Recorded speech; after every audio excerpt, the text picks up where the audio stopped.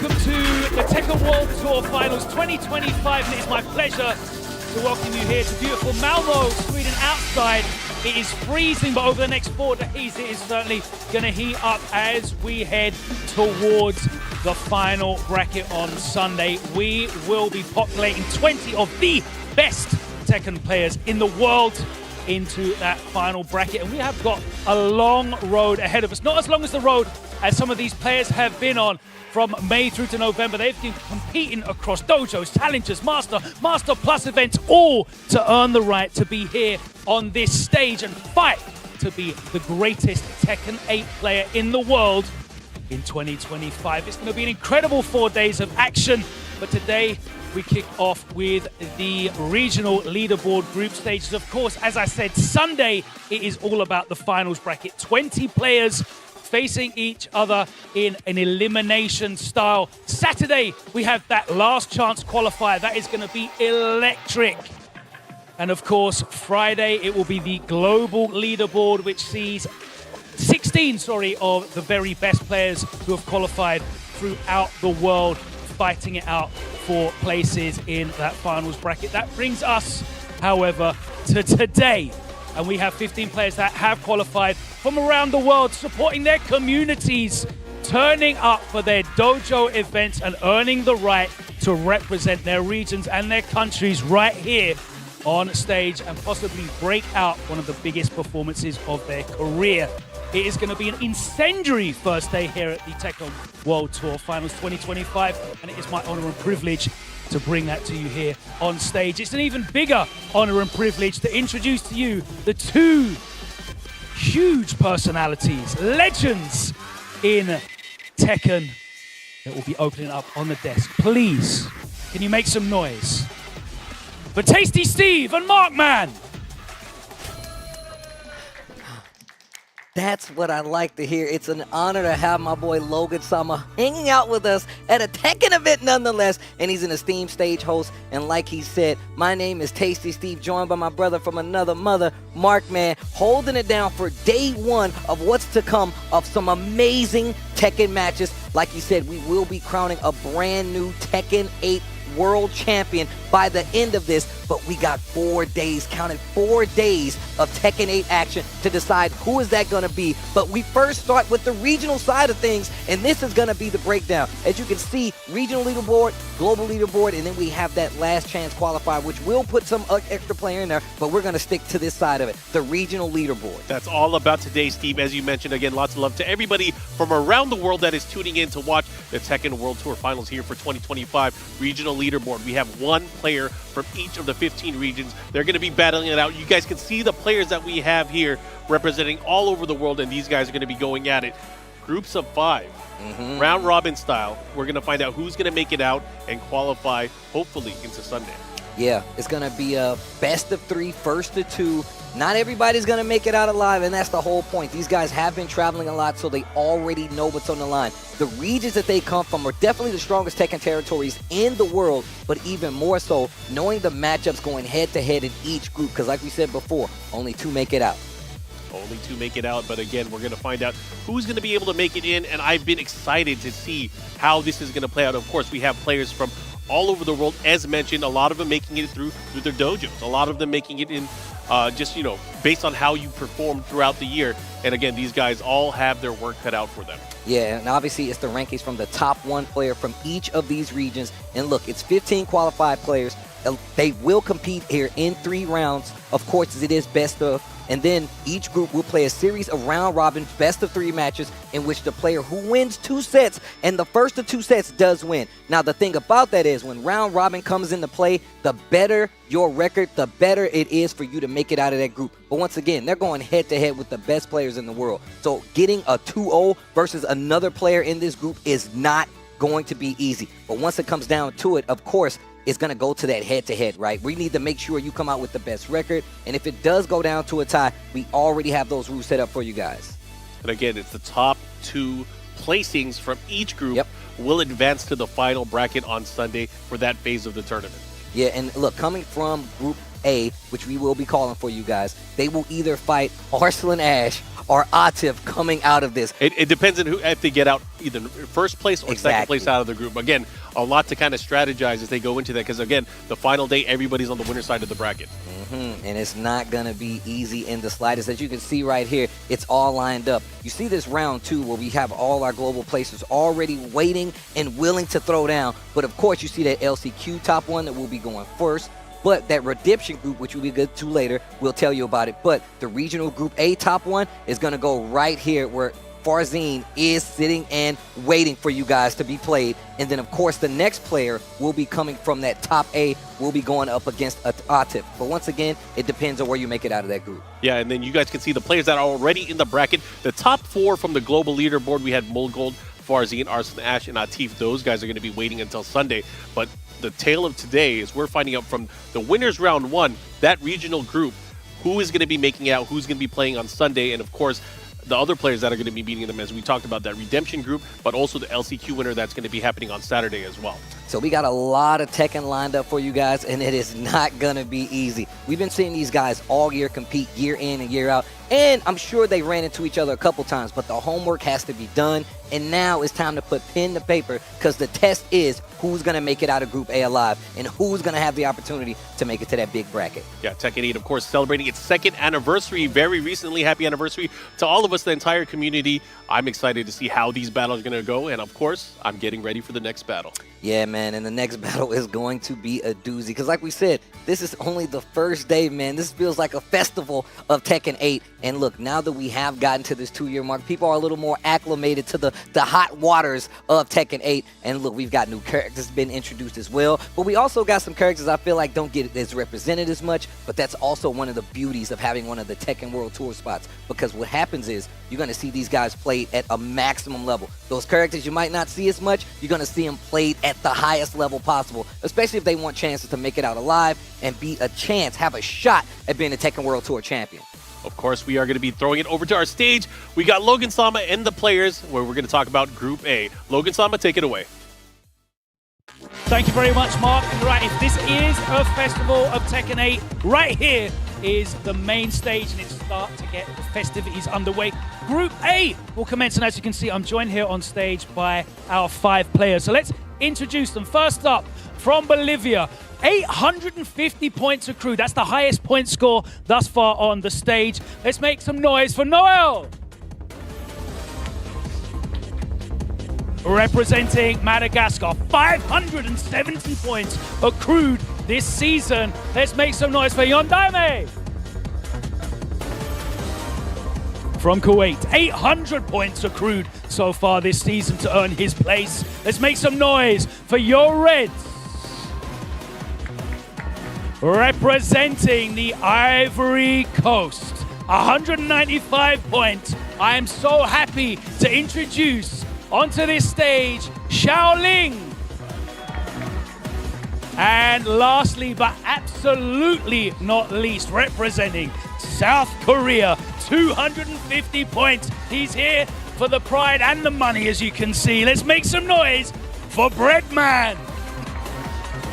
All right, it's time to done with the talking and let's start the fighting. Let's hand it back over to Tasty Steve and Markman. Group A is underway. All right. Thank you, Logan. And of course, thank you to the players. We are getting ready. Group A regional group stages. We're going to find out, again, only 2 of these players from Group A will be making it out into the finals day. But again, it's going to be a bloodbath. I can't wait to see how this is going to play out. I believe we have some of our first matches getting ready for the set. This is round-robin format. You guys can see how this is going to play out. We're going to keep track, of course, of the points throughout the day, win-loss records, and of course, you got to do your best. You got to get those 2 zeros. Yeah, man, look, I know what happens, man. We go to regular tournaments, you get like a 2-1, you still make it out. It's a lot more dire this time around because you're playing up against the best Tekken players from their respective regions, and you know they came practiced, prepared, and ready to deal with any opposition, whether it's a character they like, whether it's a character they understand. And there's a couple of repeat characters in this first group, which I've definitely been talking to some of the players, and look, Ling Xiaoyu, I've not been a fan of since Tekken 3. And the fact that we have so many here in this first group representing is actually kind of scary. Oh yeah, and that's I think just us as King players. Yeah. We don't like that matchup, but because I heard some intel as well. Some of the players here don't like that matchup as well. I mean, look, they're one and the same. They're one and the same, maybe for different reasons, but it's one and the same. Regardless, it's not going to be an easy time no matter who's going up first. I talked about some of the character specifics. I mean, we talk about Breadman. Breadman, one of my favorite players to watch out there, keeps the Leroy on deck. We don't see many Leroys out there playing at the level that he plays at, in all honesty. Yeah, and I'm just looking at the games and the matchups that we have coming up in this group stage here. You guys can see right now, Breadman, 250 points, regional rank #1 out of Korea. Look at his placements throughout the year, getting first place in several tournaments, of course, getting a third place as well. But overall, previous TWT result, he got around top 49, top 64 at the LCQ last year. And look, that's not an easy thing to do, I can tell you right now. And speaking of, the LCQ for every TWT finals has been one of the most electric tournaments in the world. And of course, that should tell you just how tough it is, because my man still was not able to get out through that bracket. But he's got a chance here, qualifying on the regional board. That means he's going to have an easier time, not so much easier, to get to that main bracket. But he's got to go through Shaolin. A little bit different from last year. The people that are qualifying out, or the players that are qualifying out of the regional group stages, will be in that top 20 bracket, all on winner's side. Of course, they have a little bit more work to do because they will be in winners round 1. But again, we'll talk about the brackets and how they place later as we go through the group stage. But let's talk about the other player that we have on stage. We have Mr. Xiaoling out of the Ivory Coast. Look at his placements. First place at his respective dojos, King of the Hill. Of course, placing very highly in the TWT finals last year, getting top 16. So good stuff to him. Getting better and better each year, man. Like you said before, top 16. Each tournament should tell you just how heavy he is. But 195 points. And look, supporting his locals, making sure he hits these dojos. And I'm saying right now, Xiaoling is a player that I'm used to seeing on this stage. I know he's gotten a lot stronger. There's no reason for him to be here if not. But this is going to be a tough match no matter what. Well, so just so you guys know, that is the opening game that we're going to see. It is going to be Korea's Breadman going up against Ivory Coast Xiaoling. Now let's see, get these characters locked in. I see him waiting on the screen right now, probably waiting for the go-ahead. But, I mean, that's why I pointed out. The fact is that when you get to this level of Tekken, seeing what characters are going to come out, you might be used to fighting, you know, the Lydias. You might be used to fighting the Kazuya's all around, but what about the specifics? What about those characters you don't get to see them much? You only run into them in the top 16s. Being prepared to deal with them in a group stage, a round-robin group stage is that to get the best record to make it out is no easy feat, because you know every other player came prepared to deal with the opposition. I think that's a big part of it too, is strategizing how you're going to this. The regional players knew the other regional players going into this finals, right? But they didn't know which group they would get or which players they would go up against until yesterday. So between yesterday and now, that was when it's important to, of course, study and prepare for these respective matchups. Breadman, what we expected here, using that Leroy, going up against Xiaoling and the Raven. Look at sidestepping, already showing the 3D prowess. Try to use that shotgun to make something happen. And the thing is about Raven in this game, this dude is definitely a threat. You really cannot let him get his game started. Breadman doing this, that. The machine gun blow, pushing closer and closer to that wall. Oh, nice. Gets the hit. Follow up there. Here we go, pushing towards the other side. Doesn't get the full combo, but it doesn't matter. Still has a huge life lead here, pushing Xiaoling into rage right now. Xiaoling still has resources, has heat available. Good punish. I like that, using the tracking lows, trying to set it up. But side switch, full combo, using the heat. And look, already not much time left on the clock, but look at the wall carry. He's going to get here. Oh, he's pushing towards the other side of the stage here. Gets the wall. Confirmation here. They're both in rage. Xiaoling has to be careful. Can't be too careless. Goes for the heat smash. Spins the heat. Nothing left. Defense on the side of Breadman. What a sidestep already. What a duck. 8 seconds left on the clock. This is literally the first round. What are you going to do with it? And tries to use some of the ninja trickery, but it's not going to work. Great check there by Breadman. First round, his side. And Xiaoling already opening up with the lows here. Try to hit the sawed-off shotgun. Breadman not able to get the offense started. And I like Xiaoling. Look at his spacing here. He knows that if Raven gets close, he can open you up with quite a few tricky situations, as you can see right there. Back to the wall, Breadman, what are you going to do with it? Nice. Big whip. He's the 1-2-4, tries to use a little bit of the hermit stance, the walking stick. He doesn't need it to see the whip. I'm still not used to it, but look at the combo damage. Gonna spin the heat, and now he's got the wall and the momentum. Oh, this is gonna hurt big time. Heat dash cancel, looking to finalize it, running 3, and there you go. Breadman taking that second round as well, looking for 3 rounds straight here. 1-2, trying to check the movement. Oh, big counter hit. Gets the follow-up here. Not the worst situation, but the positioning is actually where he's really in trouble. Going into Herman Sands, trying to hold it. Shaolin, I like that, holding his ground, gets the heat engager, and he's trying to keep this wall momentum in his favor. Breadman sidestepping left to try to realign and get himself away from that wall, out of danger, and no more heat left. But the guess, what a block on the low heat engager. Here comes Breadman. Oh, that was crazy too. He did a slight delay, still able to block. And Breadman pushing towards the other side now. He does have to deal with the life deficit, but wouldn't put it against him to make a comeback here. And the heat as well. Spins the rest of it. Oh, wow. Catching him, ducking against the wall. Something you do not want to do too frequently. The wall standing too. Gets the full crumple. He's got Rage Art. In 13 seconds left on the clock, I'm almost sure he's going to cash it out. Witness the power of Wing Chun. Should be able to close it out here. Shaolin has to kind of think about this now. This 3 rounds straight. Having to deal with this deficit now. That's got to be in his head as he goes into game number 2. But this opening set right now, Breadman drawing first blood here. Great performance, man. He's here for the money, man. You saw that he was throwing up the bread. He wants the bread, bro. That's in his name. Now, of course, this is when things get really dicey. Breadman has the opportunity to get a strong set lead, 2-0 to start it. But Shaolin, I know he has this in his mind. Even if you get this one game on the board, that means you're looking at the opposition. Anybody that he does well against or he does not do well against, you want to take him out with extreme prejudice. Make that count. All right, let's see if he's able to make some adjustments here. One of the things that he was getting clipped by was that forward 4. Yep. Oh, just a big low follow-up here. Big counter hit as well, but Breadman already fighting out of the pocket. Engage. What a challenge. Down back reaction here. Shotgun. Big counter hit. Works out this time. And he's got a little heat extension on top of it. Look at the damage. Shouldn't be able to get the kill, but it's really close. Shaolin needs to do something. He has to be careful here. He has one sliver of life left. He'll be able to heal a little bit here, but he has to go on the offense. Oh, what a check right there. 4, 3+4, able to land there. Breadman again. Now 4 rounds straight here, Steve. This is not good. And on top of that, the up 4, 3+4. I'm not sure if it crushes lows 100%, but it's a good option to think about, especially when you're fighting Raven. Has a lot of lows in his kit. He's definitely looking to kind of chip at that tree. Oh, that second hit, the sidestep, able to get the punish, the follow-up here on the whiff. Oh, nice. But here comes Shaolin. He put the brakes on, but he gets parried for it.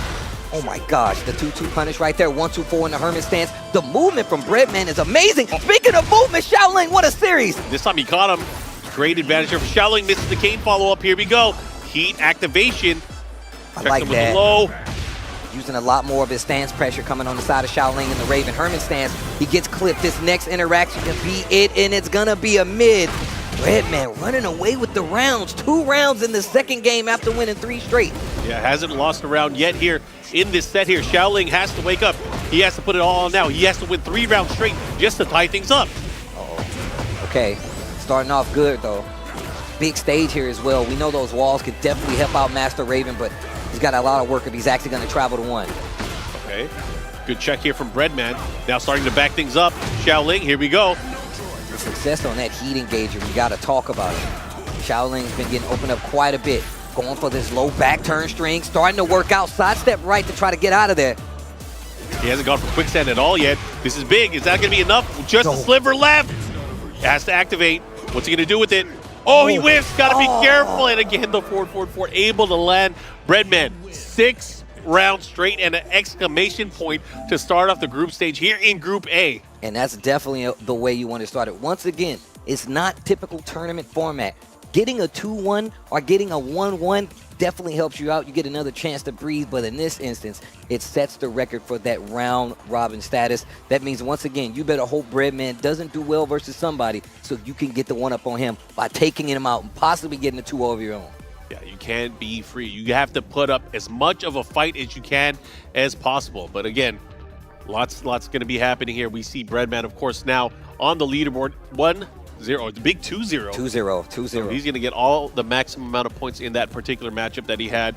We're going to go to our other game here. Luckily, we have 2 setups on stage, and we have Yoreds going up against Daime. That's the next game that we have set. Madagascar versus Kuwait. Once again, it is the Tekken World Tour, man. It's nice seeing Daime once again. I mean, Yoda's just the same. Both of these guys, great players who've been putting a lot of time when it comes to Tekken 8 to get up on this stage. Once again, the threat is not over just yet. The round robin status means you want to get a 2-0, just like Breadman just did right there. But let's take a look at his placement so far, man. This is Daime, of course, but 570 points. Yordis on the screen, Young Dime's records. But 570 on when it comes to the points on the regional ranking. Next level play is the dojos that he attends, and he's been racking up points on those bad boys. But previous TWT results, 35th at the TWT Finals 2024, and that's still something that you really got to write home about, because once you get to this level of Tekken, it's literally the best players in the world. Of course, you can see the regional points, even though it shows Yondaime on the screen.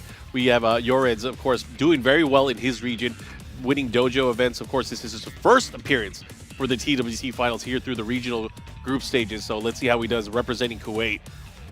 I was telling young Yondaime, he's gotten taller, bro. He's like, nah, man. I'm like, bro, you're still growing. I remember what you looked like when I saw you the first time. So it's good to see him. And once again, having his first appearance on the TWT stage should tell you, once again, been putting in a lot of work this season for the TWT, and it looks great on him, if you ask me.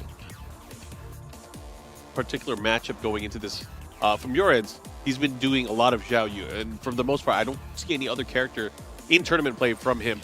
I'm a big fan of his content on Twitter as well, posting a lot of tech, a lot of information as well. So let's see who he's going to go into the matchup. But Yondaime, I feel like, yes, we know the characters he's used in the past, but his country just got a character.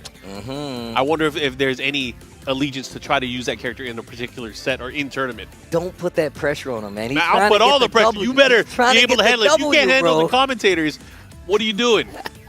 No, but seriously, I mean, look, we already know, definitely we have a brand new character introduced to the cast that is definitely a Madagascar character, right? But do you do that? Do you put your TWT life on the line to try to represent right now? I mean, you already representing, you're here, you know? Well, it looks like he's hovering over Heihachi. Going with tried and true Mishimas, right? And he's going to block in. I love that outfit, by the way. I like the wrist game on my guy. My man got the hair down, too, with the hat as well. But here we go. Heihachi returning, not dead at all. Gonna be going up against the Ling Xiaoyu. So regional group A, if you guys are just tuning in right now, we are in the regional round robin stages. This is set number 2, the second set of matches that we're going to be seeing throughout the day. We have 10 sets going on throughout the entire day. That way we can finalize group A and get the score and figure out who's going to be able to make it out here. Right now, Yorin starting it off, Art of Phoenix into the slide. And you saw the early check by Yondaime with the down 4-1. That Raijin stance as well. Ling, definitely a whole new beast in this game. Definitely one of the strongest versions of the character we've seen so far. Nice, AOP 2-1 into the down 3 string. Follow-up. But Yondaime activation, but here we go, Yorins with the power crush. The follow-up here, keeping that pressure. He should be able to cash out here. Mix up. What a block. The parry works out, though. And once again, the back turn pressure. Yordis taking full advantage. And that's one of the things you really got to worry about from Ling. She can run away with the offense, especially if you don't know how to deal with her stances. She has a lot of low crush options, as well as just movement. That power crush was so well timed. Yordis getting the first round on the board here. Like it, a great step there between the down forward 1-2 just frame. The follow-up here gets big combo damage from the back 1+2 into the unblockable. Are you serious? Hypnotist stance. Follow-up here, AOP. Yondaime has to wake up. Old school reset right there. New game, old tricks, engage. Activation station, follow-up goes for the low and the 3+4. Yo, Reds looking really strong here. 2 rounds straight. Yo, I'm seeing a theme now. We're seeing rounds straight across the board so far from a lot of these sets. And the thing is, Heihachi has like quite a few lows that he can use, but how do you do it when she's all over the place, right? And sidestepping as well. Yeah, picking your shots is, I think, very difficult. Xiao Yu's still one of those characters in Tekken where she forces you to play her game, especially because of the threat of going to stats, going into raid dance. There's a lot of options that she has initially. As you go into the... I don't know what happened. That was third crazy. dimension, that's what happened, bro. It's a 3D fighting game. Is it water? It's slippery down there? Yakushima. Raccoon swing, counter hit while standing too. Able to get the follow-up here. What's the mix? No heat on either side, so you got to do this combo damage normally. Hit. Able to land here. Looking really good, but that rage art is going to hit right through the grab. Here we go. Yondaime getting some room to breathe here. Came back from the grave, channeling that electricity. Okay, big damage. Going to get some life back too. He no longer has resources. Actually, neither one of these players Wow. Jeez. Just raw hop kick to challenge the movement. He saw Daime was moving around in the backfield. Only 6 seconds left, and he spent his rage art already. He's got to do a lot to get the W. He's got to do a lot to get the W, but not close enough.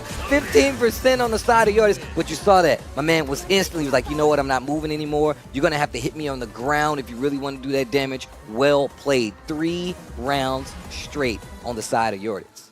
Yeah, Yored's able to take game number 1 here. There was a valiant effort from Daime at the very end, but it wasn't enough. Had he had Rage Art still later on, might have made a difference. Who knows?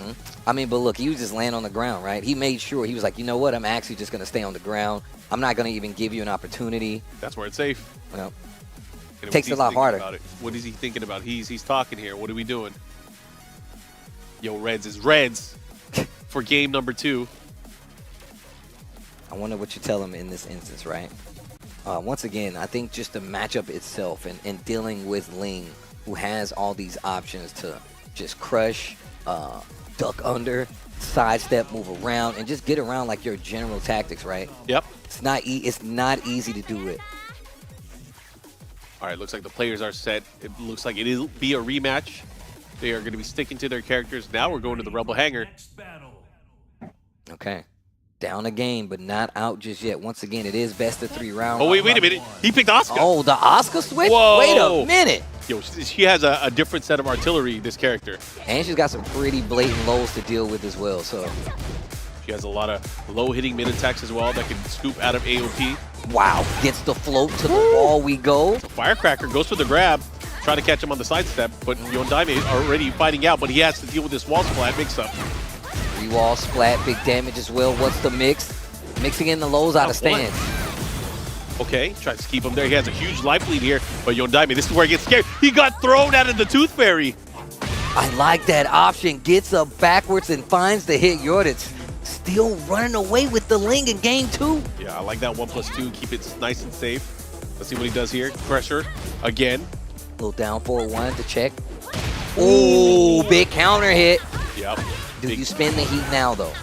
Big D. I feel like you have to, right? I feel like you have to. You have to be able to push your will. And one of those characters, Asuka, she is definitely one of those characters that can, oh my God, it's a down. Let's do the follow-up here. You better guess right. Charge it. Ooh. Put on my card. Just throw it in the bag.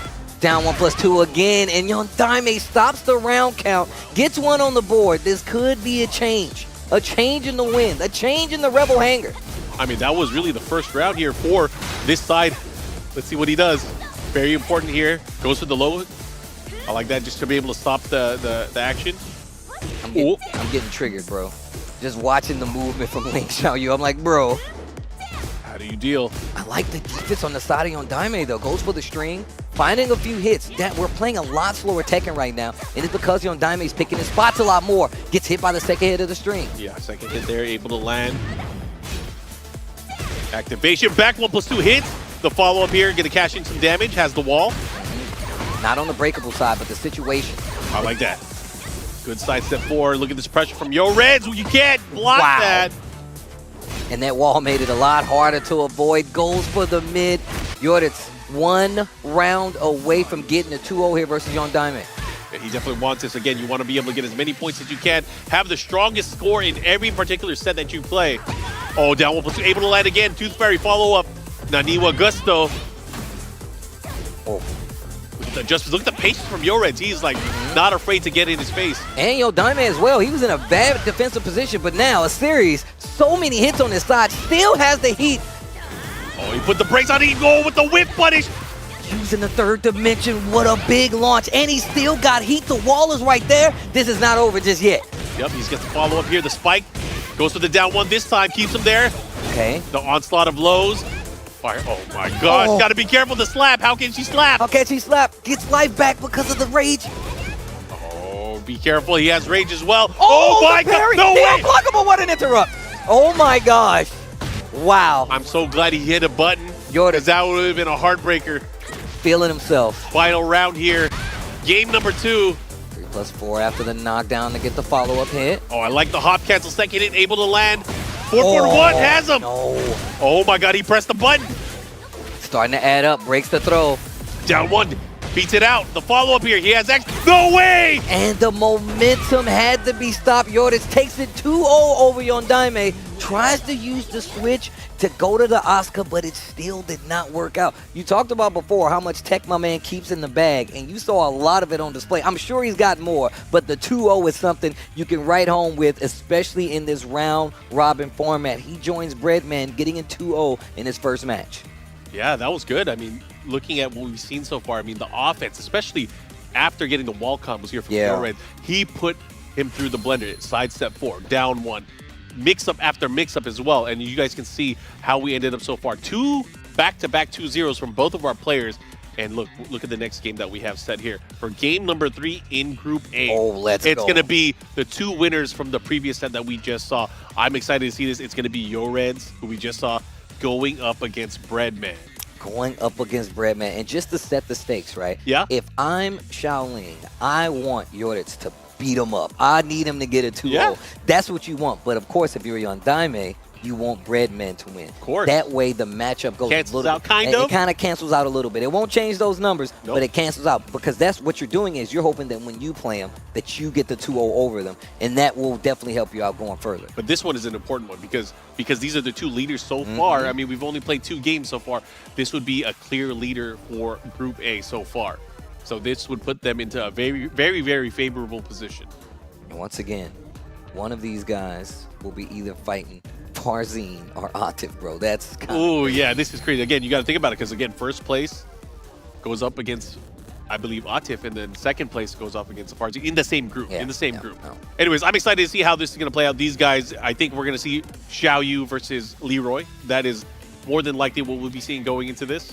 I want to see the experience. I want to see what do you do with Leroy to keep a character like Ling honest, because she's not an honest character. She's not honest. Not. All right, just to let you guys know. If you were thinking anything otherwise, I know you're at home. You're like, man, I play Ling. She's not that bad. I'm talking to you. The Ling defenders are going to be mad at us. But we're King players. We have this right. We have this honor and this privilege to talk about her. Anyways, but let's talk about the players. Going into this, they're both undefeated so far. They both have 2-0s. I don't know how to call this one. This is, I think it's going to be one of those matchups because, yes, Xiaoyu, we know Yords uses Xiaoyu. There's a lot of data on him as well. People do the research, watch some of the matches online. Breadman is a dedicated Leroy player. However, we know he has other characters. He's definitely got it. He's definitely got a bag. If it doesn't go his way, I can see him switching. But that's why I would love to know the kind of experience he has going into it versus a character like Ling, because it's not easy. I mean, in all honesty, a good Ling can run over anybody because of just the way that she plays. Absolutely. And she I think she could always control the match. Yes, she could always control the match just because of her natural ability to go into Art of Phoenix, her rain dance, her hypnotist dance. There's a lot of different things that she has where she can take control of the match, even at a deficit. And Yords really does have a lot of tricks in the bag. I mean, we saw him pull out the old unblockable setup, you know what I'm saying? Yeah. And still, it's still just as effective, man. You can kind of get caught in the headlights. But here we go. Match 3, Group A, Yorditz versus Breadman. These guys are on a 2-0 battle. Let's see what happens. All right, starting things off, standing 3 from Breadman gets a clean poke, but the down back 2 here from Yoreds. Let's see what he does. How is he going to... Oh, my God, he gets the second in the follow-up, guaranteed. And you can see hop in, throw, cancel. Willing to use that parry as well versus Ling. Try to get him moving there. I like that, going for some of the tracking options. Ooh, and I love the conversation both of these players are having right now. It's movement versus persistence. Okay. Breadman right now with the slight lead here, able to land the follow-up hit. Oh, sidestep. He sees it coming. The down forward 2. That's going to be the first round. Breadman taking the lead. Super clean sidestep there on the heat burst activation there. Able to land the down forward 2, 1+2 launcher. Let's see if Breadman's able to keep it clean. Again, it's all about movement. Oh my gosh, speaking of movement. Caught her back turn. She does have that extra option to turn it around. It's a lot harder to keep those back turn instances versus a character like Ling. Doesn't stop the offense from Yords, though. Yeah, and Yords has really been trying to catch him here, but Breadman has had answers. Whether he's ducking under the right strings, the follow-up here, but right now has to deal this wall mix-up. What do you got? Hypnotist mix-up goes for the low. I like that. Annoy him with the lows. Don't let him feel comfortable staying on the ground. The patience there. That was huge. I like him hitting the brakes right there. Nice. Goes for the wild standing string. He does have heat, but he's not going to have a chance to use it. Tying it up on rounds now. 1 round apiece, Steve. Okay. Contention. 1 round apiece. No dunk on the second here, but that is a mix-up. Engage. Careful. Down 1+2, able to land. Oh, shotgun, not going to do it. This is the movement we were talking about. Oh, the cancel this time, and then delaying the low follow-up. How did that miss? Bro. I hate her. I told you, dude. Not a fan. You guys think you're honest? You're not honest. No sidestep this time around. I like that. Using that option when it's close to the wall because it forces the sidestep a lot harder to break. We saw it earlier versus Young Diamond. Breadman in trouble. Back to the wall. That was an interesting trade here right now. Yored smelling blood. Can he fight out of the corner? What is Breadman going to do? But again, the movement able to get him out of there. But Yored puts him right back in his place. Oh, counter wow. hit 3+4. Should be able to close it out. Into the mix-up, down forward 1. Okay. And now the lead goes to Yored's. The link doing work. The floor is breakable. We're going to instantly cash out on that. That's the awareness you need in Tekken 8, man. It's all about resource management, whether it's your heat, the stage hazards, everything. What a back turn setup. Yo, this dude Yored's got tricks, bro. Yeah, he is pulling out the bag here. Watch the throne. Oh. What you going to do? What are you going to deal? How are you going to deal with it? Look at the life lead. Yored's looking to close things out, but a big sidestep. The movement. We were talking about Breadman and his awareness. Gets the big launcher, and again, this is going to do a ton of damage because he has heat, he has range. And we're going downstairs. Lots of damage as well. What's going to be the mix after this? Runs up to close the distance. Oh, he's trying to catch him. Mix up. Oh, he had it there. He didn't believe. He didn't believe that would have been a clean launch in the series. The There's parry. no way. Oh, there's my no God, way he's going to make his comeback. There's no way, right?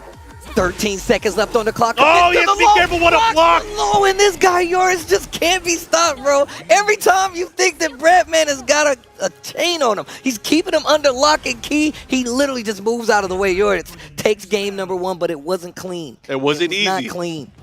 That was crazy. Oh, man. Back and forth here. Phoenix Gate now. Straight into the rematch random stage. I like this. A fight into a fight. I like it. But again, Breadman already showing so much early on. He is not afraid to step, not afraid to move around what Xiao Yu has. But Yored's starting to mix things up now, using a lot more of the arsenal that he hasn't used in any of his prior games here today. Oh, look at this. The move list, bro. You better guess right. Oh, nice spring kick. Oh, wow. She's so squirrely, bro. She gets out of there. Oh. Caught him trade. Follow up. Nice back one. Wow. Using those frames to his advantage. Yored, another round. And look, instantly using that heat smash to make sure, just in case it would be enough damage, even in the trade situation, still would have been on the side of Yored's. That was so sick. Got to be careful. The chase down there. Oh, he ducked under it. You what? That was crazy. Oh, wow. Wow. Against all odds. I'm about to pass out, bro. This is actually triggering me. Okay, slash kick goes in the stance. Fake hop right there. Again, the chase down the second hit, able to land here. Goes for the low, starting to add up. Tracking low right after it. Machine gun blow. Spins the heat. None on either side. Great life on the side of Yored, so he's going to have the opportunity to get a little bit of life back, and it's already starting to happen with those blocked attacks.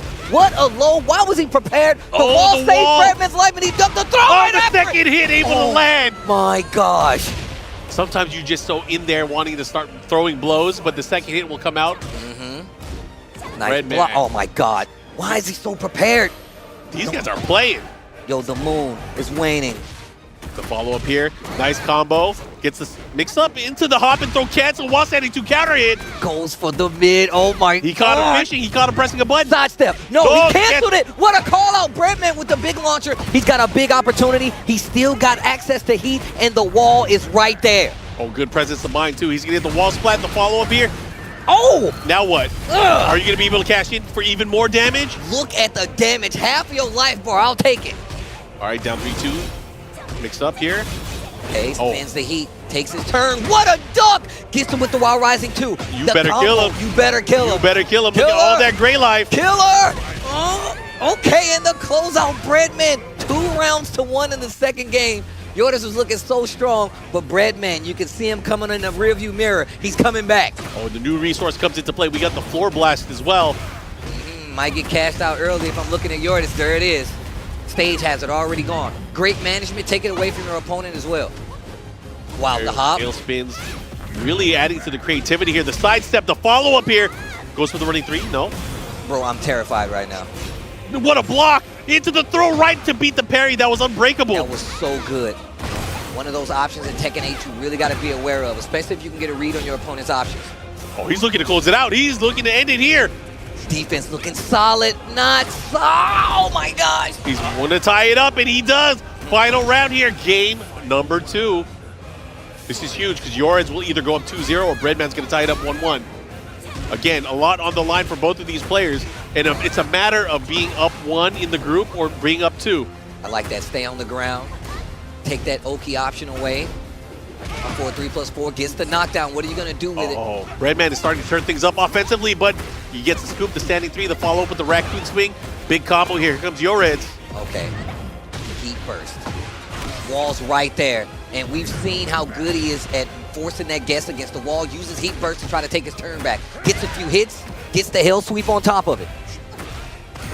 Okay. Away at those lows. He has to be careful. He's been using a lot of those lows to open up the offense. And we've seen Yordes be prepared with the low parry a lot of instances. Oh my god, the third hit. The 1-2-4 gets the flow, gets the conversion. He can't kill. Breadman, He's not gonna kill. he cannot kill. He cannot kill. So he's got to bank on Look at another the time. interaction. What a block on the slide. He has committed range too art. hard. He has range art as well. The scaling. Oh, the scaling. It's going to come down to this, the final few seconds here. He's going to have a slight life lead because he's going to heal back some of his life bar. But how does is he going to run away? What's he going to do? There's no time. There's no time. Oh, he opens him up. Oh, and the back one to close it out. Breadman goes down. Yoreds goes up 2-0. Another 2-0. Once again in this round robin setting to make it out to see who's going to be the top leader, you want to have the best record possible. 2 O's is exactly what you aim for. Yoreds now leading the group and puts down Breadman. That puts a lot on Yoreds now, knowing that he's played against two sets already. If he's able to do one more, that puts him in such a favorable position. Yeah. But he only has 3 other opponents in the group. Again, this is a group stage of 5 people. So there are a lot of games to play. But man, oh man, shout out to Yoreds. He did such an exemplary job of showcasing his skill and adjustments. Oh, good my stuff. gosh. Getting a 2-0, not easy. Not easy. But he pulls off another one. And especially versus a player like Breadman. Once again, who I would say a lot of people probably favored to take it, right? 100%. You know that's the exact case. And of course, we're keeping track of everything. You can see the round robin regional A group board. All it is right here. We're going to be updating this as the matches go on. And once again, you got 2 things you're looking at. You make it out at the head of the group, you either get Farzine or you get Atif. And right now, it's looking like Yordes is the player to do as such. Win, loss, and the points. You can see -2 on the side of Xiaoling. Of course, he did go down 0-2. You can see 4 with Yordes because, of course, he did get the 2 O's across the board. Yondaime's only played 1 game. -2, of course, because he went down 2-0. And you can see Breadman now sitting at 0 because he did win his first set 2-0, but he lost the second set 2-0. There's a lot of strategy going into this. You got to think about it, especially as you get towards the end of the day. May not be as apparent for the people that are in Group A because they don't know who they'll be playing against yet. However, as the day goes on, a lot of these players are going to be able to make decisions and make strategic plays as they go into it. But again, lots of action that we've seen so far already. The first 3 games of today, or the first 3 sets, have been bangers. Yeah. Even with all 2-0s. It's been quite a display. I mean, look, once again, you don't really expect to see like those kind of like steamrolls on each side because once again, these guys have been playing all year. They're at the top of their game, but you got to be prepared to go head to head, especially in this group stage where you know the other opponent has definitely done the homework, not only on the character, but on the player, on the opponent, no matter where they came from. Yeah, and it doesn't matter. If you lose 2-0, which, 3 of our players have already so far, you got to just dust it off and keep going because, again, the top 2 make it out winner's side. Winner's side. This is much different than last year. You're not coming in through the loser side. You're coming in on the winner side, and you'll be able to play on Sunday. But you have to make it out of this group. Out of the 5 players in the group, you got to be the top 2. Well, with that being said, let's take a look at the brackets so far, just so we can tell you guys exactly where we're going. I mean, we already saw exactly that the 2 O's are really going to stack up on each one of these players' side. But of course, also we got to show some love. Yeah, you can see right here, I mean, the point spread is very evident, right? If you do go down 2, that is going to be a negative on your side, right? So, and that does go by each set. Yeah, absolutely. And we haven't seen all of the players in the group yet. Oh, we have not. We saw 3 of them, but one of them is going to be coming up. I hope you guys are looking forward to seeing them play. But we have a representation from around the world, as we mentioned, the different regions. So excited to see this play out. Noel in the group as well. So this is going to be good stuff. Well, with that being said, guys, those are only a few of the matches that we have for you guys here. This is day 1, but this is going to be our first break. When we come back, more of that regional Group A action right after this. Stay tuned.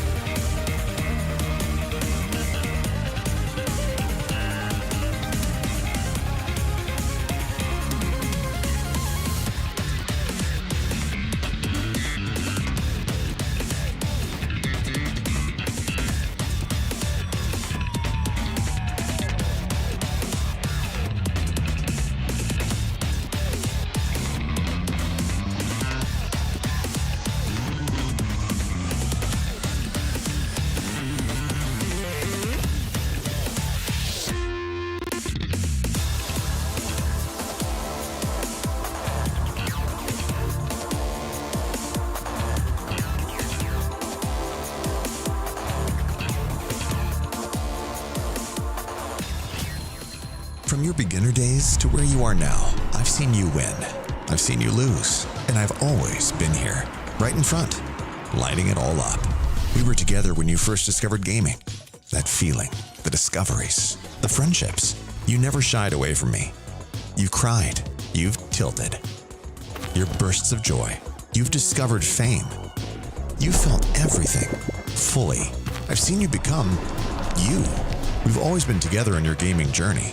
From your beginner days to where you are now, I've seen you win. I've seen you lose.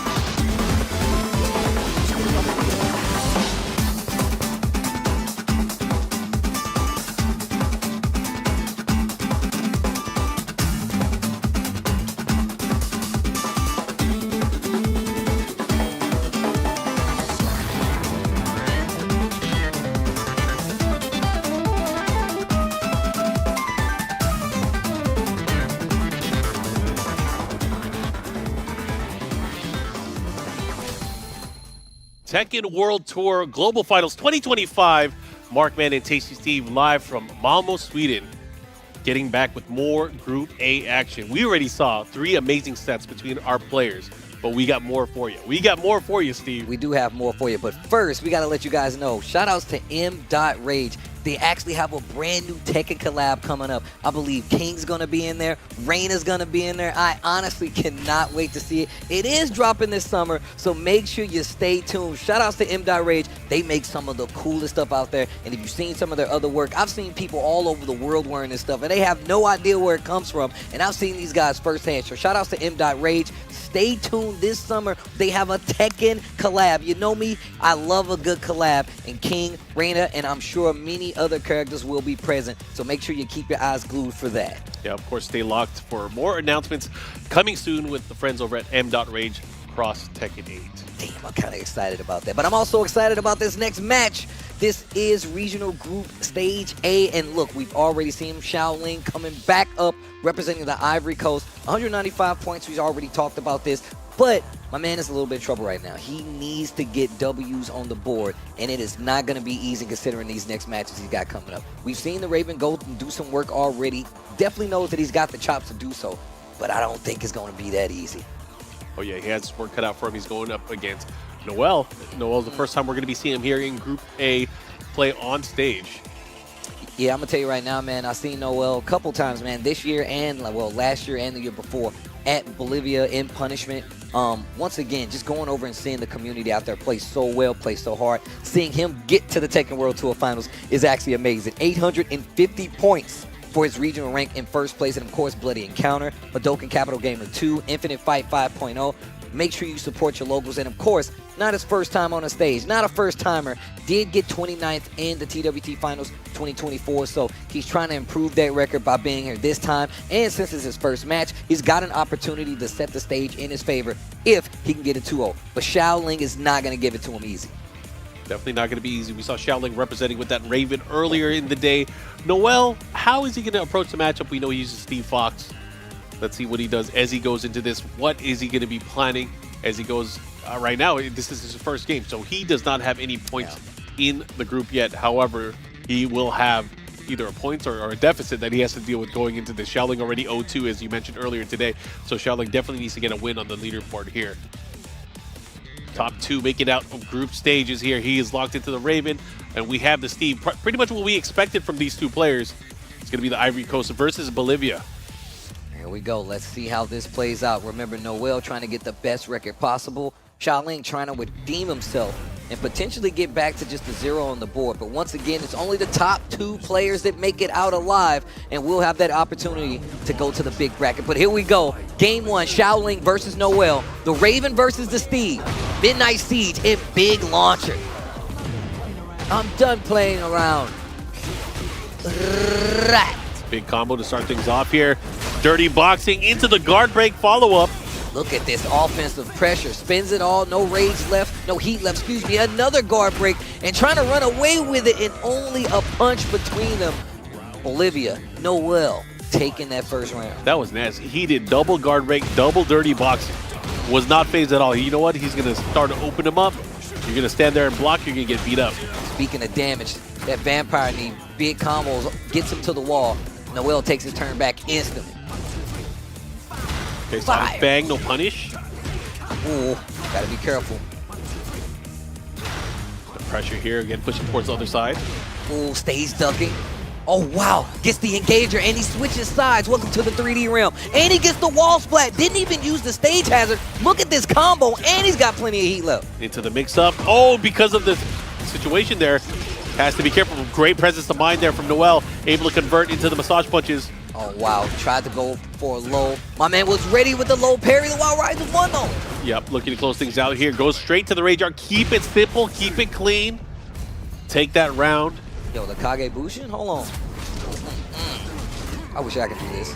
You can't, Steve. I've seen it. Sometimes you get so hyper, I see clones of you.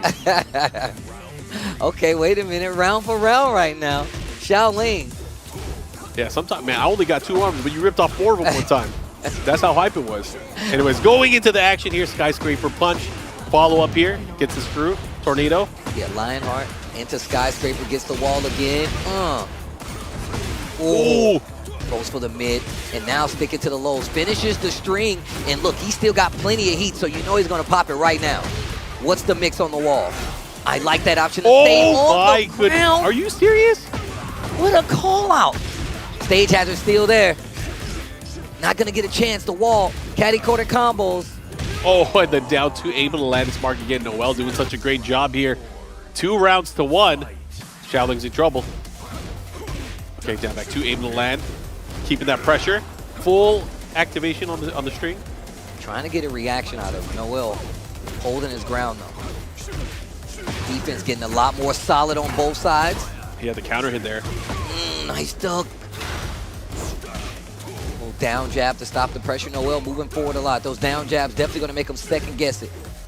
Especially with Steve not having the best options to deal with it. He'd have to call it out something big. Dirty box. Able to land there. Whiff on the Albatross too. No whiff punish. Here comes Xiaoling now. What a block there from Noel. Over here. Oh, lets the stance rock a little bit. Look at the footwork. Bro, throw out the knee. Just let him have it. Look at the time. 8 seconds left. Got an opportunity down back 2. Goes for the low. Sees him trying to swing. 2 rounds apiece between Noel and Xiaoling. Yeah, big round here. Final round here in game number 1. Oof. Oh, big counter hit. He gets the follow-up from the crumple. He should be able to get the wall here. Let's see what he does with it. 5 Fox Fury. Heat smash follow-up. Oh, whoa, wow. Be careful. No, what a block. Didn't get The a life lot, lead. This deficit is insane. He has to be careful, but the Albatross low. A perfect to boot. 7 golden letters. Yo, yo, yo, he's calling for it. Xiaoling having a hard time versus Steve Fox. Noel was looking too sharp. Too sharp. Yeah, I mean, the way he started the set, right, when they went into it, he was like, you know what? If you're going to stand there, I'm going to guard break you. If you're going to stand there, I'm going to step on your toes. And you can actually see him just letting Lionheart stance like rock. It gives him, it builds so much space between the both of them, 1. And 2, you still got to look out for the skyscraper punch, right? Like, you don't want to rush in. And you're starting to see, like, a lot of Steve players take to it in that manner, where it's like, you know what? Things aren't going my way. Let me get out of there a little bit. Let me use the stance. And then he was just letting it rock, watching the footwork. Yeah. Ali would be proud.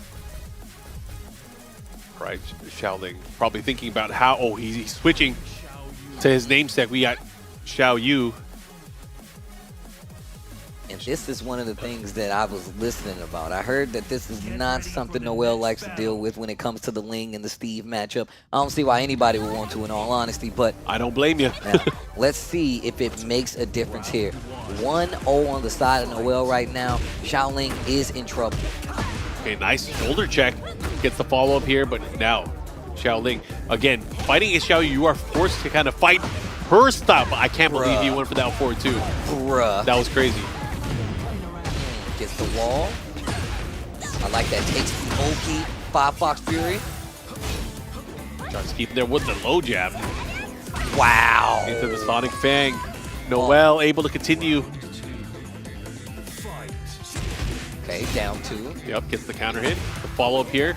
He's been getting a lot of mileage from the Albatross lows. And it's just his placement when he does it, right? Like, you're not really expecting it. I mean, he did do one to close out the round, but he had been, you know, just fighting hands-on, like stand-ups for so long that he probably didn't expect it. But here comes Xiaoling. An instant check on the movement forward. Oh, and parries it. Hold on. Nice low jab there, though, to keep the pressure. Him to stance, not going to be able to do anything after the low. Oh, second hit, able to land, and this is going to be big damage. Big damage indeed. Luckily, he already used that stage hazard, so not dead. Spends it all. No heat left. Xiaoling fishing for something big. What a challenge, Noel. Damn, the 3-1-1 able to land here. The follow-up here. Noel 1 round away from going up 2-0. Okay. Which would be a great thing for him, but for a really bad thing for Xiaoling. Has not won a game yet here today. All right, while standing 2 check, I like it. Trying to catch him ducking. Xiaoling getting something this time around. Engage. First to use it. Gets the full combo on the wall. Should be able to get the closeout and the perfect in return. Xiaoling still alive. Yeah, that was an excellent round there offensively. Really controlled the spacing there, especially towards the wall. Good block there. Gets the wall standing 4. Went for the shoulder check there, but no punish there from Noel. Here comes the Sonic Fang. Activation, he has to be careful. This time using the Sonic Fang. Dirty boxing, first hit only. Oh. Again. Yo. good, Xiaoling. Oh, he went for the big down forward 3. And knows that he was looking for something big. Noel trying to close it out. Down 2 block. It's too slow for the punish, and Noel's going to make him pay. 2-0 versus Xiaoling. Noel in his first game in this Group A regional looking strong. Oh, yeah, we got a race. We got a race here in Group A. Noel now undefeated here, going up 2-0. Definitely puts him on the scoreboard here, especially knowing that Xiaoling has lost 4-0 now in total. And I mean, think about it like this. Yoris was definitely watching on the other side of the stage, so now he knows he's got a little bit of contention now. 2 O's to start it off is something you really want on your side. God, let's see who my man plays next. So I think Noel is going to be staying up there from what I understand as we look into this, but we're going to, of course, find out as they go and get ready. But again, if you guys are tuning in right now, you are watching Group A action here. This is the regional leaderboard as they go into the matchups. 2 players from each group. We have 3 groups today. 2 players from each group will qualify for Sunday into our top 20.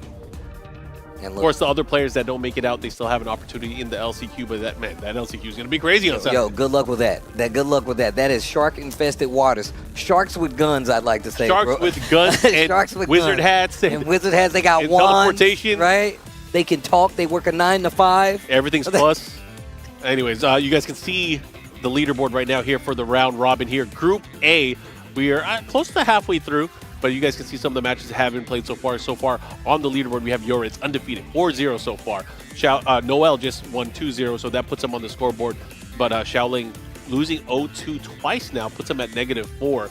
But that's unfortunate for him. Yondaime, who was up earlier as well, he went down 2-0 as well. So looking at the matchups that we have, it's going to be Noel versus Yoritz, which I believe is going to be coming up. Then we still have Yondaime going up against Breadman. Man, it's crazy. I ain't trying to blow my man up. I saw Yoritz. He was watching that last match, and he was not liking what he was seeing, especially when the lean came up on the screen. Yeah. So we know what the matchup is looking like coming up between these two. This is about to be very interesting to see. And we've seen and talked about how Yoritz has had so many different things on his side to just, tricks, things you have to deal with, the sidestepping, the low profiling. Like, he's really a Ling Xiaoyu player, and he's optimizing with this character. But we've also seen Noel not overextend, right? Properly placing on the down 2s, the big uppercuts to get the launchers, and just being aware of what side and what he's looking for. I'm interested to see what happens. Once again, we can see Noel 850 points for the regional rank of first place, and of course, he's looking just as strong on the stage right now. Let's see if he's able to continue. He just fought against Xiaoling and his Xiaoyu. This is a very different Xiaoyu going up against Yoritz. Yoritz, of course, he had maybe a little bit of a chance to kind of see his opponent going into things, but it's much different in practice, right? Especially because if a player comes up, goes up against you, has a game plan, has a different way of forcing you to play a certain way, that could be the change of everything. Anyways, I'm excited to see, of course, of these 2 players, who's going to come out on top, because right now, Yoritz is looking really strong here in Group A.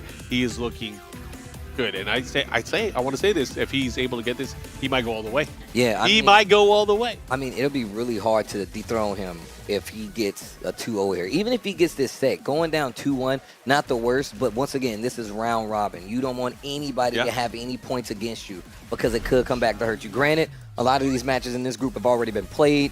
You still, look, I'm trying to get out unscathed. Perfect. Exactly. Flawless. You want to make sure it's all on you, especially if you get the wins over these particular players, because not only does it come down to the points, as you get in here, if there is a tie, it goes down to the head-to-head. So you got to make sure you win. No matter what, you got to scrap for your life. Uh-oh. The evil arena. The arena underground where the bad guys hang. All right, here we go. Glowing walls. Engage. Got to be careful. Noel starting things off here with the bang and the fury. Ooh. It spins it all. Gets the wall. Half-life already gone from Yoritz. And I like that. He is controlling the offense right now. He's trying to hop kick. That hop kick doesn't even launch anymore. It's crazy. Okay, dirty box. Okay, gets the wall. No heat on either side, so that means your waning moon, but the wall is there. What do you got? He had to adjust. He had to adjust. Back to able to land here. Follow up here. Gets the wall here. Should be able to close it out. And Yoritz with that opening round here. Okay. This is looking good for Yoritz already. All right, starting off with the easy low. See, one of those characters that can't launch at -15. Has to be careful how he approaches certain matchups here. And I'm sure Noel plays with that in mind, right? And I think that's why he calls out some of the big lows with the way that he does. And the usage on the parry, he'd engage on both sides. Yurit's now with the momentum and pushing back to the other side of this wall. Wow, gets clipped out of the stands. Looking for something big, and he makes him pay. Hold on. Yeah, that was a big punish, of course, too, as well. Using that standing 3 follow up here. Send him to the sky. Yo, that's going to hit. It's going to be big damage here. Not going to kill, but it's going to have the life advantage. Noel's going to get up. He's going to have a little bit of heat left. Is it going to be the Fox Fury? Is it going to be a heat smash? What's he going to go for? Trying to chase him down. Look at that. Puts the block on. Doesn't give him a chance. Wait a minute. Into the rage art of his own and just a sliver of life. Look how he scoots up.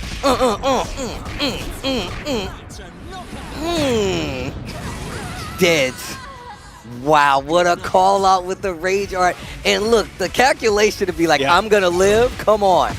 Definitely has the right jacket for this weather. This frozen tundra where we're at right now. That was such a sick rage art. Oh, the second hit able to land here. Gotta go. Be careful.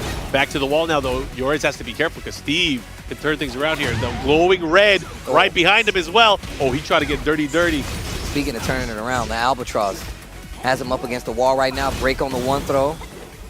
Oh, no, the Snake Charmer. That is a missed input. He didn't want that. He definitely did not want that.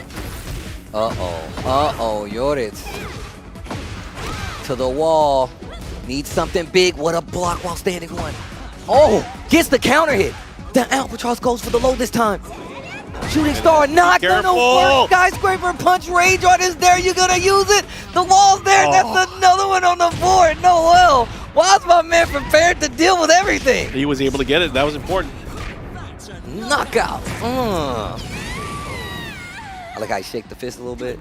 Yeah, good night. Okay, while standing one to start off this offense once again. We saw Yoritz actually do a great job. Oh my gosh, gets the crumple on the big counter hit. Early usage on the heat. All right, good check. Catches him, had to break it there. That was a pure guess. Oh, back one. Remember, this is still first game. 2 rounds to 1. Noel looking real good. I like the challenge there with the wall standing one. And just spent the rest of the heat. Oh, wall's right there. Gets the splat. Not going to be enough to kill. I like that. Use the hypnotist stance instead. Try to get a little bit of Oki. Uh-oh. Good stuff here. Look at the patience here. He doesn't have a lot of life left, but if he gets a big hit here, it could be a lot. Has to be careful. Oh my God, the 3-1-1 has the wake up. The follow forward 1 into the dunk AOP, and look at that, tying it up on round. This is a huge round between these two players. Both of these players undefeated so far in terms of games. Man, this music gets me so hyped. 1-2. Oh, wow. Scraping them skies. Elevator, top floor. Uh-huh. Push him to the wall. Let's see what you got. Oh. That was pretty good. That was good pretty placement. good. I like it. Oh, the big up 4-3. Double time. Let me get the wall ready for the adjustment. Heat is still there. I like that. Using the stance to get a little Oki. Noel just holding his ground. Dirty ball. You can't do that. What a You showed it too much. You showed it too much. You got to be careful. Oh my God, the other way. Yo, what a side switch. This dude Yoritz got tricks. Dimensionality in play. Gets the follow-up. Should be able to close it out. And Yoritz taking that dub. Bruh, that match, those guys were Yo, scrapping. that match was crazy. That was just the first one, Steve. Yo. That was just the first one. That was crazy. Oh, we call him for some tips here. My man Tibitano was ready. He was already on the stage. Yup. Hands in pocket. Like a real coach. Timeout. He just run up the stage. Tibitano, of course, one of the players to look out for. See what he got here. Offer some words of advice here. Bro, look at the hands.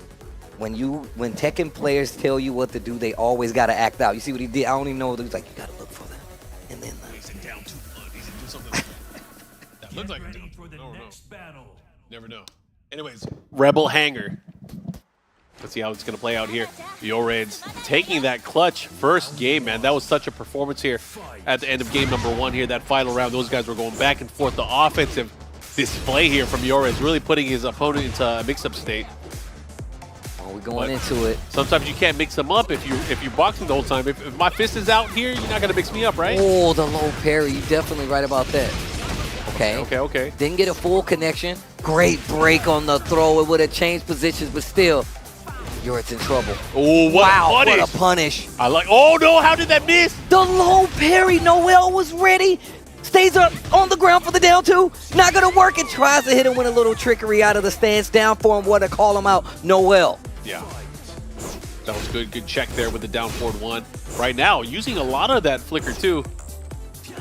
Oh, gotta be careful. Get kicked in the face. X marks the spot. Trying to catch him again. He's been, again, utilizing a lot of that flicker too from the back one.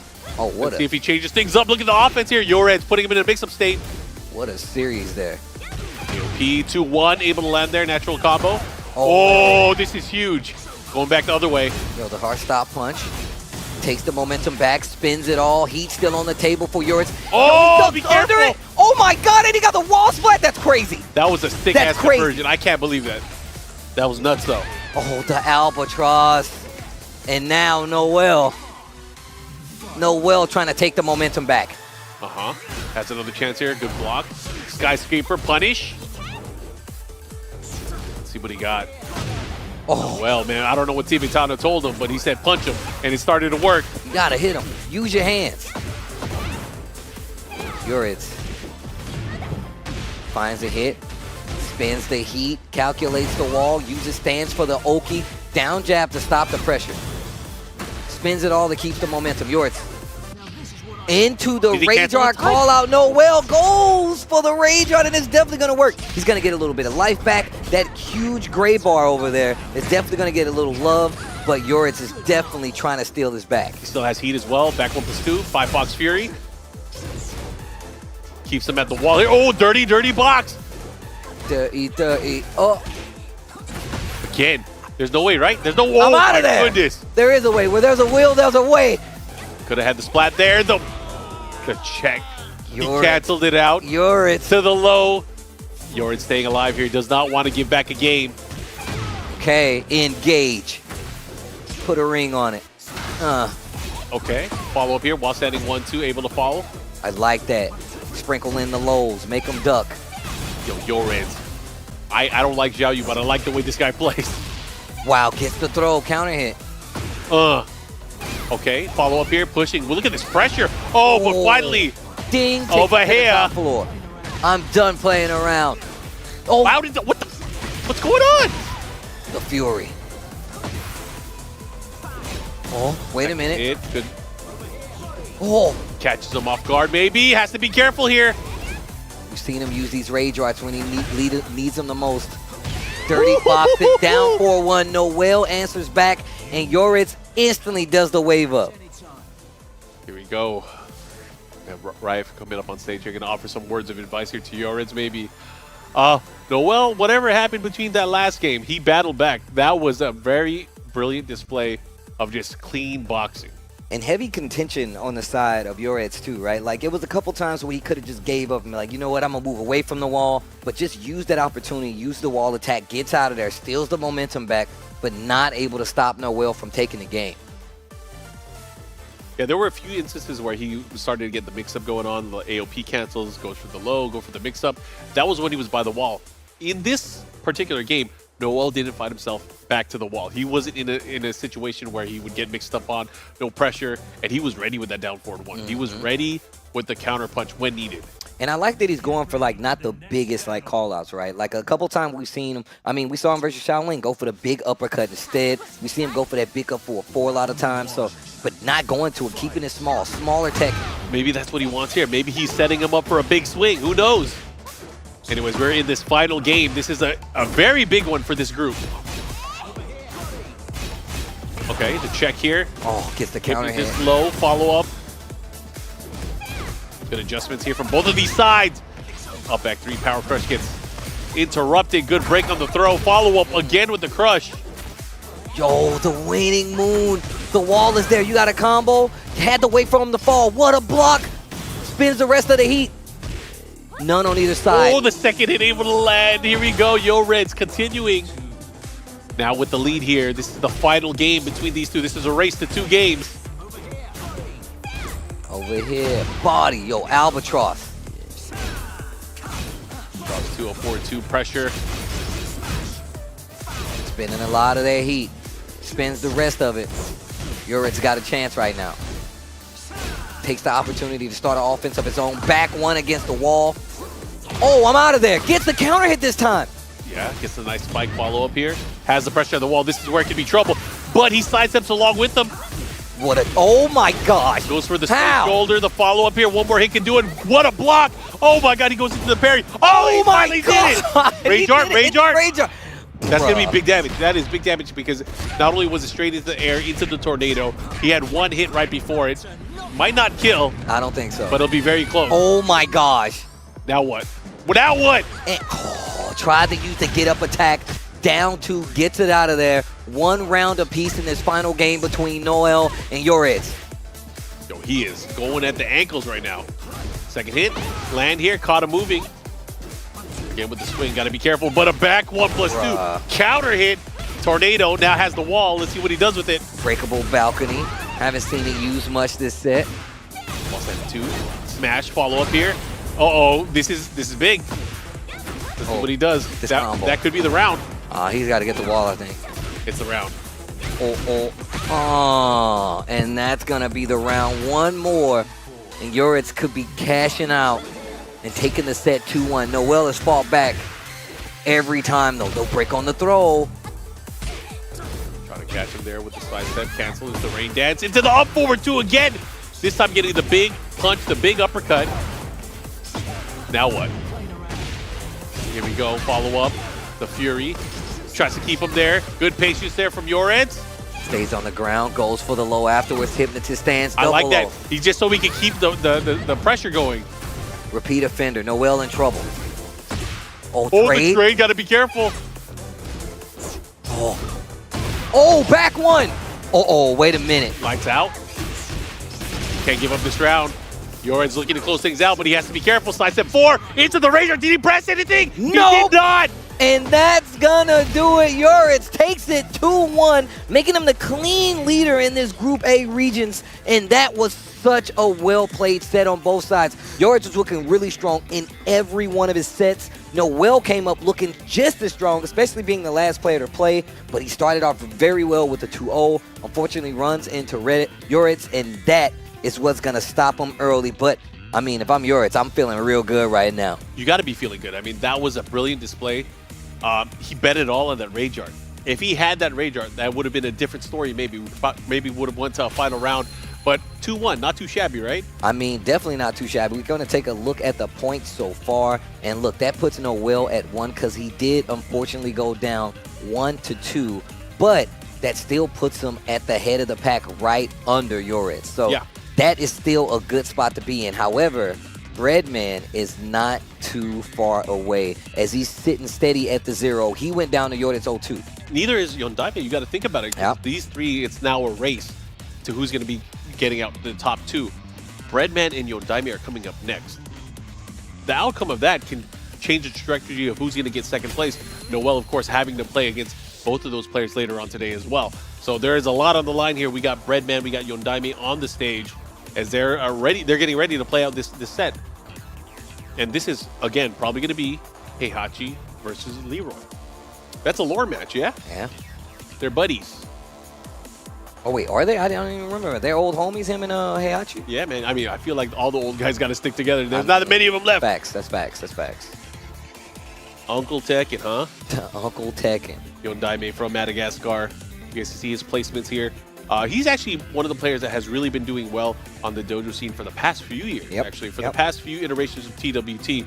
He was, of course, here last year at TWT in 2024, placing in the top 32. So, Redman, of course. Redman with that Leroy. Representing Korea. Zero tenacity. Wants that bread. Give me my bread. He said it ain't for the pigeons. It's for me. Heihachi with the beads, though.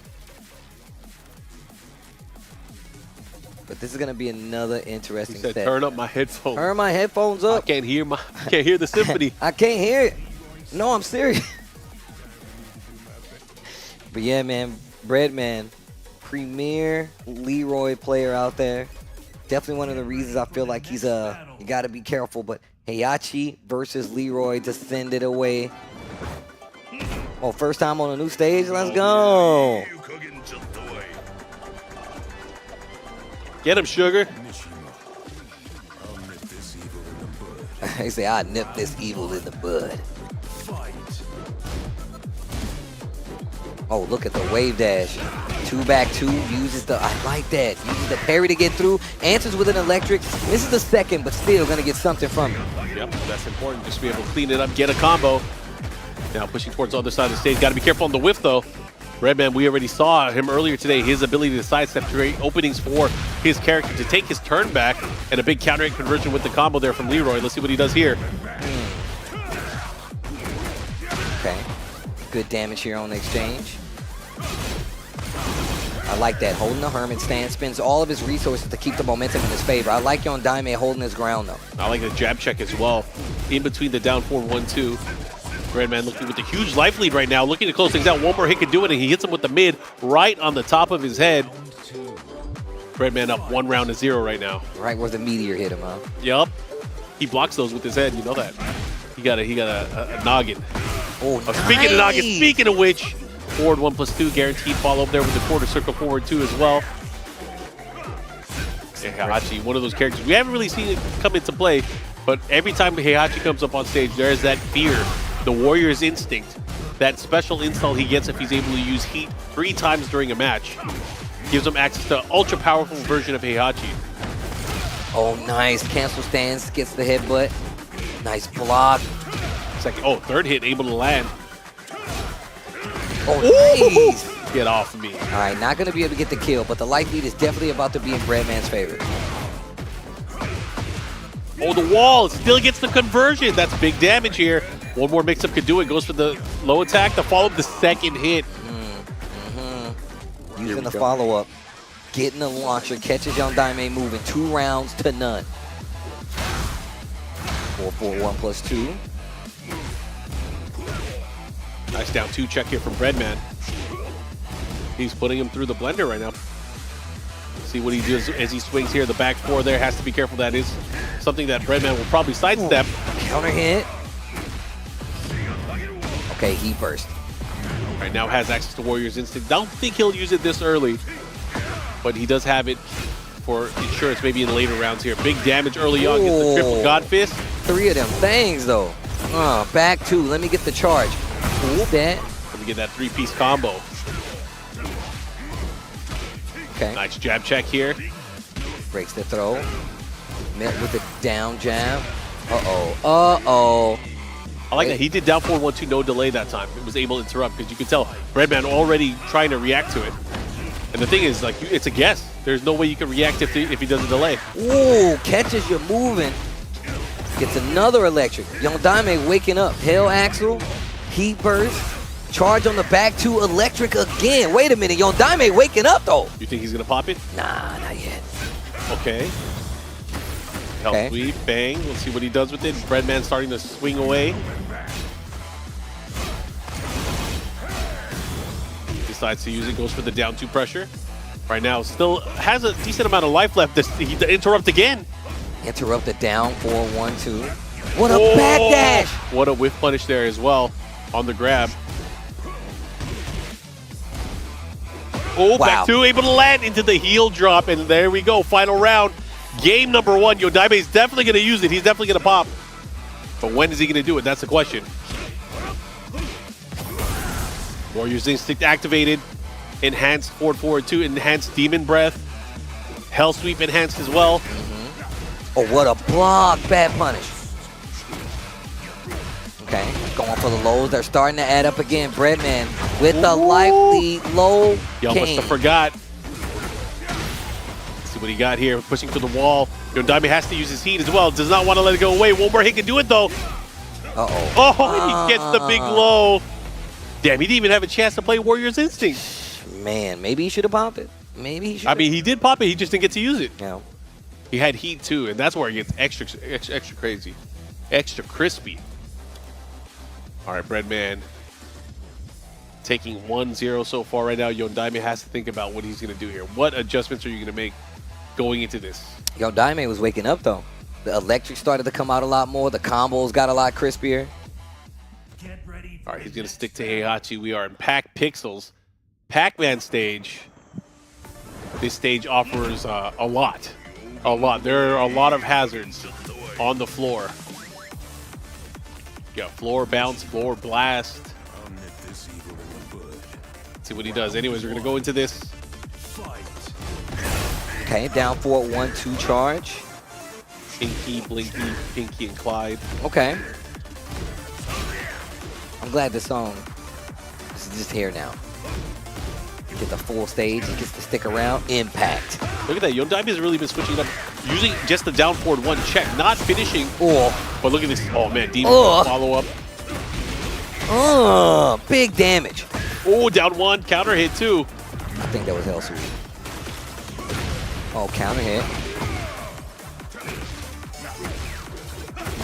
Making the lows count. Oh, had a chance to do a bigger punish.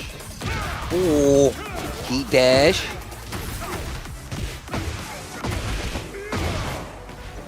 To the wall we go. No. Oh, what a block. Follow up here. Not good. Charge. The gold charge on the back, too. Yep. Caught it moving, too. Had some tracking on that one. Has to be careful. Right now, Yondaime taking that round. Very, very important for him. Especially because he has not won a game yet. He has to really put in some work. Ooh, catching him again with the movement. Okay, big damage here too. No, did finish the string. Interesting. They did not finish the combo there. Maybe just a missed input. Yo, the side step, 4-4-1 plus 2. He dash on the follow. Again with the check. This time doing the just frame. Mind games on the down forward one release. All right, guys, looking at this right now. Yondaime looking really good here. Gets the follow-up with the combos here. He's going to push towards the wall. Activation. Okay. Side wall stun, though, has to adjust. Doesn't matter. Still able to get the damage, cash in. 2 back 2. Trying to get him to swing a little earlier. Oh, no. Second hit. Landing counter hit as well. Wasn't ready for the full finish, but Breadman able to pull it off. Breaks the floor. We're going downstairs. My man set up, not holding back. And he got the wall, too. Oh, almost had the full combo. Quick sidestep left from Yondaime. Oh, counter hit, sawed-off shotgun. No combo, though. That is terrifying, but still gets around on the board. Okay, Breadman still alive.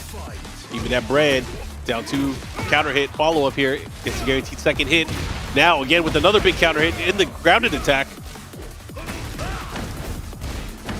What a duck. Tries to go for a parry. No break on that. Quick sidestep. Actually gets the heat burst. Too slow for the walking stick. Too slow for the cane. What a block while rising too. Yeah, Hell Sweep gets scouted here. Big damage, gets a big combo from the wall standing 2. Closing it out here. Now, final round, game number 2. Breadman looking to take this round and go up 2-0. But Yondaime has other ideas here. Yondaime actually really needs this round. Nice little 2-2 punish. Sidestep. Instinct. Oh, that's luck. Parry. He finally popped too, and then the old tried and true Hell Sweep not able to land, but from crouch down forward too. Big lock, Steve. Okay, look at the carry on this combo. Back 2. He can get the wall, but he's gonna take the floor. Hell Axel to the wall. Big damage on the side of Yondaime. Axe kick. Now what? Spins it all, goes for the Hell Sweep. Oh. Ducks under it. And that's gonna do it. The wild standing 1. Yondaime still alive. 1 game apiece. My man Heihachi smoking up there. I like it. I like it. Got the Heihachi hat and everything on. Bruh. Powers of the Mishimas. Bruh. They have a whole Crazy. They have a whole temple of Heihachi Mishima practitioners. They're doing the karate. They're fighting. Teach him how to wave dash, bro. My man said the lava bath was a perfect temperature. Bro, you are evil. I'll nip this evil in the bud. All right, here we go. Yondaime finally getting a game on the scoreboard here, much needed. Battling out against Breadman. Madagascar versus Korea right now. 2-back-2. Like to use that if people are trying to sidestep on the... Oh, wow. Great call out. Yeah, people trying to sidestep 2-back-2 just to see how they react. Nice block on the heat. Good check there. Love what I'm seeing here. And right now, Breadman starting the offense. Here we go. Yondaime able to get the final hit. 1-2-4. Holds the stance. Holds the Hermit. So good at using those lows, really opening up his opponent. Yondaime has rage, though. You got to be careful. Oh, good block. Oh, he finishes the string again? He's not afraid. He knows that his opponents are getting antsy. He's been landing those second hits more often than not. Those electrics, though. And Yondaime, he fishing with those bad boys. Okay, jab check here. Trade. Okay, nice cancel. Nice block. What a challenge. They spin it off. What a parry. This dude, Breadman. Hold up. Yeah, Breadman obviously ready for that. Has an option for it. Holds Hermit stance this time. Axe kick down 4-1-2. Finds his mark. Oh, this time not doing the delay. Great punish. Here we go. Oh, out of range. Not close enough. He could have got a wild standing too had he been thinking about it. Hashi, the low. He told you what he was doing. Hashi. I'm going for the legs. 1 round apiece. Go down 4-1. Yondaime in a lot more trouble than Breadman. But now Breadman putting himself in danger now that he's went down 1 game. Oh, the trade. Yeah, I like how we try to push him out there. The reaction, down 1+2 counterattack. The follow-up here. Yondaime has a good positioning. Let's see if he's able to capitalize. This time, activation of all. Oh. Okay. My man said, cut my life into pieces. This is my last resort. Engage. They don't know about that, Steve. They don't know about it. Get off of me. Down jab, the classic. The hell sweep works out. This could be big damage. The wall is right there, but he misses the follow-up. Yeah, he tried to get the back 1+4, not able to do it. Has to switch things up here. The lows are coming out. Jab to stop the Hermit stance, just a little too slow. Wow, tried to sidestep. The time. Hell Axel. There's no 5 time. seconds. He's forcing him to block. I mean, how's he gonna come back? There's no way. Wait a minute. Oh There my. was no way in my mind, but he still pulled through. Check the cameras. He stole that. Finish it. With Ma, he's doing strings. Don't invite him to the house anymore. Big stuff here. Breadman looking to close things out. Big Yondaime damage. has to fight. There's no way he's done. Goes with a big sweep into the wall break follow-up. This is not looking good for Yondaime. Oh no. To the wall. Big damage. The nip up. Tries to go for a throw. 2-2 on the punish into the heat smash. Breadman takes the set 2-1. And boy, was that hard fought on the side of both Breadman and Yondaime. Yondaime running it back that second game, bro. The electrics came on. Somebody paid the bill, and all you heard was, "Hoo-yeah! Like, oh, Hoo-yeah!" you can do him again? All right, let me do it. You said they turned the power back on? Hoo-yeah! Hoo-yeah! Good stuff, man. Breadman moving on. Getting some much-needed points on his side. We were talking about, you know, how important it was between Yondaime, Noel, and Breadman. But now Breadman squeaking out a point. Only gets 1, though. You got to think about it on the points differential. It was 2-1. So that'll definitely help him. But he needs a lot more than help. He needs to be able to get top 2. So you guys can see where we're at right now.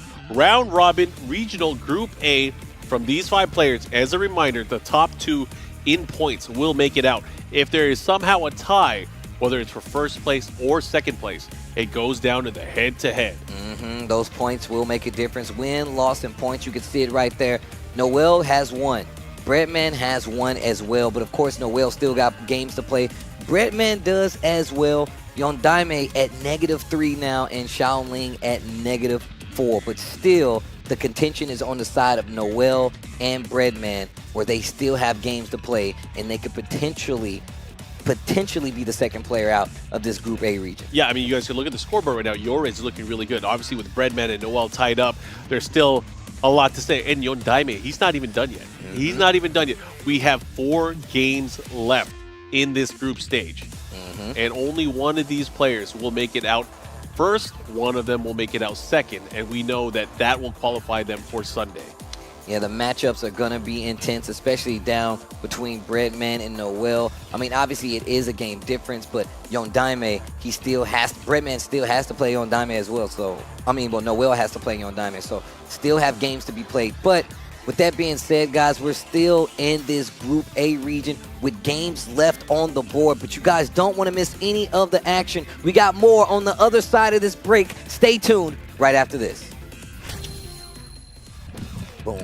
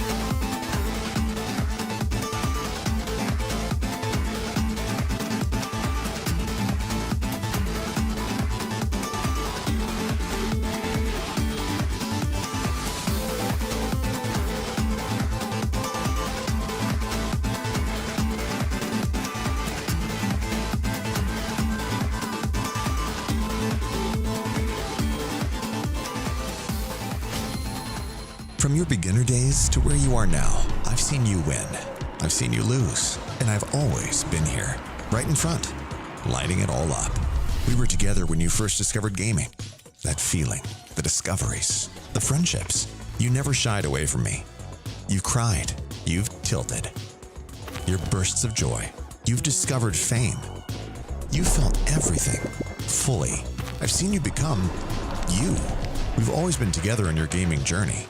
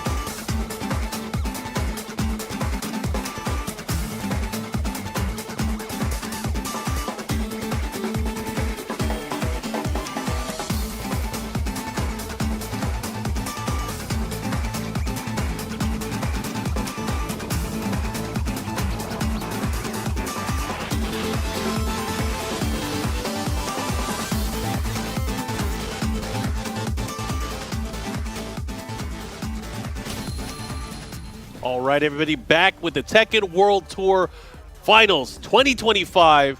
Markman and Tasty Steve, the remainder of Group A about to be played. We're about to find out which two players will qualify into our top 20 that's going to be played out on Sunday. And make sure you guys are keeping track of what's going down at home. Of course, we already are showing you guys what the point spread is regardless of the group. But of course, you can check out Challenge as well to keep track of everything. And make sure you tweet it out, tell your friends what you're watching, because this is only day one. Hashtag TWT 2025, so you can keep up on all the action as we get to the end, our last few matches of Region A. Yeah, BNE Esports on X as well. You guys can find out the latest updates, the latest clips. You guys can see that beautiful trophy here, which the players will be playing for later this weekend. Shout out to Hoku Props that helped bring this to fruition. This is a crazy trophy, man. You guys don't get the size in person via video, but in person, that thing is huge, bro. Like, yeah, Steve can actually sit in that and pilot it like it's a plane. It's actually huge. But of course, we're going to take it back to the action. Of course, these guys are fighting for said trophy. Noel coming up and had an explosive first game, being one of the last players to come up and start his round-robin run. But he's got his work cut out for him because he's still got matches to be played. Of course, Breadman is on the other side, the closest to him. But we already know Yordis is the person leading this Group A action. But Yondaime definitely in the spot to try to slow down this guy, Noel. Yeah, Yondaime was up here. He had a tough loss just right prior to this going up against Breadman. But again, we were talking about earlier, when you play in these round-robin stages, when it comes down to the points differential as well, you got to win. You got to either win clean or make it close. You got to do one or the other. But, of course, you want to win first. So let's see which of these two players, because there's a lot on the line. The second place still in contention for both of these players. Only one of them will be able to make it out. Noel with that Steve Fox, Yondaime with the Heihachi from what we've seen so far.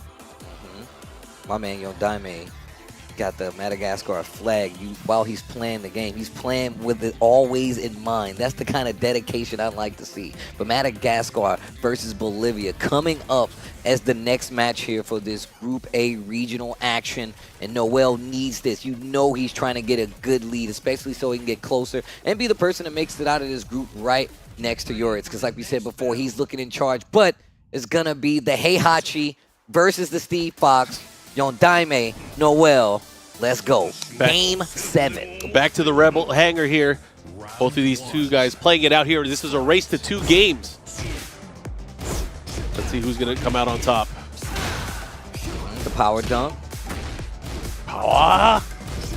Ooh, Albatross again with the low. Man, he's been getting so much out of that. Good break there on the wall push, though. Great mileage. Oh, man, finishes the string. This round not looking too good for Yondaime. But we've seen what he was doing in some of these other games. Nah. Get off. While in heat, you can't get away with that. The wall's right there. The awareness back 1-4. Hell Axel realignment. And almost got another combo on top of it. I like how we chased him down, too, with the Wavu as well. Forcing that mix-up. Yondaime has to deal with this. Has rage as well. A little bit of extra damage here when you're flashing red. One more hit could do it. Whoa, double Albatross. Continued with the string there. Peekaboo. He's doing strings. Don't invite him. Don't leave a plate for him. Don't bring him in my house no more. He's disrespectful. Back 4. Ooh, engage. Over here. Not quick enough. I like that. Sidestep? No. Trying to catch him. I like it. Fire. What a block. Goes with the down one. I think he was going for the Omen Thunder afterwards. He wanted the Omen Thunder. Ooh, over here? Electric. Where? Tell me where to put the electric. Where do I park this electricity? Okay, nice jab. Push out. Oh, he could have had a way bigger punish. He canceled. He canceled. He hella canceled. Noggin. Bro, my man Heihachi got one sleeve out. You know he ready to hurt you. Okay, nice check.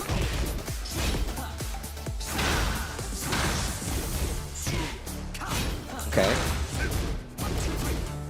Man, this offense from Noel gets the heat engager, steps on his toes, re-wall splat, not dead. 5 Fox Fury damage, big option there with the down 2.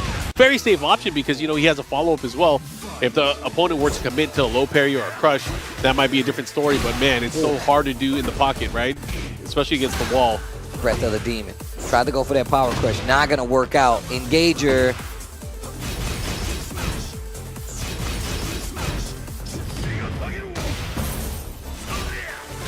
Okay. Oh. Bro, look at that. This offense. He's finding ways to just go in on his opponent. This time getting the duck 1, the follow-up, and the combo. He made him waste all of his heat with that offense. All of his heat went by the wayside because he was blocking all of Noel's attacks. Yo, damn. Noel with a very, very solid victory here in game number 1. Yondaime has to be thinking here, this might be his last stand. He has to make something work here. Obviously, he's not done yet. He has one more game to play after this, but he needs points. He's currently, I believe, at -3.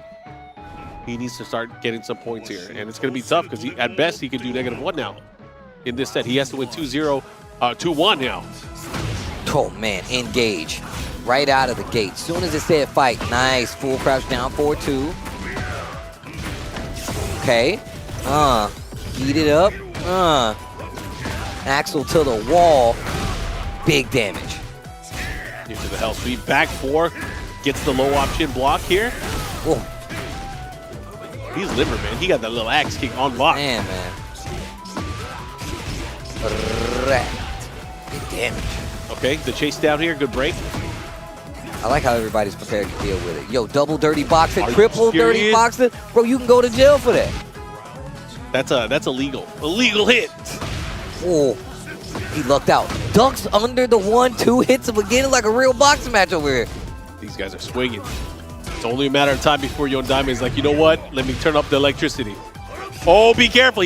That's hurt. That's, oh my God. Into the skyscraper? Yo, you could die.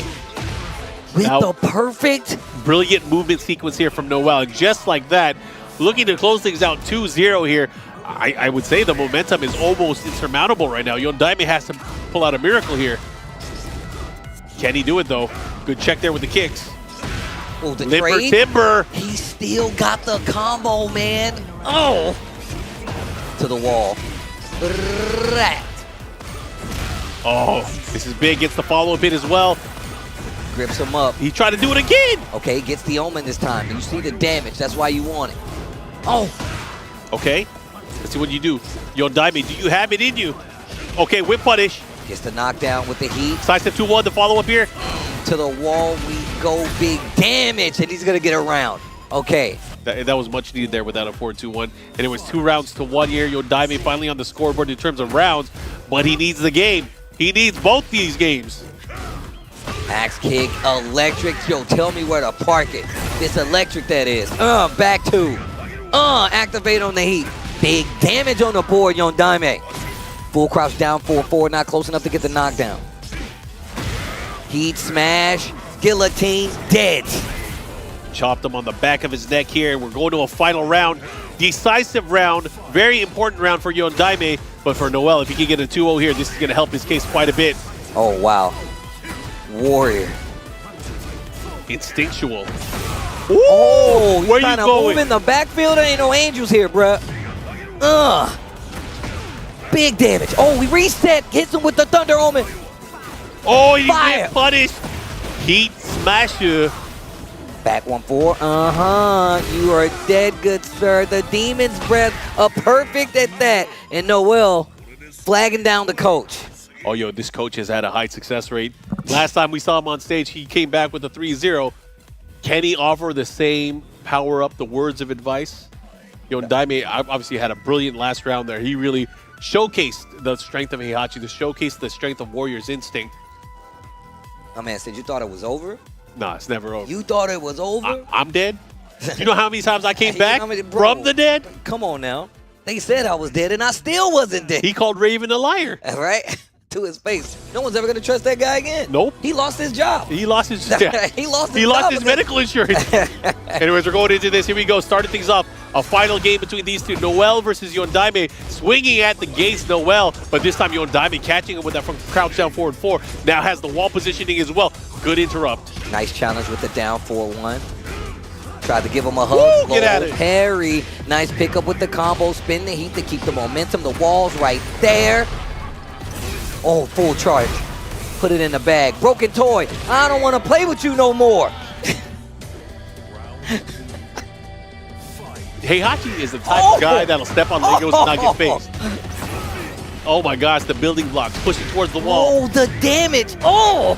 Too low to get the full combo extension, though. Yeah, but still, he's in a mode where you do not want to contend with. Okay, I like it. 4-4-1+2. Try to create some space. Try to create an option here. Yondaime really starting to, oh, what is going on? Sometimes it's just scary to stand there. This is so sick. Oh. Engage. Body. Down 4-1. What a challenge. Yondaime with the lead in the set with this one round. Noel still fighting though. Spends the rest of his heat to try to make us point. Okay, good check there with the down 4-1-1. 2-back-2. I was talking about it earlier. You're trying to catch him with the God Fist again. Okay, he's playing at that electric range. That's an electric range he's playing at. Hashi. Hail act to he's the gonna wall. close it out. Look at the time. Doesn't need it. Doesn't matter. Yondaime, set point. Set point. You thought you was gonna get through unscathed? Gets the counter hit. Full crumple. He can get the wall for sure. Doesn't even need to use heat, but he will. Didn't get it off. Okay, the Fox Fury pushing again. Okay. I like that. Look, even if you lose the round, make sure you use the heat. Oh, this is sick. The follow-up here. Ugh. I like that. Just to turn the offensive things around, and look at that. Noel able to still clean it out with the down 2. Good option there. 2-1. Yondaime still with the lead. He has Warrior's instinct as well. At any given notice, he can pop things and make things. Oh, well, there it is. Yo, pop it. Sweat. Oof. Down back 2 straight up. Are you Ooh. serious? It's the scraper of the skies. Ding to the top floor. I'm done playing around. Oh, just shy of the wall. Trying to close out. Oh, Nice uh-oh. side switch. Don't get hit on the wall. The instinct is live. Oh, what a Are you challenge. serious? He didn't even have a chance to utilize the Warrior's instinct. He ain't dead. Yeah, but a mix-up could hurt him here. Let's see what he got. Oh, the second hit able to land. And the down two to close it out. Final round. This is not a good round, of course, because Yondaime no longer has access to Warrior's instinct. He's going to have to do it the good old-fashioned way, just by boxing, just by fighting. Nice block. Yo, just making sure he's aware of the lows, the hell sweeps. Spends a lot of that heat, though. Ah, shit. Oh, back one. Put him to sleep standing up. Good night. It's time you're past your bedtime, old man. Okay, the Fury, again, repeat offender. Keeps him there. Spin it all. Punish. 1-2-2. 1-2-2. It comes down to this. Again, this is such an important round for both of these players. So much on the line leaderboard-wise. Oh, a big counter hit. Not going to kill, but it's going to do a ton of damage. Big back one. Put him to sleep. Oh, in the wall. I didn't think he was going to get it. Dirty boxing. Down to the string. Challenge with the Oh, hell and the sweep. punish. The punish. And just like that, Noel securing the victory. Yondaime, unfortunately for him, not able to pull it off, but I thought he had it. I thought he had it, Steve. Same. Oh, man. Yondaime turning up at the last second there. The Heihachi looking crispy, though. Oh, man. What a set, though, man. And good job to Noel, because it definitely was turning into Yondaime's game. Once he got that game, he was up. rounds. Yeah, bro. Once he turned it on, though, it was looking real tough for my guy, Noel. But what an answer to stop that momentum. It definitely could have went the other way, but just well played on the side of Yondaime. Noel going to be the winner here, though, 2-1. Got to give it up again to all these players from around the world working through the entire year to be able to get to these spots, to be able to represent not only the regions, but also represent for their Tekken. Look at this. Right now, the points leader is looking kind of saucy because right now, Noel and Your Reds looking really strong. However, Noel and Breadman very close to each other in terms of points. It's going to be a photo finish, man. I hate to say it, but these things happen. And oh my, is that what's coming up next? I think we got Noel Breadman coming down the line. Down the line for sure. Yeah. But I next think first we got Xiaoling and Your Reds. Oh man. Anyways, we have 3 games or 3 sets left, guys. Round robin, regional group A. We have 3 groups today, A, B, and C, with the 15 different players from around the globe in the regional qualifiers, but it's going to come down to this, of course. So I hope you guys are excited and ready for this as we find out again, out of these players, 6 of them will qualify for Sunday, for the finals day. And look, we already know who they will be running into coming from this group. It's going to be either Farzine or Atif. I feel sorry for either one of them, but they got to be ready. It's part of the charge. You got to be able to handle whatever is going to come on your plate, and that could be, 1 or 2 of the best Tekken players in the world. Xiaoling, fortunately, I don't think he's no longer in the running to make it out from this group. So, I mean, just based on what we saw on the points leaderboard, not likely to be in contention. Not likely to be in contention, especially because of the point deficit that he's suffered so far. However, he can ruin somebody's dreams. He can definitely ruin somebody's dreams. Right now, Yored's the clear favorite right now in terms of points here on the leaderboard. Yeah, there have to be some major switches in the game plan for my man Yoris to not be in the top billing to make it out. But these guys are all locked in. Xiaoling, Yoritz coming up for this next Group A regional battle. This is maybe a little bit different here because you got to remember, Xiaoling does use Xiao Yu as well. Does that change his approach to the matchup? Does he feel more comfortable because of his opponent, knowing the opponent's capabilities and ability to adjust? All right, well, I guess we're about to find out. Xiaoling with the Raven. Show me what you learned. Show me the results of your training, Show me young the Raven. results. Oof. Challenging. All right, nice. Okay. Down back 2 challenge. Runs up to try to close the distance early. Yoritz not giving him a chance to get his game started. Heat burst, catches him out of the air. Great awareness right there. My man just seems to be prepared for every instance. What a sidestep, gets his back, but not able to make anything happen because of the positioning and the wall. That is a very tricky and sticky situation to be in. Yurit's taking the first round. All right, there's the challenge. See what he does here as he adjusts here. The whiff on the down back 4 has to be careful. Yo, Reds with the spacing. Okay. Oh, man, that down back 2's doing work. What a float with a single jab. Gets the read, gets to confirm, and takes the Oki on the wall. Ooh, good presence of mind there, too. I like what I'm seeing here. They do trade again. A 4-3 able to land. Xiaoling obviously needs the rounds here. Let's see what he does. Second hit, not able to pull out in time. Man, I just realized it actually drops an alien off back there. That's crazy. What's going on back there? I've never seen that nice. unidentified flying object. That's crazy. Okay. You can see the alien right there. I just realized that. Yeah, visitors? They just want coffee, man. They just want coffee. There's, man, you got a shiny forehead.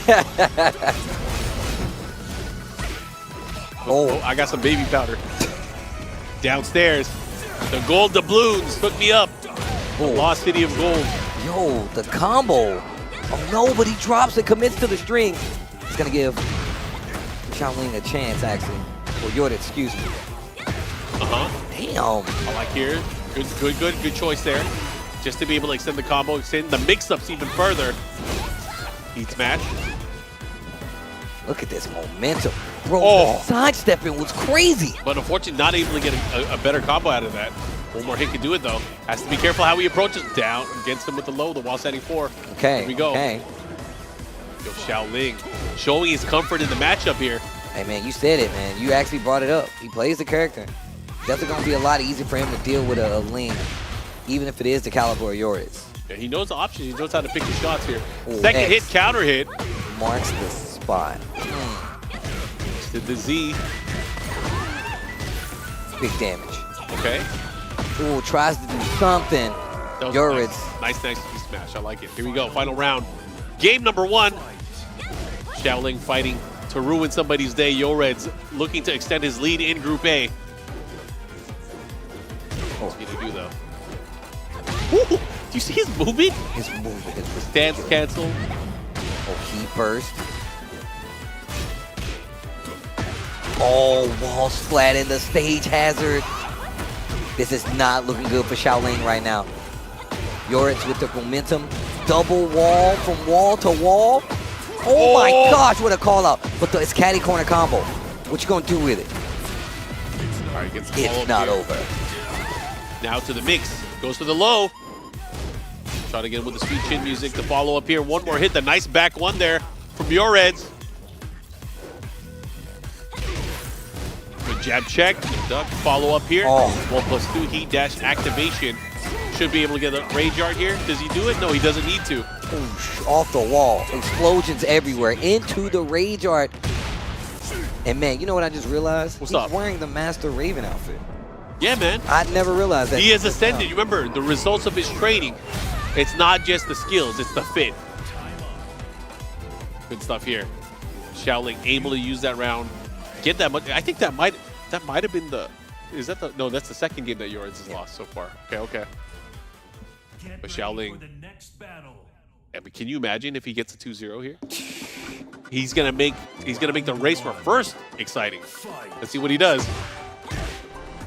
Back one to stop that offense. It's been working out so well for Xiaoling too. Man, his placement on like the down back 2s, snake dash to get the launch. Okay. Run up, follow, back one into the slide. And man, he is making things work. He is obviously very comfortable fighting against Xiao Yu. Knowing offensively options that he has. The Reds maybe has to try to call him out, but not able to do it there. Oh, Big wow. boot to the face. Should be able to close that out no problem. Vampire knee into the follow-up. Xiaoling playing so calm right now. So patient. He knows the matchups. Okay, low parry. Here comes Yoreds, his turn. Oh. Okay. I like that hypnotist stance catch there. Real close to getting that wall. Big stage here too. Oh. Okay. Check down, punish. Break on the throw. count him out. He has rage and he has heat. Oh, the slash kick over the down jab. Good option there from Yoreds, able to make a nice read there. Look at the cheeks out. These guys, man, the movement pressure from both of them. I mean, if we just look at Shaolin moving in those first two rounds, but even Yoreds with just the way he's still playing offense, how he's been playing this entire group with just the movement, the setups, the unblockable reset.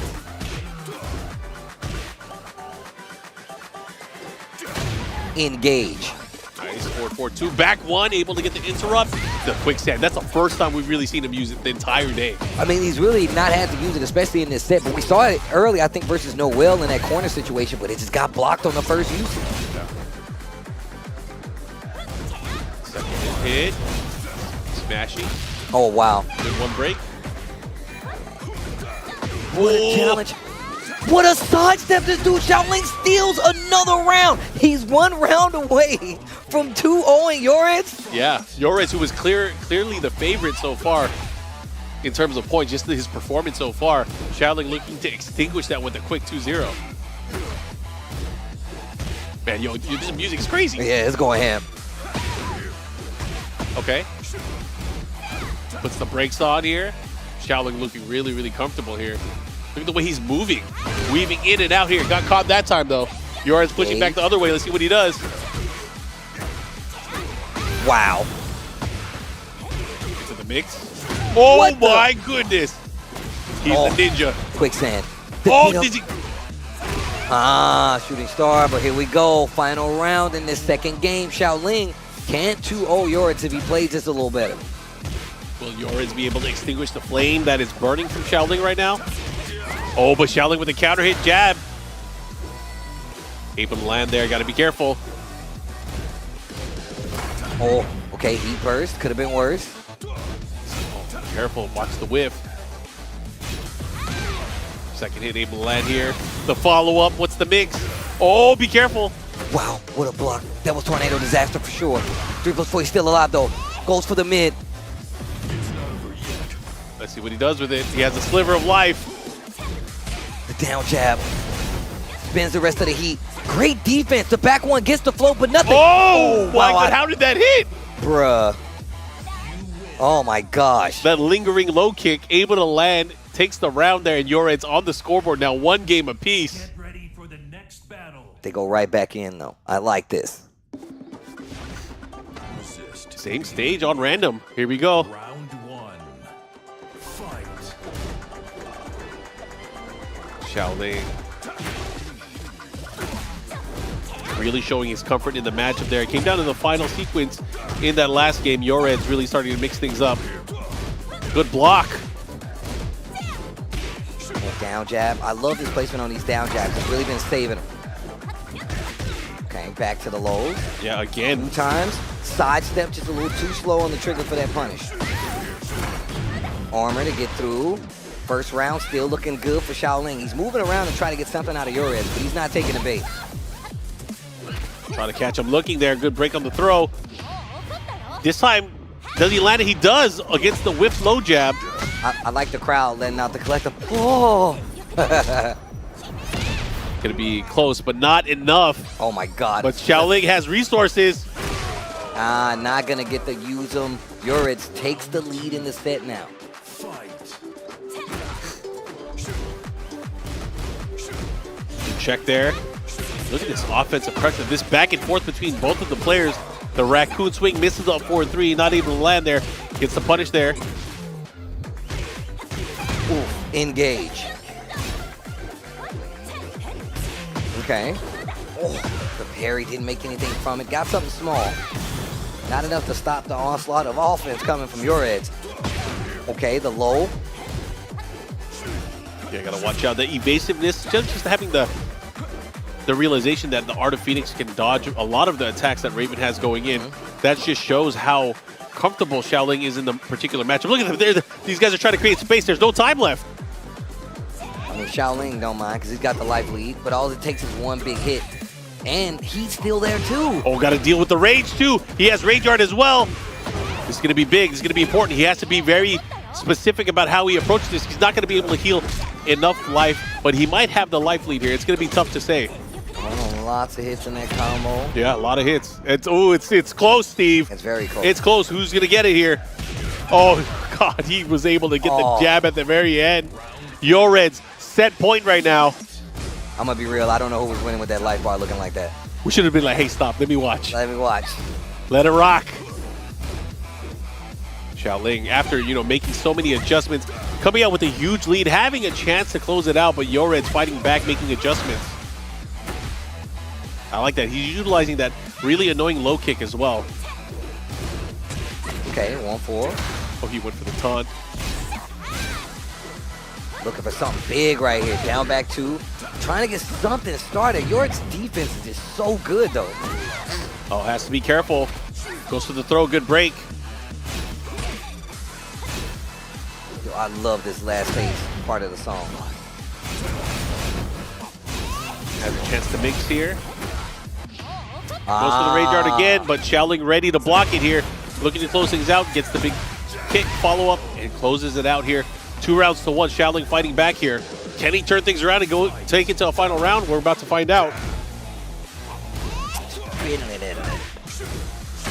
Oh, parry. Full pickup on the combo here. Takes the spike. Not a lot of damage, but the momentum is there. Life lead just about even. Xiaoling's got a little life to recover. The low. Oh, caught him. Didn't commit to the follow-up. It doesn't matter. Has a chance here. Let's see what Xiaoling's able to do. Starting to fight back. X. Okay, slash kick. Goes in the stance a couple times. Xiaoling's backing up, giving him the space, but he runs out of heat. Down jab this time. And the sidestep is going to do it. That's going to be 2-1 for Yored's over Xiaoling. Xiaoling getting points on the board, but just a little too late in this instance. Yored's strengthens his lead, especially looking like one of the main, if not the only player looking at the first place spot. Yeah, Yored's now finishes his run. He has played against everybody in the group stage so far, so his point total will be finalized for the group. Xiaoling, unfortunately, no longer in the running, but it's always good to see him watch the games that he plays as well as just making it this far. It's not easy, but still, God, man. Yeah, definitely tough. Definitely tough. And again, you guys can see where we're at right now. Yored's with a commanding 6 points, winning all of the matchups in the group stage here today. The next closest player is Noel, but Breadman closely behind as well. And both Noel and Breadman having to play each other later on. So that's going to be very decisive as they go up against each other for the final game of the set. I mean, this is definitely going to be interesting, right? Because Breadman went down. He's still at 1, right? He's only lost a game so far, so he's still holding strong at the 1. Yeah, definitely holding strong still. We're going to get our next set of players up on the stage right now. You caught him. You're going to catch me, right? Can't get me, bro. But no, man, it's been, look, first off, that trophy is amazing. That thing is huge. I'm telling you, that thing is huge. It is so big, bro. Nobody's picking that up. I'm telling you right now. It's going to be fun to see later on as, of course, we get closer towards one of the players securing that trophy for themselves. Daime and Xiaoling. And once again, people watching at home, tweet it out. Hashtag TWT2025 is what you're watching. We're going to crown a brand new Tekken World Tour champion by the end of this weekend. These are only the beginning steps. Regional Group A. We're trying to figure out which 2 players will be making it out. From the last games, it is looking like Yored's is going to be the guy, but Breadman versus Noel is what we have coming up. Yep, that is going to be, I think it is guaranteed that it's going to be the match that decides who's going to get out in second place. So obviously a lot on the line here. We're going to let it play out. Of course, we're going to let the team in the back do the math as we finalize who will be making it out of our group stages, but we have 2 sets to go. Yeah, Daime, Xiaoling, the match coming up. Breadman, Noel, looking like it will be the final match of our group. This is Group 9 that we're about, Match 9 that we are about to look at, guys. But man, Xiaoling waking up in the end there. The movement in that last game was crazy. This is just Group A, Steve. We still have 2 more regional groups to go through here. Of course, we have many of our compatriots here that are going to be handling a lot of the action for you guys here. You guys see Yondaime again on the screen representing throughout the year. We also have Xiaoling as well. Representing the Ivory Coast, bro. I'm still trying to get over there, man. Shout outs to the Ivory Coast as always. Shout outs to all the regions represented. Yeah, shout outs to Madagascar as well. Shout outs to Madagascar. I'm trying to come over there, bro. Xiaoling, of course, last year made it out of the regional group stages, did very well in the TWT. Mm-hmm. Had a brilliant performance last year, but unfortunately for this year, coming up a little bit short. Bro, it ain't easy, though. It ain't easy. It ain't easy. You want the dub that bad, you got to do a lot of gaming, a lot of traveling, and you got to make it count. But Put it work, right? yeah, I mean, but if you just look at this season overall, man, we had had a new event added to it with Evo France as well. Saw some of the craziest competition on the planet there. But here we go. Next game, Game 9, Yondaime, Xiaoling. Wow, he's using a boss character? Using Asuka? Asuka versus Raven, huh? Yondaime and Xiaoling, this is an important set.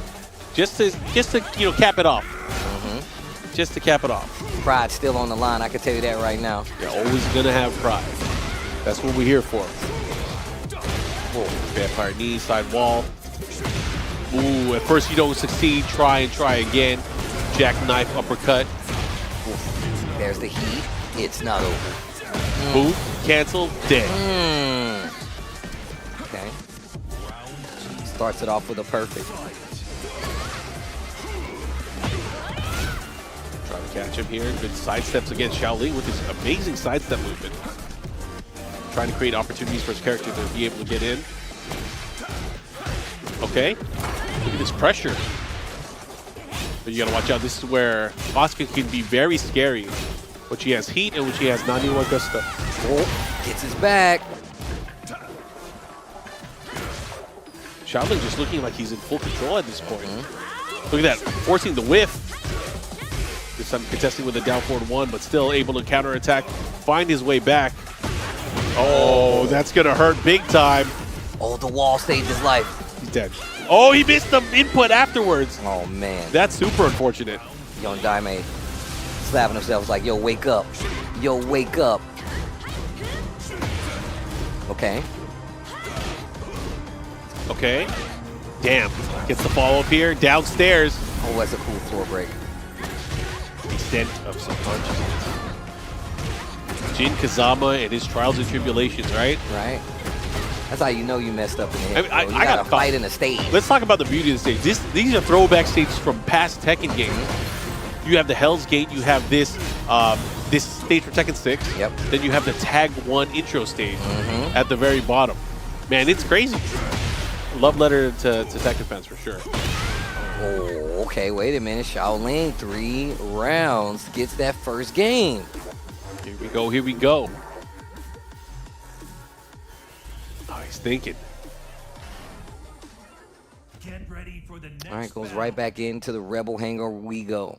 All right, gonna stick to the Asuka. Xiaoling with that Raven, really showcasing a lot of that amazing movement that we saw in that prior game. All right, here we go. Big damage coming in from Asuka. He's gonna activate. Oh, yeah. No? All right, decides to keep him there. Save the resource for a little bit later. This time starting, bro, he got kicked in the mouth. Sidestepping, get out of there. Didn't drop it that time, though. Wow. He tried to catch him with the float, not able to do it. Heat smash seals the deal. Yondaime now on the scoreboard in terms of rounds. See what happens next here. Oh. Back turn kick. Heat engage.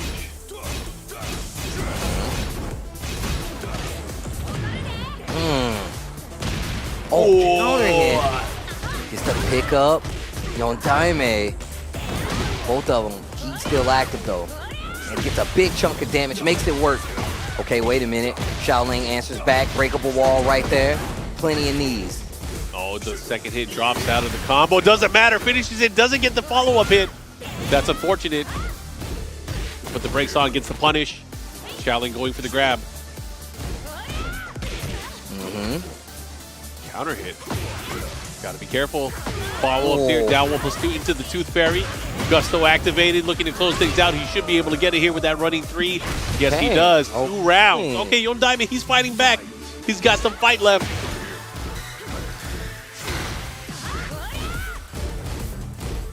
Second hit, no duck. Bro, he yells when I was literally just thinking, like, damn, that's new. Let me show What you a the result nice of my though. trading. Okay, nice step.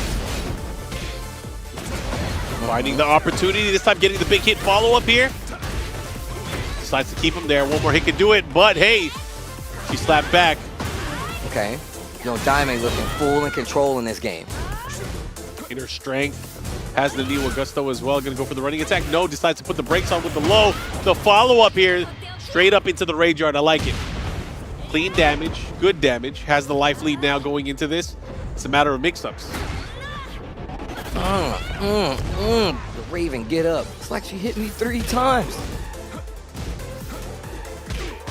Okay, follow up, one more hit can do it. The low, back to 4, able to land, and 3 rounds straight here for Daime.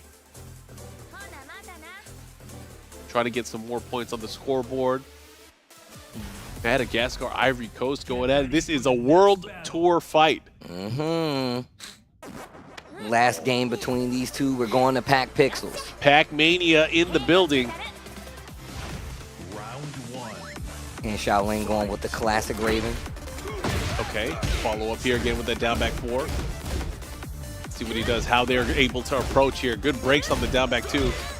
Follow up here. Oh, but the low ready for Daime with the big combo follow up here. Should be able to push towards the wall. Oh, that was tight. Okay, now what? Tried to set him up. Oh, He's been good at getting that follow up there. Gets the gusto, gets the extra hit follow up here. One more hit can do it. Down, 1+2 follow up. Looking to close things out. One more hit. oh. On 3. Okay. Daime with the lead in the set. Yeah, I like that quick check to low there. Make sure your opponent's ready. But again, lock loaded with the boot, but doesn't get the combo. This is unfortunate because of counter hit. Daime now pushing.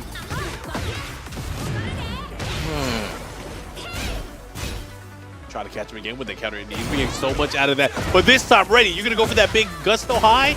Nah, man. While standing 1, let me get the punish. Okay. Okay, gets the follow-up here on the combo as well. He should be able to get the wall. Oh, no, that's unfortunate. Oh, that is so whack. Spends all the resources. This time going for the low. Oh, no. Swings a little too early. Daime waits for it. Finds the hit. Wall's right there.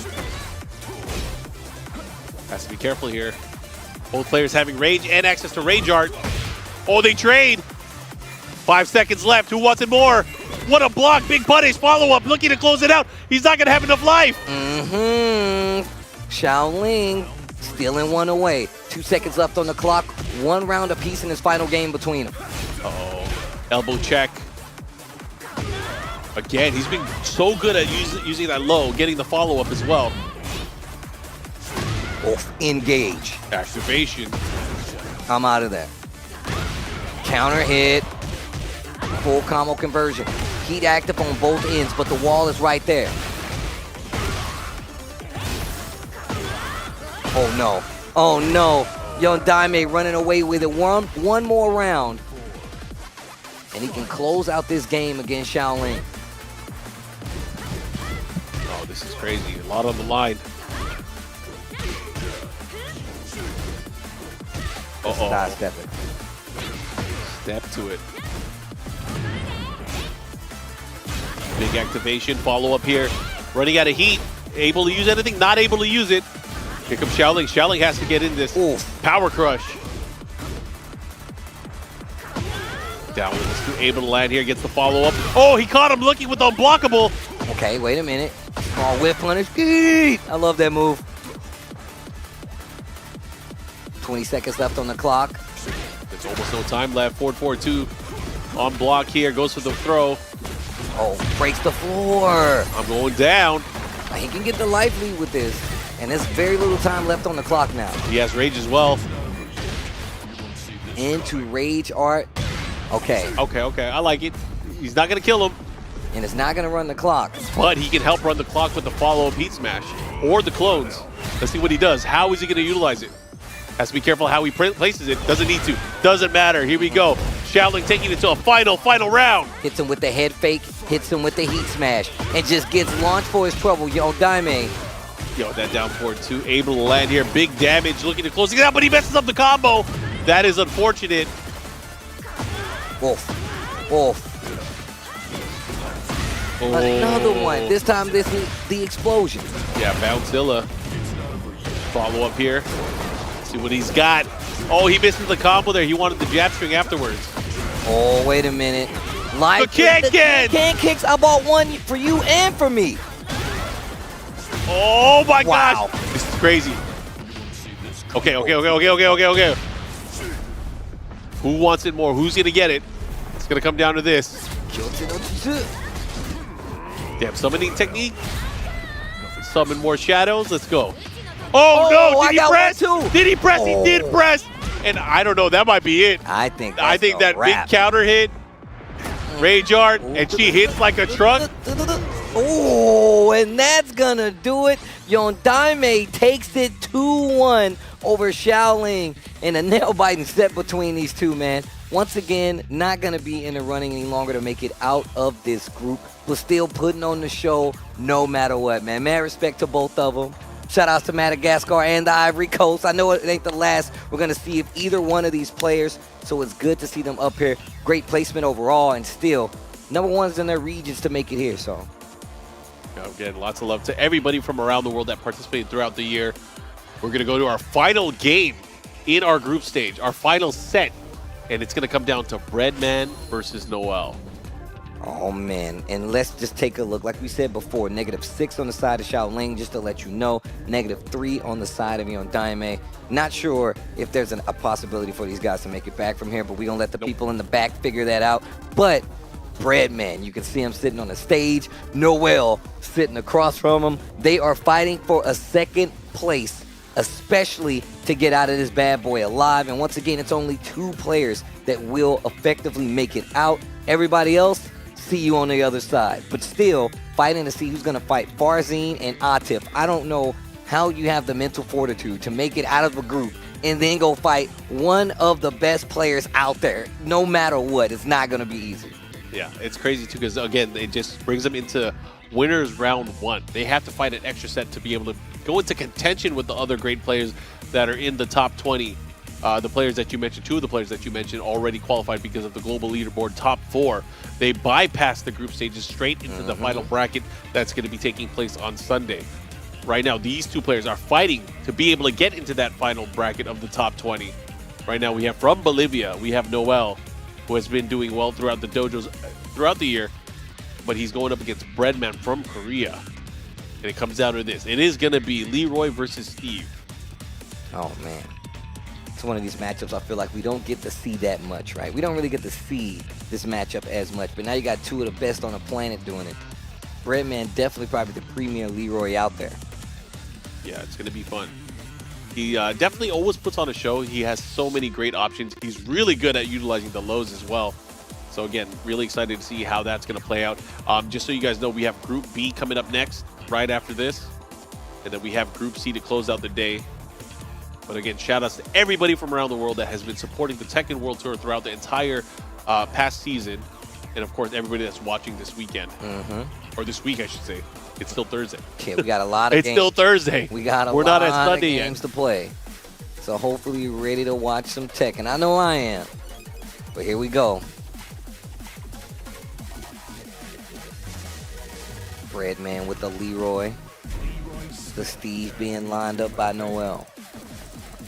Yeah, I mean, matchup-wise, too, you have to think about it. Like, the way that Noel plays, he doesn't take too many risks unless he needs to. There's been certain instances where he has the feeling, right? You're like, I feel like my opponent's going to try something. If I afford 2 here, it'll beat out what he does, right? But then he also takes liberties offensively. He's not afraid to go for dirty boxing 3 times in a row. He's not afraid to go for crazy offense. Albatross makes up Albatross lows, right? So we'll see how that plays out. Breadman, of course, you would think he would be ready in the character matchup. Ooh. But is he ready for Noel? That's the question. Okay. Oh, engages on both sides. Down 1+2 this time. It's an engagement party. That's crazy. Okay, Oh, okay. hip up. He's gonna go back and Yo, forth. Bear swinging.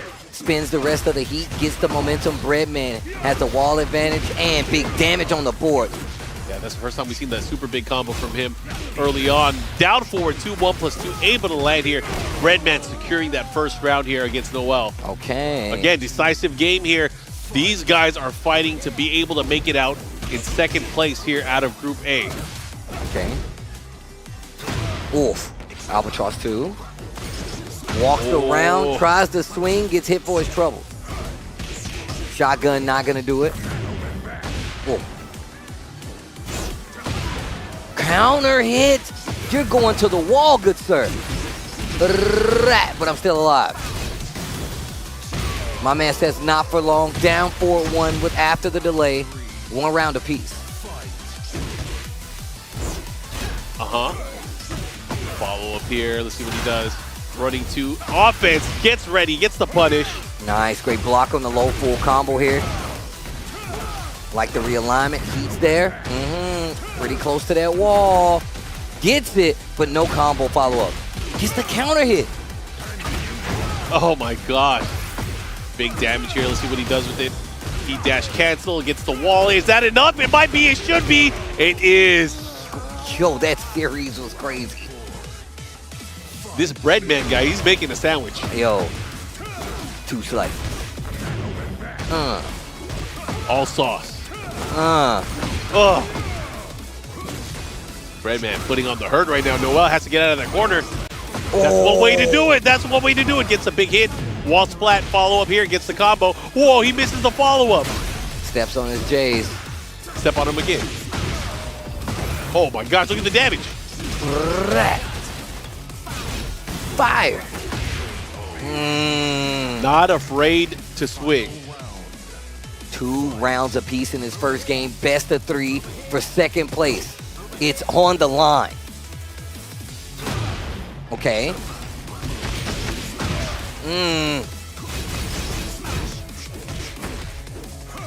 Oh, this is big. Big sidestep. See what he does. Life lead forward. Noel gets a low parry. Okay. This next interaction. Okay. Quick sidestep. This next interaction. What a duck. Oh, shotgun! Bang! What up with that thing? Oh. I want to know, how does the combo hang? Oh my god, the damage. Dude, he's back. He's back. I can't believe he made that comeback. That is crazy. You see how he walked up and he was like, hey, man, I don't know what to tell you, man. And then walked off with his dog. That's my dog. That's my dog. That was crazy. Anyways, what a comeback from Breadman. That is nasty. You felt the tension just release at that point. Like, Oh my god. Steve, I can't breathe. Let go of my arm. Shotgun. Well placed. Well placed and well played. Good stuff. So, Breadman getting a very, very important win here. Let's see what he does. How is Noel going to react here? Again, we're going to be doing the math after this to see who makes it out. But it's coming down to this. This is the final game, the final set. Oh, gets the skyscraper. Scraping the sky. Follow up here. It's raining. It's pouring. Ooh, that's unfortunate. Oh, wow. Gets the pickup and the wall splat again. He's still got plenty of heat. Fox Fury once again able to add and land and add up. Okay. My man said, I have no choice. Okay. The low. Oh, my God. Small delay here. Make sure he gets all the hits, but not going to be able to seal the deal. 18 seconds left on the clock and goes for the low to close it out. Round 1. Tell you, each slice of bread that he's adding to this sandwich is just adding up, stacking them. Ooh, I like it. He's saving his tricks. Down 4-2 after the wake up. And gets the wall splat again. This is not looking good for Noel and the perfect Breadman 1 round away. Noel fighting, of course, for his tournament life. This is important. See what he got here. Breadman looking really good here. These conversions, has the wall here. One more hit can do it. Oh, what a block there from Noel. Oh my gosh, he was ready for the retaliation. keeps the wall pressure. The next interaction could be Curtis. Noel needs a lot, but he gets the engager and the wall splat. Realignment so he can get back on the wall. Oh, that's unfortunate. What a duck. He sees the low coming, but not going to be dead, though. Still has a chance, but Noel has rage, has heat. Can he utilize it? Oh, the rage art's going to hit. And the that's rage gonna art's hurt. going to hit. And that is going to hurt. Plus, he's going to get some life back. Going to have more life.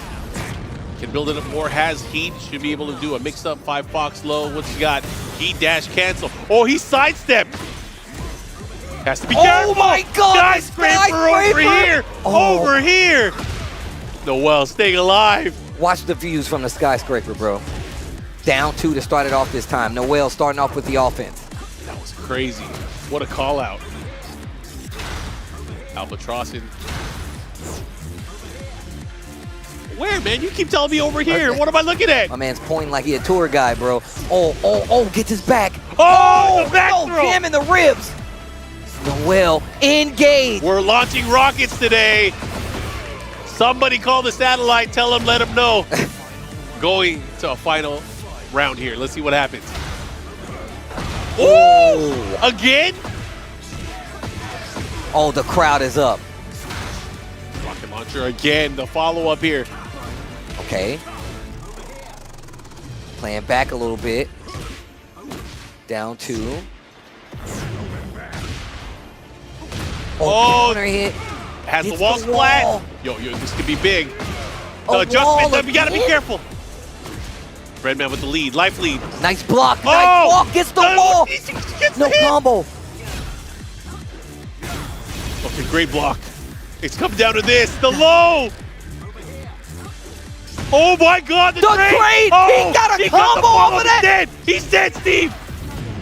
Oh my God, into the rage art. Noel stays alive? Are you kidding me, bro?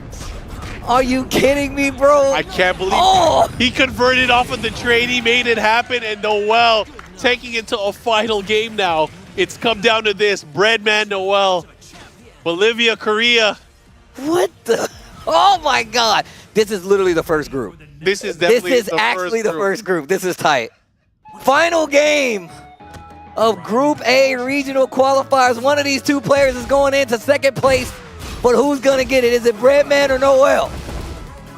Chase down here again. Man, that was crazy. Those guys were swinging. It was just down to the timing at the last game, but now it's come down to this. Who wants it more? Get the check. Good step here. You can already see Noel starting the side step right here up close, but this time Breadman able to get the capitalization. Big punish on the whiff. And we've seen him do that before. Wait for you to go for this big punish, take the big launch. Life lead now in his favor. Counter hit to get the first round of Game 3. Best of 2, second place of this group on the line. Float to, doesn't not get ready. the follow-up. Oh! Pulls out the stick, the big stick, the follow-up. Oh my God, he kicked him off the balcony. Jeez. Downstairs, shoulder check, pushing in into the low. The follow-up gets the wall splat downstairs. Bruh, give him the tour. Yeah, show me what you got on the bottom floor. What are you selling down here? Damn. Hopes and dreams. That's all he Damn. needs. One Oh. round away. Breadman, but we've seen this before. Noel can make a comeback. You can't count him out, but 4-4, 2-2. Able to land here. Big gap damage early on for Breadman. Upstairs, one more time. The Spectral Hawk, you hear it? Bro, Birdman. good call, Bird. See what you got. Noel. Oh, wow. Oh, no. Oh, this is huge. No. I don't know. This might be it. This might be all she wrote for Noel. Here comes Breadman. Gets the heat smash, closes it out, and punches his ticket. Oh my God. Game. Yo, that was still a really good game, man. Noel fighting back, but that means Breadman will be the second player, the second man, if you will, out of this Group A to make it further. Man, that was a really good set. Noel was not trying to let it go, dude. Definitely not, but man, oh man, these guys were fighting. You hear the emphatic yell from Breadman as he capitalized. Look, he's getting hype on That stage. bread, man. That's that bread, man. That's what I'm talking about. Breadman staying alive. Oh my gosh, that was a crazy set. What a crazy set, dude. Yeah, I mean, game 2 and game 3, of course, I mean, these guys were going back and forth, but man, oh man, we had quite the group. You know, these guys were battling it out. Your Reds did very, very well, obviously, coming out in first place. And then we have what we have, man.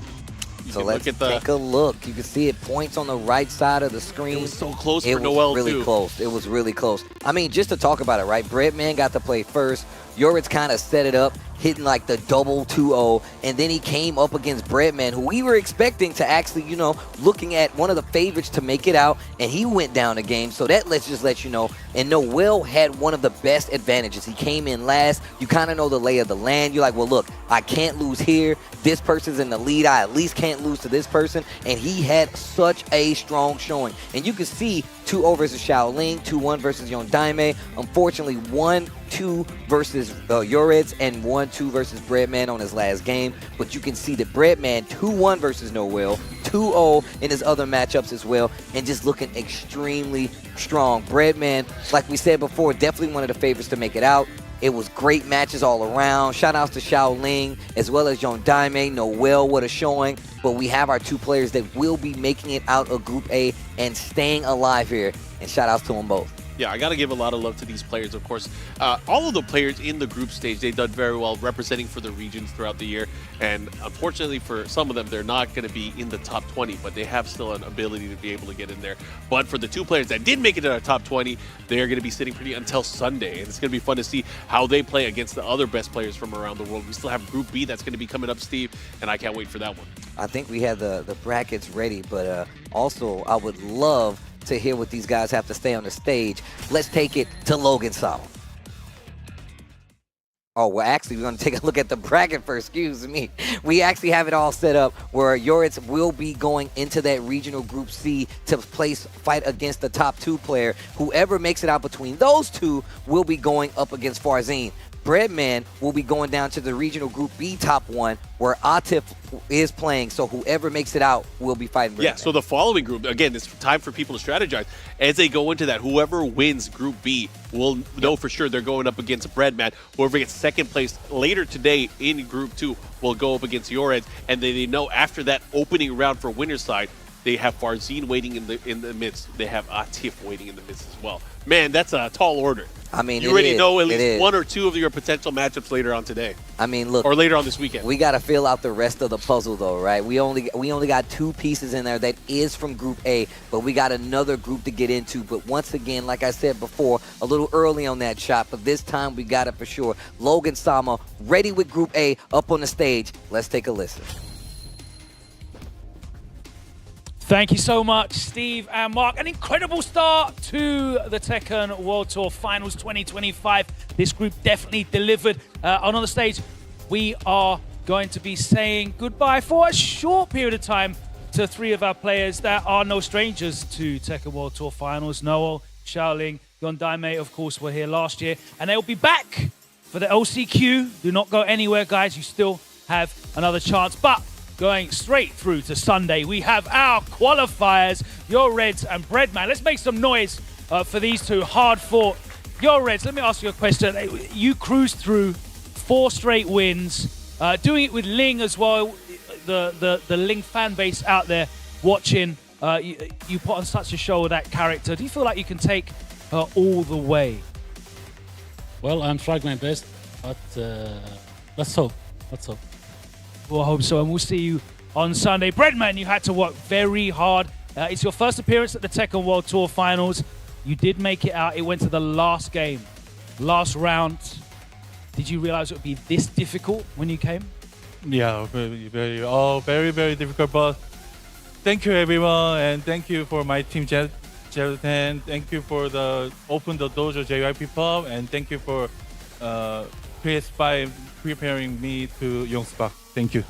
And thank you for delivering a fantastic final match there. That is Group A completed. We still have 2 more groups from this regional leaderboard group stage. Another 4 players to send into Sunday's final bracket, and we will be doing that right here on the other side when we come back. But before then, let's make one more round of applause for our 5 players here in Group A, delivering an incredible start to the Tekken World Tour Finals 2025.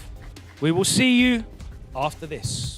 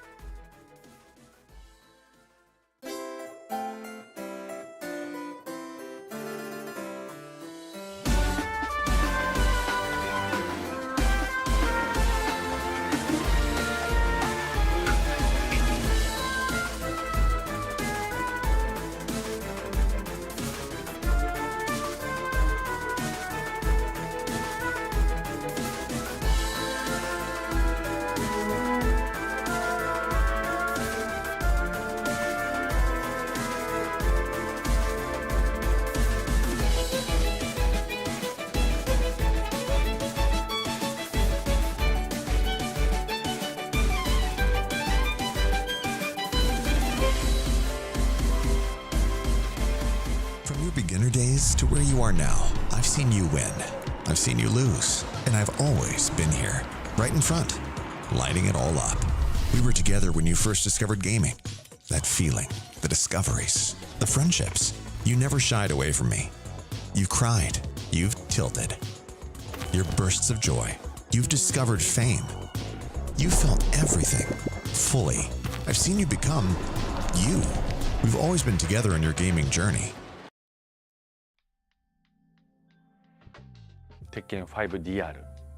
最初にやったのは鉄拳4です。The first Tekken title I ever played, I think it was Tekken 6. जो मैंने सही तरह से खेला था वो taken टैक 2 था।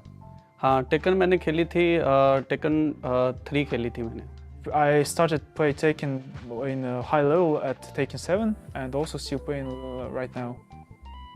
J'ai commencé par Tekken 3. My first Tekken is Tekken 3. My first game Tekken is Tekken 7. I started playing Tekken in 2018, so it was Tekken 7.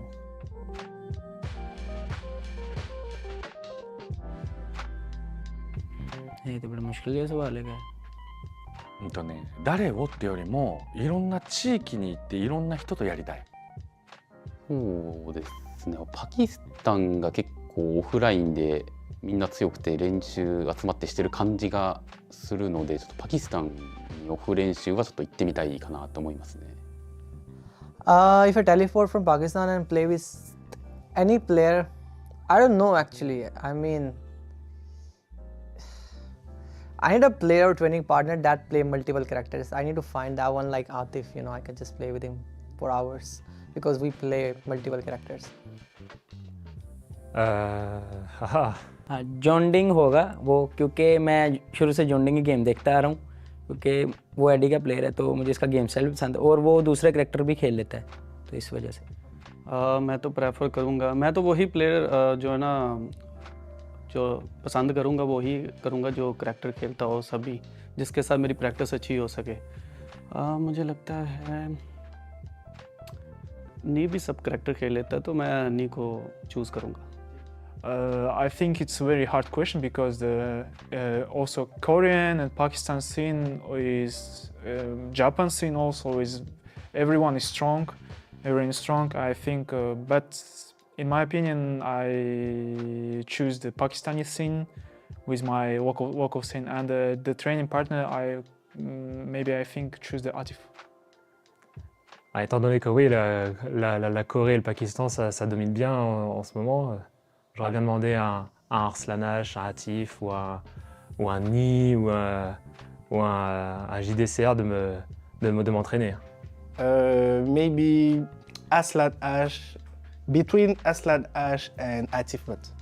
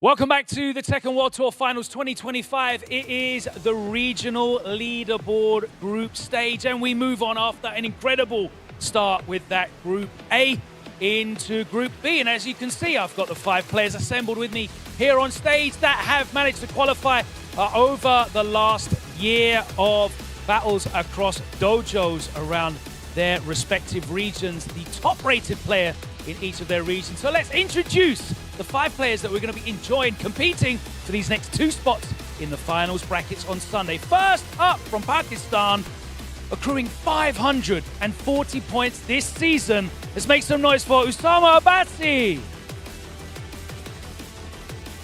Next, representing Panama with 185 points accrued so far this season, Heisenberg. From Indonesia with 640 points so far this season. Let's make some noise for RTM. Accruing 750 points. From Japan, let's make some noise for Nobi. And finally, representing the Philippines, 520 points this season, RGN. These 5 players will be facing off round-robin style over the next few hours to secure those 2 places in the finals bracket on Sunday. And it is my pleasure to hand it over to our 2 casters on the desk, Rukang and Brownman. Yo, thank you very much, Logan, for the introduction. Welcome back, everyone, to the Tekken World Tour Global Finals here. We are going into Group B of the regional finals, which is going to be insane. My name is Rukang, and I'm joined by the legendary Brown Man. How's it going, my guy? How you doing, brother? Pleasure to be here. We have got some crazy action for you. This has been building up since the start of the season, a full year, just under that. And we have some of the best players around the world who have spent their time, effort, blood, sweat, everything they have to be here today to fight for your entertainment and their glory. I hope you guys are ready for some of the best Tekken of the year, and the year's just started. Yeah, that first Group A, wow, what a Crazy. group, Brown Man, especially the way that Yoreds was playing. I really want to highlight him. He was so good with playing with Link Xiaoyu as well, a character that's not seen as often. The tricks that he had up his sleeve were just absolutely incredible to witness. Yeah, many people, and you're a Ling player yourself now, so you understand the level of Ling efficiency and just expertise he has. He is, you know, rated as one of the best Lings, if not the best, depending on who you're asking, right? So there's no surprise in how he handles that character.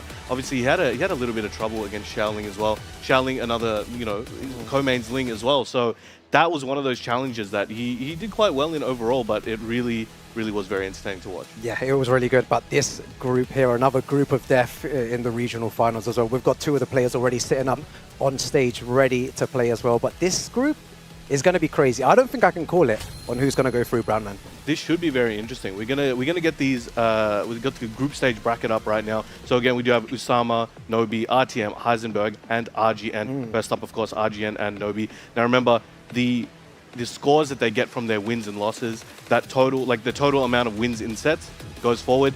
It really only comes down to the game count when it starts becoming a draw or something along those lines. So right now, these guys do not want to drop a single game, and it's to their benefit. Take as many wins as you can, as fast as you can. Easier said than done, though. Yeah, exactly. And here we have our first game of the day. Brownman, Nobi. This guy, man, one of my favorite players for sure. I love the way that he's so aggressive in Tekken 8. He's always been a very, very aggressive player, and that's kind of the style that I really like in, you know, throughout the different Tekkens. I was playing, you know, Tekken 8 even back in Tekken 7 with Bob, and yeah, I really do love his style. From Japan, there's 750 points. Look at his best placements there on those 3, and his previous TWT results in the TWT finals of 2024, he came 25th to 28th, Brown Man. Hey. Imagine for a player of his caliber. Making it there's hard enough. Exactly. So, you know, it looks like, oh, that's a mid result, but it's, bro, you know how hard it is to get there? Like, just like how hard it is to get here. So that result is not indicative of his, you know, career performance, though, right? He's one of the legends of the game, you know, one of the best players to ever do it. But now we have one of the next generation legends in the making, perhaps. We have RGN from the Philippines. Now, one of the top players over there, you know, people are used to hearing AK, people are used to hearing Dojin, maybe even Jules. But now RGN, he's stepping up next generation. He's been playing since he was 6, and you can see his best placements recently. First, 150 points. These are some stacked events. And there we go, the handshake, good sportsmanship. This is going to be a good match. And now RGN, he has the Philippines on his back right now. That's a region that doesn't always get the opportunity to travel. Just like Pakistan, they got visa issues, things like that. Yeah. So when they show up, they have no choice but to show up, you know what I'm saying? So let's see what he's got here today for one of the best players to ever do it. Here we go. Rukang, are you ready for this? Oh, I'm so ready for this. RGN versus Nobi is our first game in Group B here. Nobi on the Lars, we were speaking about this before, and RGN on the Brian here.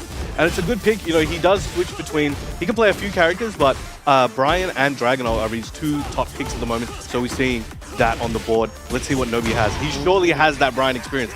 And there are a couple of Lars in Philippines. So let's see if RGN's experience with those players can bring him through. Yeah, let's see what he does. Nobi, very, very nice there. Let's see what the combo's like, though. Back against the wall. Final mix at the end, though. Oh, just a bit, tried to get a bit more than he could.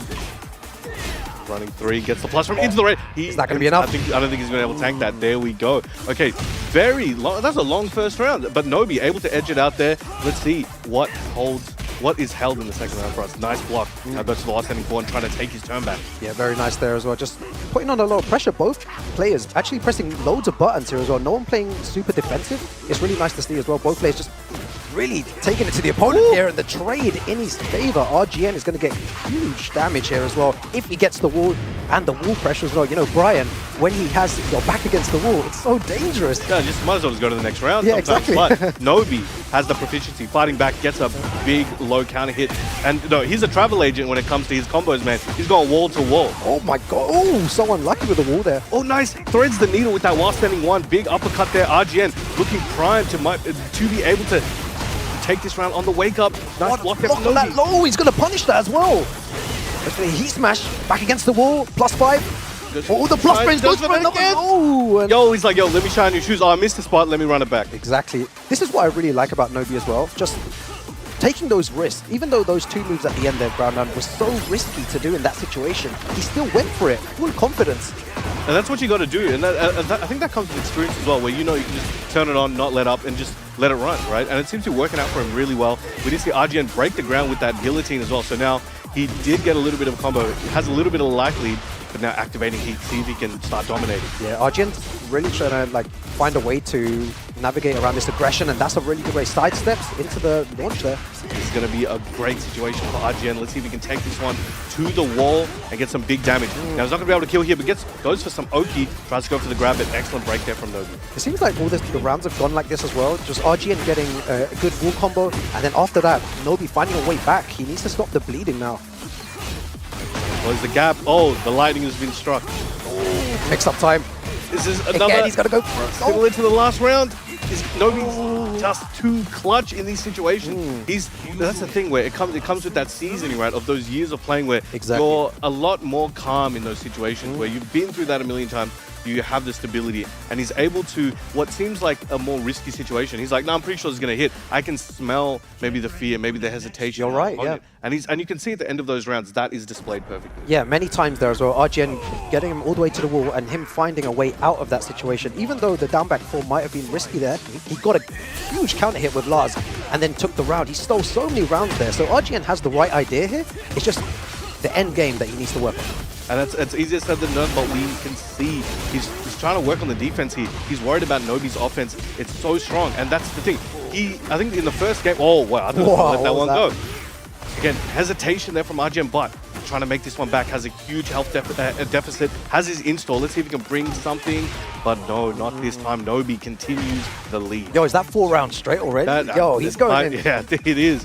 Let's see if he can stop the bleeding. This is going to be tough, but again, Nobi smells the blood in the water and he's letting it go. RGN, you know, this is a big stage. This is a big moment, and you know, for him, this may be, you know, a very, very nerve-wracking experience. Exactly, for his first appearance in the Tekken World Tour Global Finals, right? And it's interesting because he's been playing for 17 years. Damn. And he's been taking it more seriously for over 10. So, you know, it's easy to say, like, oh, he's been around for a while. But when you got to play against, like, Nobi in front of you and you're on a stage like this, you know, anyone can start feeling a certain way. Yeah, Nobi with all that experience again back against the wall. We haven't seen many of those lows come out. Finishes the string here. Well, nice hatchet. This could be his opportunity to take a round. And the power crush, eating all those hits for breakfast. Yeah, very, very good stuff there. He needed to stop the bleeding. That one round there is going to give him some confidence. You know, it's the first set of you know, Group B as well. You need to really switch on here. Everyone's going to be coming at you at 100 miles per hour. And you gotta set the tone, right? You're setting the tone for your path and also the pool as on its own. And people are gonna be watching you. You're the first ones up. They know they have to verse you later. They're taking their notes. It's funny, you can see them watching behind there so intensely. They're like, yeah, I'm taking all these notes. They're downloading their opponents here. Very, very nice. One more round and Nobi will take this first match. Yeah, RGN's gonna have to make some big changes here. It is a bit difficult to defend Lars when it's played like this, but he's gonna have to make it work. He has all the tools that are needed, but Nobi's just so good at, again, changing the timing, threading the needle, staying evasive. Whenever RGN tries to push, he's not there, just like I said. Yeah, nice block though. He needs to find a way. His back is against the wall. Nice heat burst. And the clef, man. He's busting up. I thought they took those out. All right, charging it up. This could be his opportunity. He needs to make this count. Gets the floor explosion. Again, Brian is peak at the wall. He wants that taunt. He tried to do one before. Nice reversal. Should be able to take this one. Very nice. Gets the rage art. Gives him a little bit of downtime. This is strategic, I feel. He wanted to keep a safe round closer and give himself, 10, 15 seconds just to chill extra. Think about it. What do I need to do to close this game out? Yeah, let's see what RGN can do here. It's very important for him to take this next round. And that's the thing. Even if he ends up not being able to complete the task here, exactly. He wants that game on the board. Exactly. You really that want may it. come so in handy important. later. Oh, very nice. Again, the pressure from Nobi. Just constant pressure, like so suffocating. Goes for the low again. He's done that many times. He's trying to threaten with that. Trying to hit Yeah. Side step. Oh, that gets Arc whipped. blast. This is going to hurt. Not going to be able to kill here, but this is going to be a whole lot of hurt and a great Oki situation for Nobi. What does RGN do, Brown Man? It's not looking good. Uses the dash. Plus frames. Very, very nice. And Nobi takes it there over RGN in the first game. Playing at 100 miles per hour there. So aggressive, so confident in his reads. And it worked out in his favor. RGN made a small comeback at the end. There were so many good points for RGN to take confidence in the next few games coming forward. But in the end, Nobi was just, the experience maybe played a big part there. It was a tough one because as you saw, at the start, there was a lot of situations where Nobi was just like super oppressive. He knows he can do his thing. You haven't given me a reason to stop doing these things. Why should I, right? Which is why I love how he plays, man. He's like, he's going to do his stuff and I'm not going to respect you until adapt. you make me respect you. And then even then I'll think about it. Yeah. No, it's super awesome to see him compete on the big stage again. He's had so much experience playing at this high level against someone who's maybe not as experienced. It's going to be very difficult. It's something that I think I would like to see him adapt and grow throughout. It's like an anime, right? Yeah. Those short periods of time they start adapting, growing, and evolving, like a Saiyan. So let's see if RGN can try to brush up on a few things and refine his mind state and gameplay throughout the set. But again, that was the first match. Coming up against Nobi in your first match of this event is kind of crazy, Yeah, that's exactly. a tall order. That is a it's tall really order. difficult. And you have Heisenberg there from Panama, just waiting to play there as well. And speaking to him earlier on, he said he's really really happy to be here. Oh, He's sure. feeling really calm. He's just excited for the opportunity to perform on the big stage. And he said he has nothing to lose. He said he's coming here as an underdog, and he just needs to play his game with Eddie and try to win, wants to make it through. But again, there is not much pressure on him, and that's how he's feeling at the moment. And sometimes that's the best position to be in. Yeah. A lot of the others, there's expectations, you're trying to keep a certain record, you're trying to keep a certain image. And sometimes when you're just like, hey, I'm just happy to be here, boys, that weight is not on your shoulders. Exactly, You can move a lot quicker when you're not carrying that weight there. So let's see what he has in store today. Now, we do have him, I believe, usually using Eddie, right? Yeah, Eddie, yes. And RTM often using Bang, but I think we're seeing the Mieri today. Oh, we're going to see the Miarizo? Okay. Let's see how we go. All right, let's No way. I did not expect that pick. Yeah, it's unexpected. Like, he's representing Madagascar, I guess. But let's get this going. Now, both of these players, most of you guys, depending on how deep you are in looking at local scenes, you may not have seen these guys play before. So expect to be impressed. These guys are menaces on those sticks. Yeah, I feel like at first here, you really need to knowledge check your opponent, and that's what he's doing with Heisenberg. He's gone for the down two already. He's gone for the full crouch big low. He knows to punish that. Very, very good punish. Excellent work. Now, this is going to be an interesting one because RTM actually has quite a lot of Eddie experience. There is an Eddie in Indonesia called Nama. he used to also live in Australia, so we're quite familiar with him, and he has become a very, very formidable Eddie. And let's see if that experience can help him here against Heisenberg. They play very differently. Now, I think Heisenberg is very tricky and very dynamic a lot of the times, and just like that. Just throw it out, right? Yeah, he can feel it. He's a bit more aggressive, and he's a bit more willing to take the risk. Yeah. And we can see here today that's paying off so fast. Yeah, there was 2 risks at the end there. The huge launcher and then the forward 3, just to end it. He felt it. When you believe, you believe. You gotta trust your gut sometimes. All right, nice. Okay, getting a back combo here. Now RTM trying to take a round back and even up the score. Good Oki flip over, runs up and tries to go for the low, trying to break that wall pad. Oh, and then gets the extra hit because of heat. That's one bit of heat left. Very, very nice from RTM. So far, very close games. Let's see. Trying to go for the strings. Excellent block. Activating that heat with that punish. Oh, that move is crazy, man. Ooh, opted not to go for the punish. Try to go for a low there. Maybe trying to train him up to something later. Now that is a really good get the 3-1 into the cancel. You know, you can really study what your opponent's doing and start mind gaming him from there. And you notice that Heisenberg decided not to press his luck. Yeah. But excellent punish. Yeah, good option as well, not to press there. 3-1 is a very dangerous move. Everyone speaks about it. We will see a lot of 3-1. All right, goes for the first hit, only -12 on that low. And Miri's, want to take any huge risks. And Miri's very evasive as well. And again, he's trying to get around him. He's trying to escape the wall, doesn't want to be in this situation. Slowly, just one step at a time, just trying to realign and get out. Yeah, using a lot of down forward 1 now, threatening the string. Heisenberg not biting though. Down forward 1 again, that's the 3rd time he's used it. Oh, Konga didn't get what he was looking for. This could be Heisenberg's chance to take the 2nd round, but did he press? No, he didn't. No, very, very smart there. Good stuff by RTM. I love the way that he's playing here. Excellent work.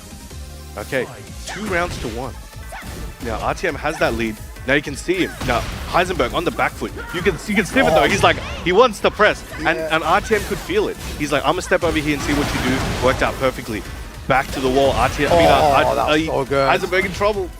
So good, and he takes it there. RTM, really impressive with the Miarizo pick. Very, very good stuff. And Heisenberg needs to think about what he's doing here. The risky stuff at the beginning was really paying off, but then after that, it just, it started to crumble there, and a lot of down forward 1 pressure with Miarizo. So when he was doing that, it was really difficult for Heisenberg to find a way out of that, because you have the down forward 1 extension as well into mix-up. It's really good. I think Miari is one of those characters where you can really test your opponent, test their knowledge, and test their situational awareness and just their habits. You know, you throw out those string starters and you see what happens. Yeah. And he did a good job there where he started making Heisenberg a bit scared. You know, he kept throwing out down forward 1. And eventually he's like, I don't know what to do. But then he's like, I don't know what to do, actually, so I better do something, right? Yeah. And the something just didn't work out quite often. First round, he wasn't willing to take those risks. RTM saw that and he's like, I'm going to put the foot on the pedal sometimes, and it started working out. But here we go, game 2. We're at Lee's crib. We're about to cook this whole place up. Very nice punish on that again, just punishing that every single time. Back against the wall already, dangerous position to be in. And those are the mix-ups we were talking about. The final hit there goes for the heat smash. And you notice there, he's getting a bit overwhelmed with the pressure that RTM is placing on him. He tried those low jabs. You were talking about that before. We were talking about everyone low jabbing nowadays, right? It's really good. And you can see that sometimes it works out, but sometimes if you're low jabbing but you don't have a plan for it afterwards, it's kind of just not that effective. Yeah. We've seen an increase in low jabs, especially in that last group as well. And here we're seeing it as well play a big part.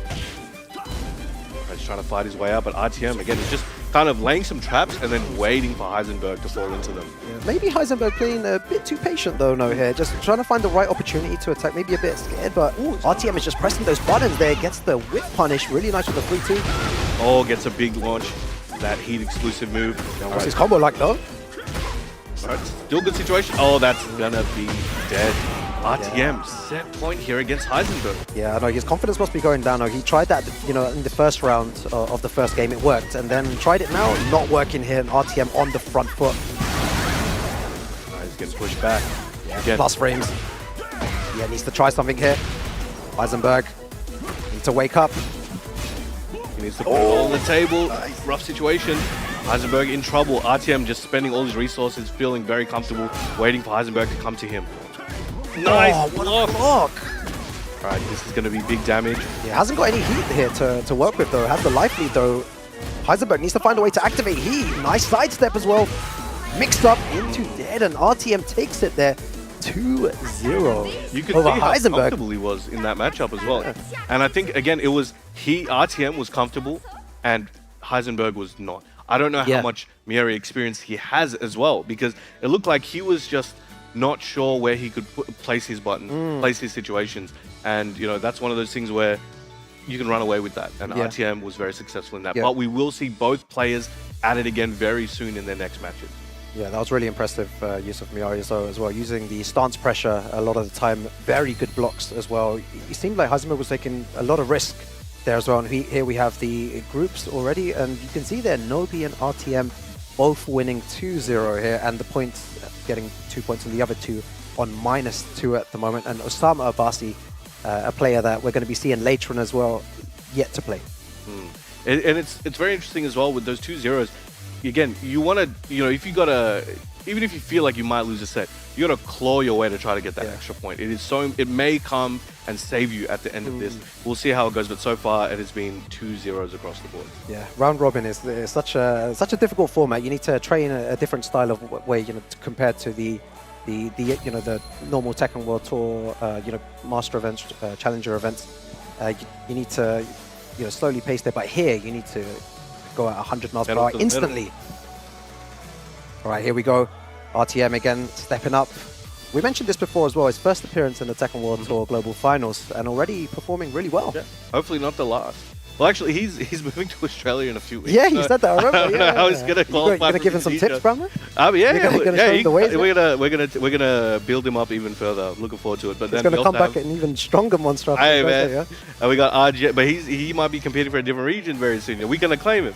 we got RGN from the Philippines. Now we got the RTM versus RGN. This is crazy. The battle of the triple letters over here. I need to make sure to say it properly. RTM versus RGN. I'm sure I'm going to get mixed up sooner or later. Now, both of these guys have been, you know, playing for quite some time. You know, they're relatively young still, you know. But, yeah, like, I think RTM really only started taking the game a bit more seriously. You were saying earlier on, yeah. In Tekken 7, right? And RGN, though, he's been taking it seriously for over 10 years. Philippines starts them young, man. They're like, as soon as you're old enough to walk, you're old enough to go to the arcade. That's what you have to do, man. Yeah, man. You have to do it to get good at this game, bro. Now, both of them got their headphones on. You know, depending on who you are and depending on the circumstance, you might want to have your headphones off. You might want to feel the energy of what's around you. You may want to, you know, just be in your own mind. Yeah. Now, RGN actually, like, he even said, like, he needs the headphones. Otherwise, he can't concentrate. Really? He's on that he's on that attention deficit. Like, he's just like, yo, I can't concentrate. I need to hear the hits. I need to hear the audio. But here we go. Sticking with the Mieri. Yeah, I'm really impressed with RTM's movement as well. He's been able to sidestep a lot of moves in that previous game. And this one, let's see if he steps Brian. Brian, his hard-hitting moves are very, very slow. The 3+4, the back one as well. So movement is going to play a big part here for RTM. And it's also about the timing as well. Though they are, like, that's pretty fast. He's got a lot of strong moves that are a bit slower, but it's about timing, right? Yeah, at this high level, it's all about timing. That's a back one. Chopping elbow, but gets the heat. RTM, a little bit of a health lead. I don't think many of these players were expecting this character pick as well. So it'll be interesting to see how this may have affected the outcome. Yeah, I see a lot of, you know, Mieri Zo players, they have a very similar strategy. It's just, you know, poking, jab, down forward one, and then, you know, down two from time to time, and then the sidestep two to get in there with mix-ups. So a really, really great character overall. Yeah, and I think we're just starting to see what she's capable of. Yeah, exactly. You know, CBM recently used her at the Super Tournament, as the league, and he did quite well. And we're seeing now RTM use her. We saw, I'm blanking on someone who used her recently. Kira won a tournament in Europe with her. Yeah. So, oh, nice shoulder. Oh, nice elbow shoulder into the wall. One more hits all he needs. Nice. And you were talking about timing earlier on. If he did that instantly, maybe got low parried or something. But they're just delaying the low. Very, very good strategy.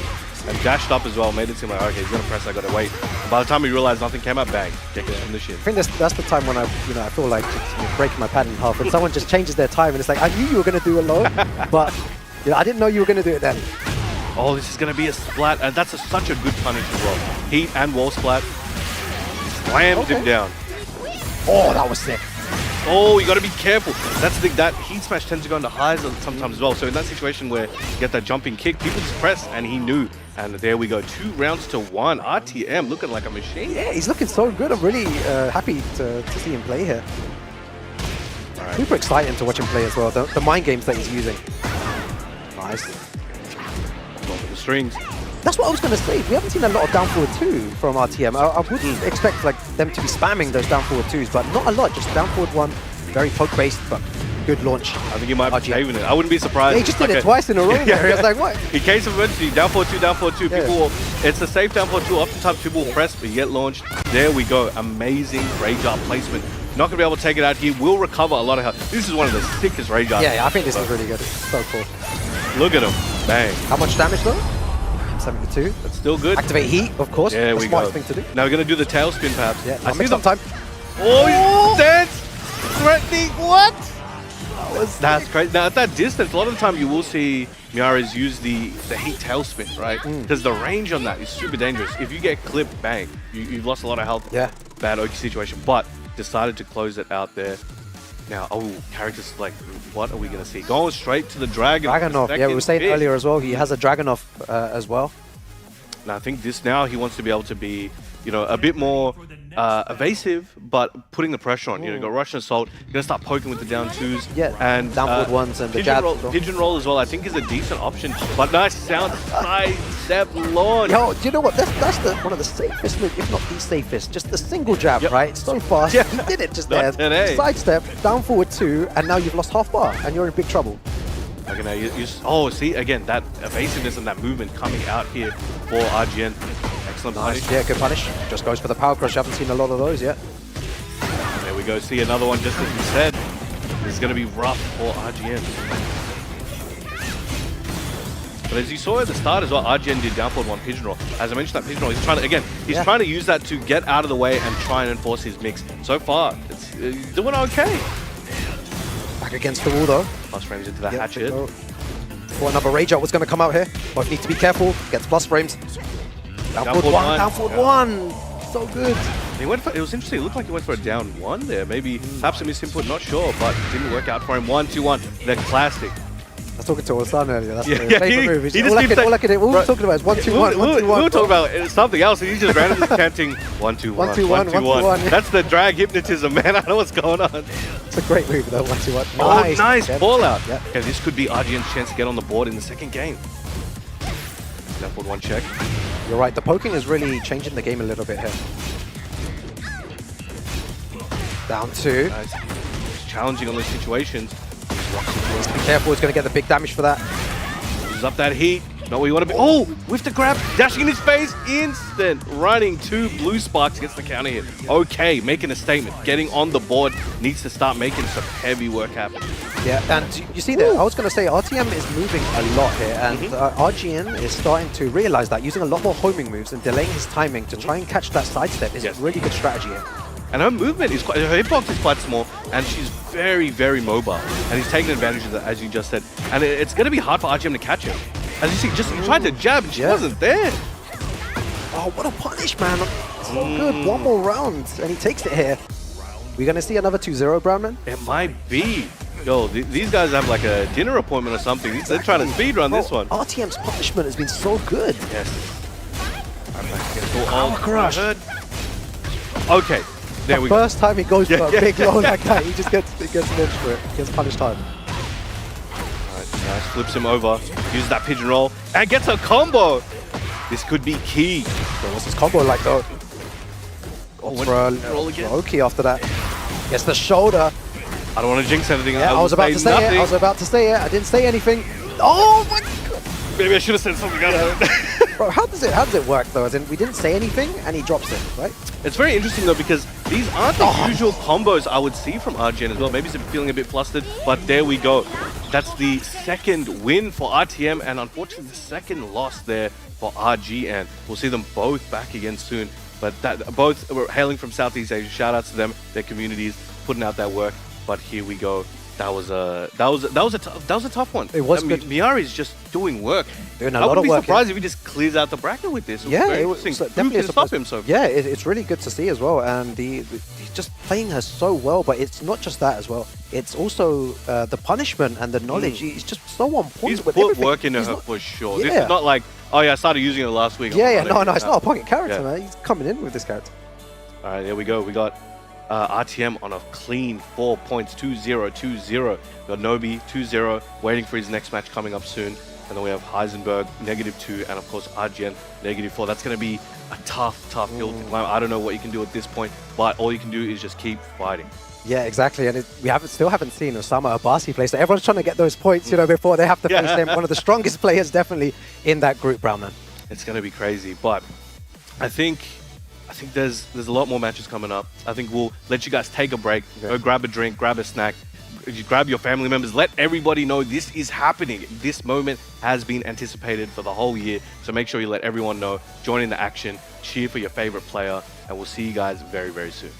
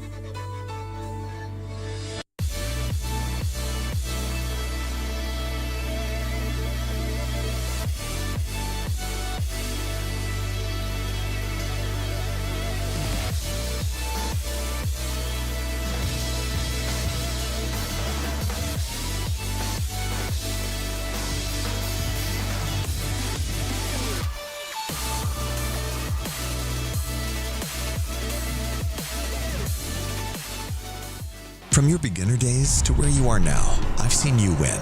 I've seen you lose. And I've always been here, right in front, lighting it all up. We were together when you first discovered gaming. That feeling, the discoveries, the friendships.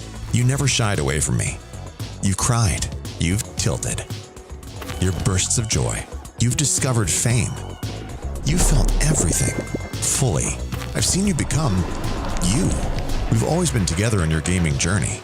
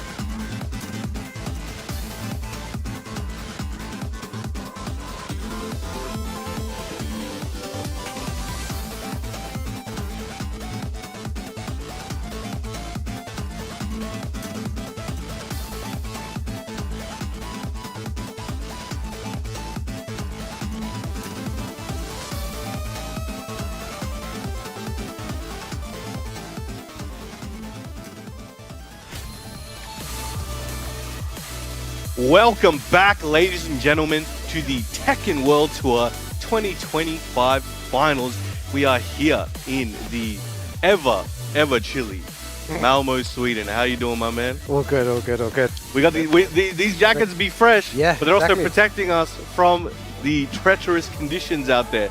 Shout out to everyone who lives in regions like this. You gotta stay warm, and we getting heated up here in this venue here today, Rukang. Yeah, those matches before that we just had, really good, especially Miari Zoe. We're getting to see her on the big stage here in the Tekken World Tour Global Final. Exactly, yeah. Everyone playing a very different style, but he just did so well there with Miari. And our next match coming up, we're going rapid fire here. We have Nobi from Japan versus Usama Abbasi from Pakistan, Brown Man. This is going to be crazy. And again, we see, look at these performances. Best placements regarding his regional path.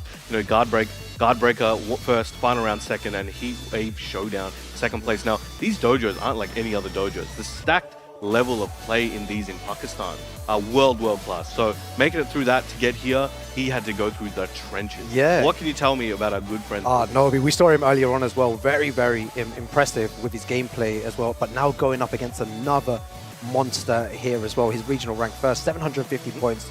That's a lot, bro. Points. That's yeah, a lot. A lot of points, yeah. And this match here, I cannot call on who's going to take it. It should be really interesting because, Usama Abbasi, more previously, right, he was known as like Asuka and a Jun player. Yep. But then I remember I was at the Takedown event and he busts out the Eddie and wins. Yeah, exactly. And, like he also had the wedding buff as well. He just got married prior to that as well. So he was just going crazy. Yeah. So he's now known as an Eddie player, which is very interesting. Now people are expecting that. We'll see what he busts out here. I think, no, but going for the You might go the Asuka, yeah. Okay. It's so interesting as well. When speaking to him earlier on as well, I was like asking him, how much do you train? He trains 6 hours a day. And I was like, every single day, like throughout the year, he's like, yeah, 6 hours of training a day, and he is on fire right now. I feel like there's no way this guy can lose from what I've been hearing from everyone else. Let's go. Falcons, Usama Abbasi versus Nobi here from Japan. And shout out to production. That transition was smooth. I like seeing that. But big launch there from Nobi. This is going to hurt. Get it to the hot dog cart. I'll take one with mustard and cheese, please. Yeah, we've already said as well that Nobi's not afraid to use those loads. Very good throw there. Nice waking up. Big lead here for Nobi, but against Asuka. As long as Asuka's alive, you're in danger. Yeah, exactly. Oh, where's he going? What was that? Big charge up. Even the hot dog lady's like, yo, I don't know what's going on out here, bro. Again, those lows. And Ranger. He's going to be caught in there. Oh, Hey, yo! No way. Okay. No okay. way that just happened. We just I had to jump out of my seat. Sorry about that. Me too. I didn't want to knock over a cable. Nobi just takes that round. Great. Good stuff, man. All right, now running plus frames again. Nobi just non-stop. He's like the Energizer Bunny, man. Put a battery in his back and he is going. Yeah, I wonder if this is because, Osama's first appearance in the Tekken World Tour Global Finals, that maybe he might be a tiny bit flustered after that. It was his round and he didn't win it. There's and a now lot. Again, look, Nobi on the front foot, Brahman. Oh, tried to go.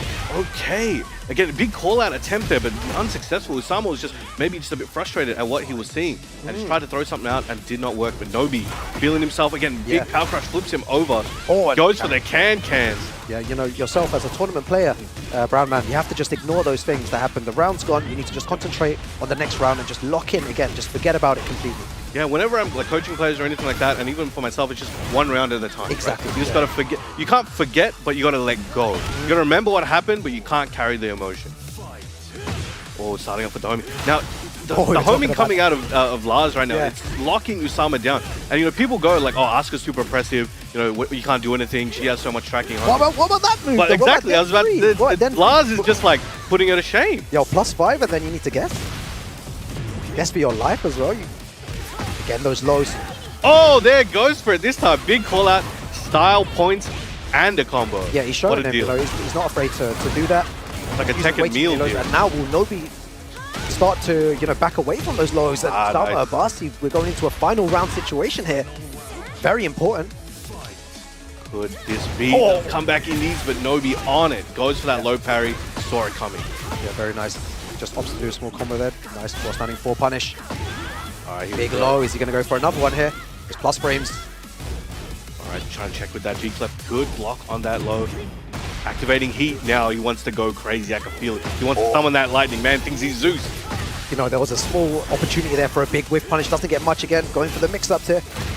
Big counter hit as well. He tried to go for that sidestep too to try and take his turn back, use that activate heat, but gets closed out with that shoulder. Excellent work there by Nobi. Not missing a beat. He looks so comfortable. He looks primed and ready. Doesn't care who's in front of him. Because Usama Abbasi, for a lot of people, Usama Abbasi and Nobi are arguably the top two historically that are in the pool right now, depending on who you ask. And so them facing off at this point is pivotal regarding the rest of their journey. Because this is the first one Usama's played today. This is the second Nobi has. So he's had a little bit of warm-up as well. Time, which is really important, Brahman. And it's seeming to show the benefits here. Now, Osama needs to take this time, think about what he wants to do. It's all on the line at the moment. And going for that Eddie, perhaps.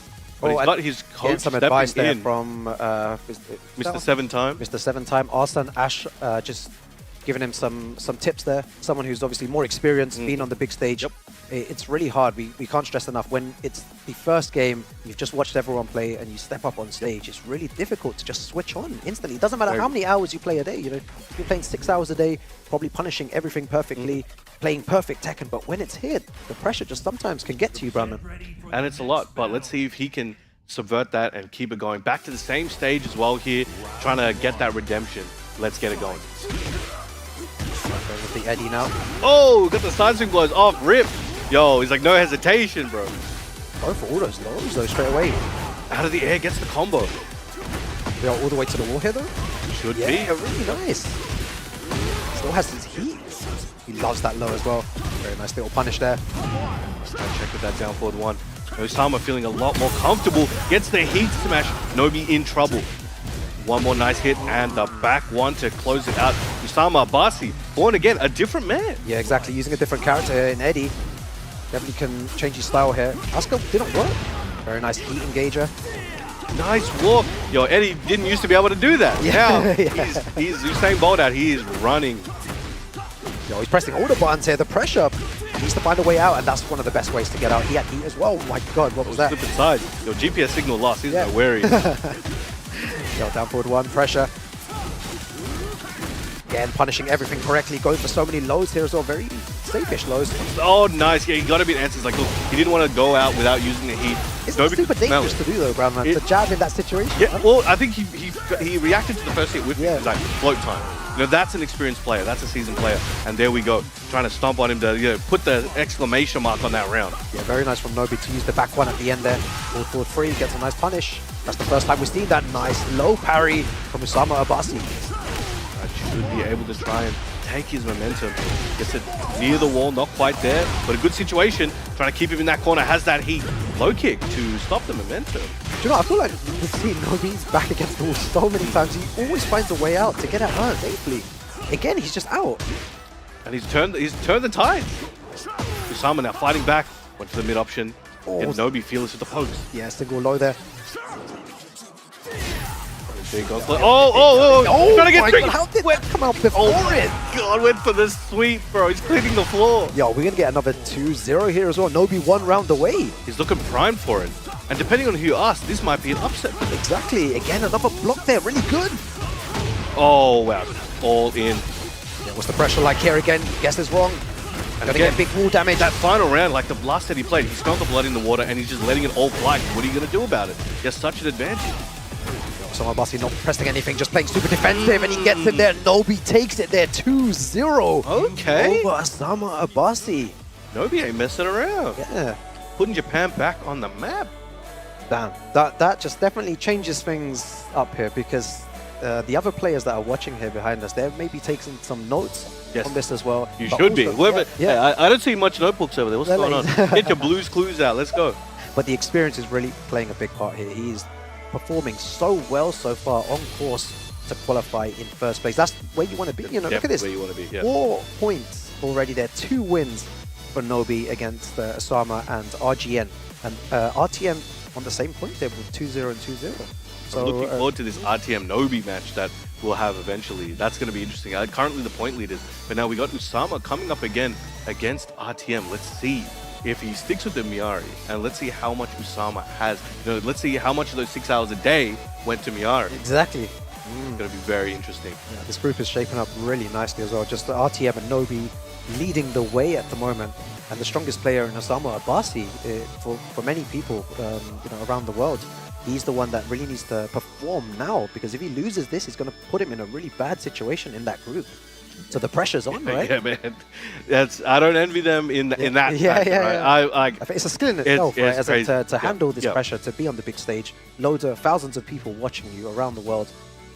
It's very difficult to stay composed without that experience. And it's one of those things where people think that, being a high-level player is about just being quote-unquote good at the game. Or I know my frames, I know my situation, I can execute well, whatever it may be. Yeah. But I always say that 80% of your performance is not in the game.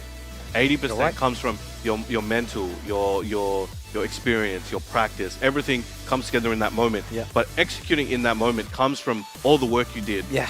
And also your understanding of yourself. Yeah. When you don't understand yourself, it's going to be very difficult to understand your opponent. Yeah, exactly. It's crazy. When it gets to those final round situations, sometimes your heart just drops. Maybe you had the winning combo, you dropped it, then it turns to final round. You really need to understand how to stay composed in those situations. For me, it's I feel like one of the most important skills in Tekken. You can practice so much in this game, learn every single punishment, whatever. But then when it comes to those moments, you need to be able to execute You all gotta of get it that, across right? the line. You could be, I could have, 100% taunt jet up at accuracy, the low parry, on point, edit everything. But if I can't put it all together in that moment, nobody cares. Yeah, I think that's what I find funny as well, when it's final round and something like that happens, right? And then you get all the all these guys around the world saying, "Oh, do you know that was the most easiest punish, man. I could do that in my sleep." It's like, no, why don't you come here? do it. You do it. Come here, final round, and do it yourself. All right, our next match, Brandman. Here we go. He's gonna go and stick it with the Miari, and going back to the Asuka as well. Let's see how this goes for him. But again, RTM, rabid dog at the moment. He's going for it, but then can. Can-Can's such a good tool to stop any aggression. If someone tries to be super aggressive, you just throw out a Can-Can. You get a tremendous amount of damage for that as well. That's going to be another big combo here. Now this is a lot more like the way that Usama wanted to play in the last set, but just was not allowed to. But right now, RTM is just not able to put a stop to him. First round though, a lot of information needs to be gathered to set the tone for the rest of the set. You can't let Osama Abasi get started. When this guy gets started, it's GG's, man. If he gets his confidence level up, it's over, man. It's over for everyone in this group. Yeah, but let's see if he can get there. That's the thing. It's like, can you wake the sleeping beast? But so far, RTM seems to be that beast at the moment, and he seemed well awake, wide awake. He just had 17 Red Bulls. He's ready to go. Yeah. Oh, doesn't whiff punish the back three there. Unless he gets a trade, doesn't get a combo conversion off that. Big knockback. Yeah, going for that more stance as well. Very, very nice. Right back against the wall, and there we go. Now that's an option that will, the best option when you go into the bow stance, on the staff, is to jab. So they can't use the mix, but they do have that option. If they read you're going to jab, they're going to do that quick option. Did it there, worked out, and big launch there for Usama Abasi. Yeah, huge whiff punish. The bow stance really a move that doesn't get used as often as the other stance more. But when we do see it, it is very dangerous, especially on wake up. I think there's going to be a situation where if RTM can smell that the opponent doesn't know... Oh, that was crazy. Yeah, if RTM smells it, they don't know the matchup as well as maybe he would be worried if they were, then he might start using that mix. Oh my god, that was the heat dash! That was so... Down two. Excellent block. Yep. No way he makes his one back. Tries to go for and he got the Tsubaki! Okay. Yeah, we got Tibetano over there as well. Like, he's watching it. He approves, man. Like, not bad, not bad. Big comeback. Now taking a lead. 98 damage, man, on a Tsubaki. Nice. Sidestep sends him up. Yo, he's waking up. This is what we want to see. Nice. Yeah, that's good. Up 4-2. It's good for that carry. You don't see it too often. Full aggression. He hasn't stopped pressing. Bro, this whole round, he hasn't stopped pressing. Man's making combo videos or something. Yeah. Sidestep 2, this is going to be rough for RTM. Hits that heat smash, plus frames, but fighting back, trying to recover as much health as he can. But the big elbow, power crush to close it out. First game going to Osama Abasi. Yeah, really good stuff there. His whiff punishment was so on point. He was getting huge damage off those whiff punish opportunities. So maybe, RTM needs to just relax a bit at that range 1, range 2, just not press as many buttons as he's used to pressing. And it's it's something that got him all the way here, right? So far in the first 2 sets he played, he was able to do that. And as you mentioned, maybe it's time to slow it down a little bit. But I think Usama knows decently well the matchup, Yes, right? of course so. Let's see if RTM can keep his momentum going. You know, he has fallen for one. That's the first. I think it's the first game he's lost so far, right? So he's still in a good position. Should be able to make this one back if he can lock in and figure out the formula that is Usama. Yeah, he's also playing Miorizo quite safe as well. We're not seeing a lot of those full crouch lows that you know, the down back 3 as well. Just using down 2 as his main tool here. Flips him over. Oh, getting buttoned in there. I think we might see him cash in on that later. Let's see. Let's see down forward 2 block situation. See what RTM does. But nice combo. Sends him in with the airstrike and sends him to the wall. Combo like that. Big Very damage. nice, gets the flip 79 over. with a flip over. Pretty good, man. Oh, and there we go. Some of those risky lows starting to come out now. Goes for the safe option after that. Tries to punish. Unlucky. Gets punished off his own hit. Oh, this is going to hurt. Yo, is that going to be it though? It might be. I don't want to jinx anything right there. But no, big punt kick there to close out the first round in the second game. His confidence is rising here. Usama playing so much better with Asuka. Usama's kind of slowing it down a little bit, looking for the aggression from RTM because he wants to get those counter hits. But now RTM able to find his way through the cracks. Yeah. We've seen it already many times here. He's looking for that one with punish opportunity. Gonna take 100 damage from a forward 2 or something and into mix-up, and then you're in big trouble. He's being really patient. Now he's going for some tricky combos here, losing a little bit of damage on the attempts, but still able to maintain his position.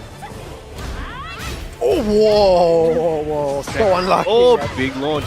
That's exciting time that Usama buttoned into the down forward 2 on block. Again, I'm expecting RTM to make something happen for that when he needs to. Oh, gets caught! Mad. Nice damage as well. Whoa. Crazy damage off that. Usama Obasi 1 round away from taking it 2-0 here. That's looking good. Now we've got the explosive floor with the Giants in the back. Using single jab, again, just the patience, the defense from Usama, not really wanting to take any risk, just defending most of the time. You pointed this out earlier, waiting for the right opportunity to do something crazy. Yeah, and he might need to be now. You know, he's running out of opportunities. Goes under that, excellent work. Slowly clawing his way back in this round, but a big forward 2. This is gonna be trouble. Yeah, he set him up for that so badly. You can see it, man. Before it even happened 2 seconds ago, and the damage, 86 already, 90. Oh my god. Incredible stuff there. Very, very good from Usama Obasi, and takes well played it there. Really good. Now that was a great play there from Usama. You know, a stark contrast from his previous set. So he's gonna have to start getting back into that groove, playing the way he wants. RTM though was not able to bring it through, but still very clean record so far. In a good position. This is gonna be a tricky one. Yeah, I can't call it here. I can't wait to see the updated leaderboard, the group stages as well, to see who's actually in front here, because it's all over the place now. Let's get it going. Here we go. Now we have Usama there on even 0. Back on 0 points. Neutral. Nobi 4, looking stacked at the moment. But again, still has 2 matches to play. Only 50% through the way. RTM on 2 at the moment. You know, took his loss there. And Heisenberg -2. He should be back up soon. There he is. And we have RGN on -4. That's a bit of a tricky situation to be in, unfortunately. Yeah, it's. I'm just thinking if Heisenberg wins this, he goes back to neutral, goes back to 0 again, puts him in a all right situation, and he still has 3 games left as well. There's opportunity here for him to potentially make it out. Like with if the right people, or for him the right people, take some losses, he might be able to get through. But we'll see what Destiny has in store for him. But there he is. Look at him, locked and loaded, ready to go. Yeah, Heisenberg from Panama representing. Nice. Okay, so now we got RGN back again as well, right? So he's played a couple sets so far, has not been able to really get to where he needs to go. As I think he's currently 0-2 and 0-2. Right? -4, yeah. Yeah. So it's a bit of a rough situation. That's interesting. If you notice on Heisenberg, he's using a pad, right? I think he's using some sort of maybe old shirt or towel or something to smooth out his inputs on everyone's got their tricks, right? Yeah. To do that. I remember like people used to breathe on it. Oh, people used to they put it on the actual shirt, play on that. Some people play with like gloves on both hands. Yeah, so I've seen that before. Those smooth white ones, right? Yeah, it's like a butler or something. He's serving up combos, bro. Yeah, I think that's the beauty of this game as well. There's so many different ways to play this game. You know, the old school maybe on arcade stick, and then I'm an old man personally. You play arcade stick? Yeah. I play like a 5 kilo box, man. bro. I play on the pad, That's see, I wish I could do that. It's so convenient. But you can put it in your pocket. You're good to go. Me, I gotta get check-in luggage to go next door, bro. Like it's crazy. They probably stop you at airport control, right? They do. They're like, they what do. is this? Yeah, like explain. But you know how many times I've been in the airport, and you know one of the times like, what is this? I'm explaining it, and then another time's like, yo, you play Street Fighter or you play Tekken or you play whatever game? It's like, yo, it's crazy. Right? Yeah. It's really it's you love to see fighting game community all around the world and just have that passion and shit because their eyes light up, right? Like, yeah, I love Tekken.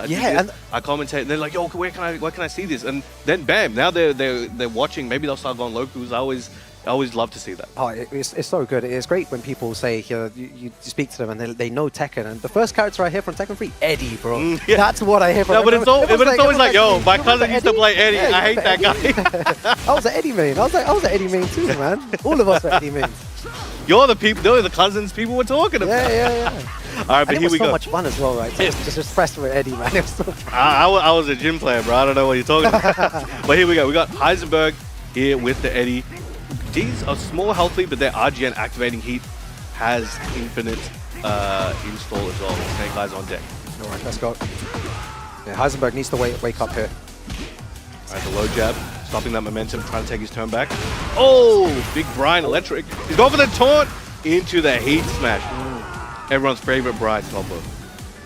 Yeah, Brian's a really, really strong character. Speaking to Arslan Ash a while back as well, we were having a discussion about Brian as well and the tools that he has. He has some incredible tools to lock your opponent down. There's no debate, I think.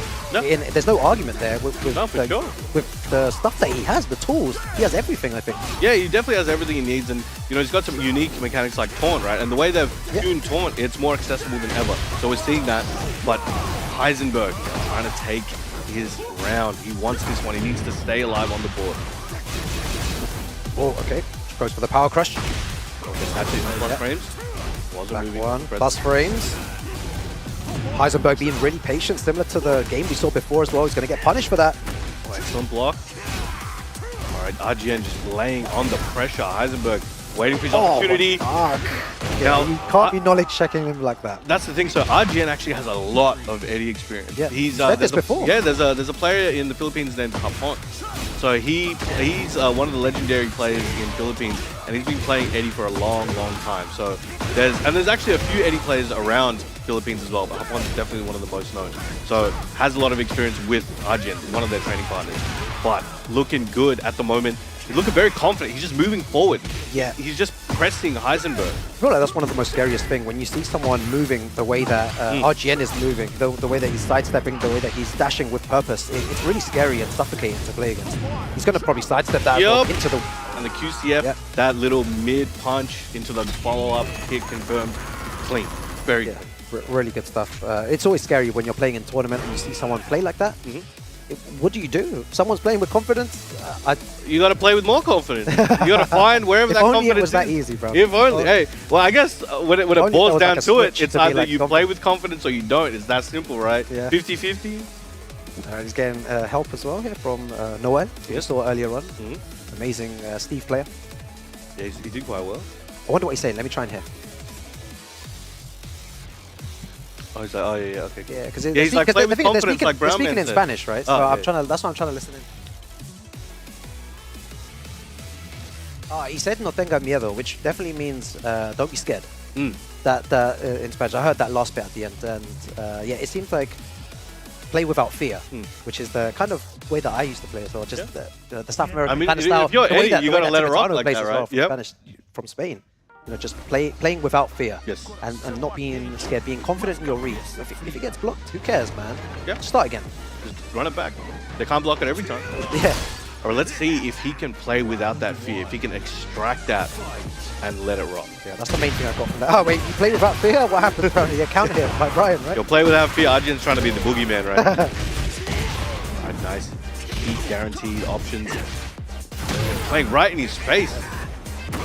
There we go. We That saw that one clean. before. So clean from RGN. Alright, he's looking very good.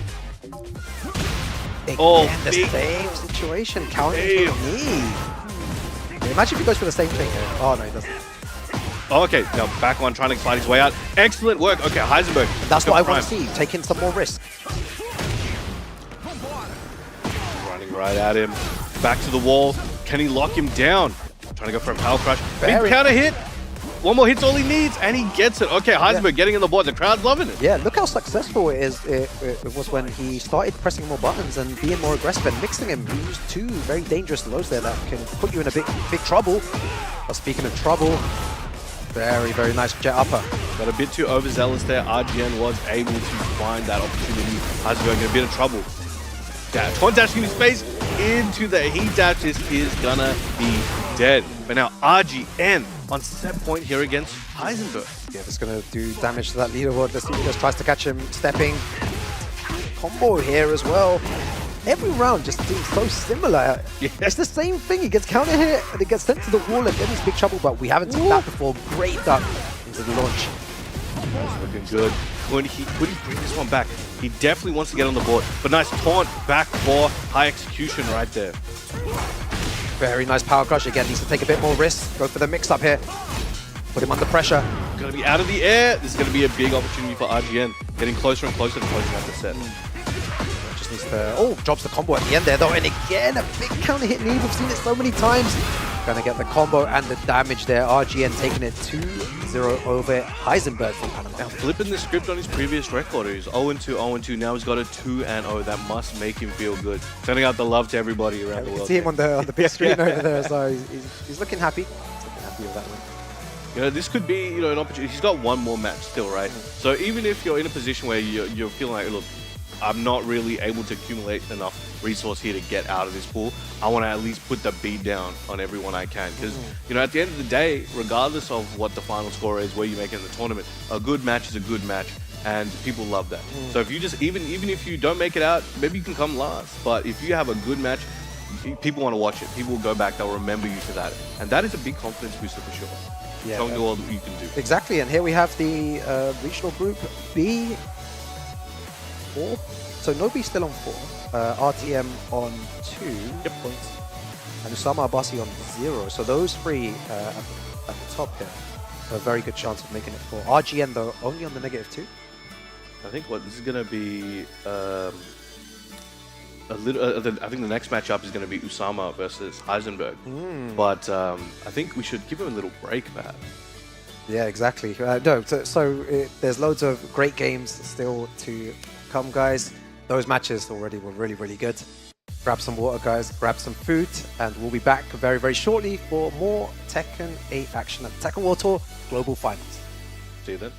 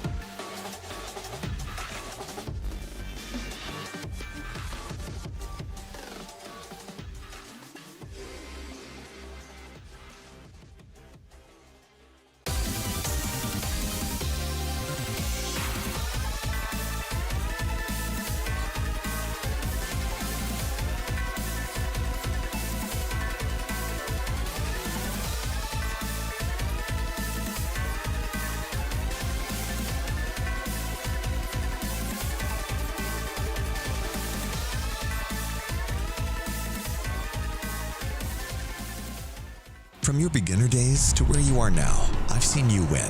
I've seen you lose. And I've always been here, right in front, lighting it all up. We were together when you first discovered gaming.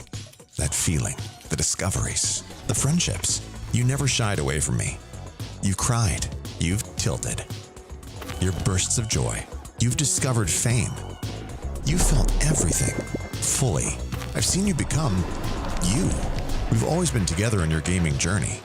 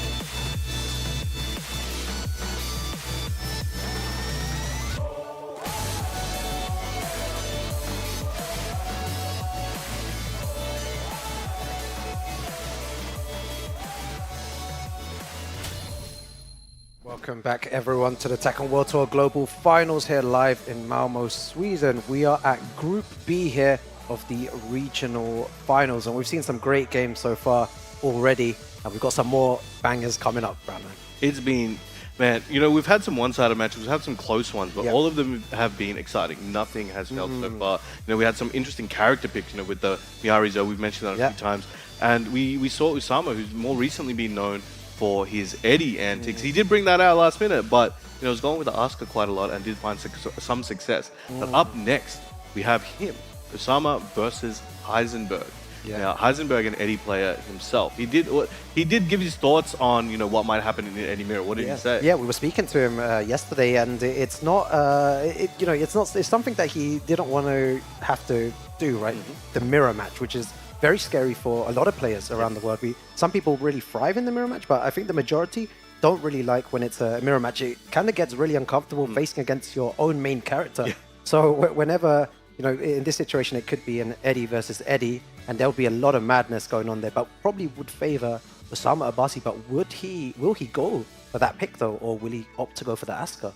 I think, look, whatever he's feeling in that moment would, you know, it is what it is. But I think I don't know how he feels about the mirror, right?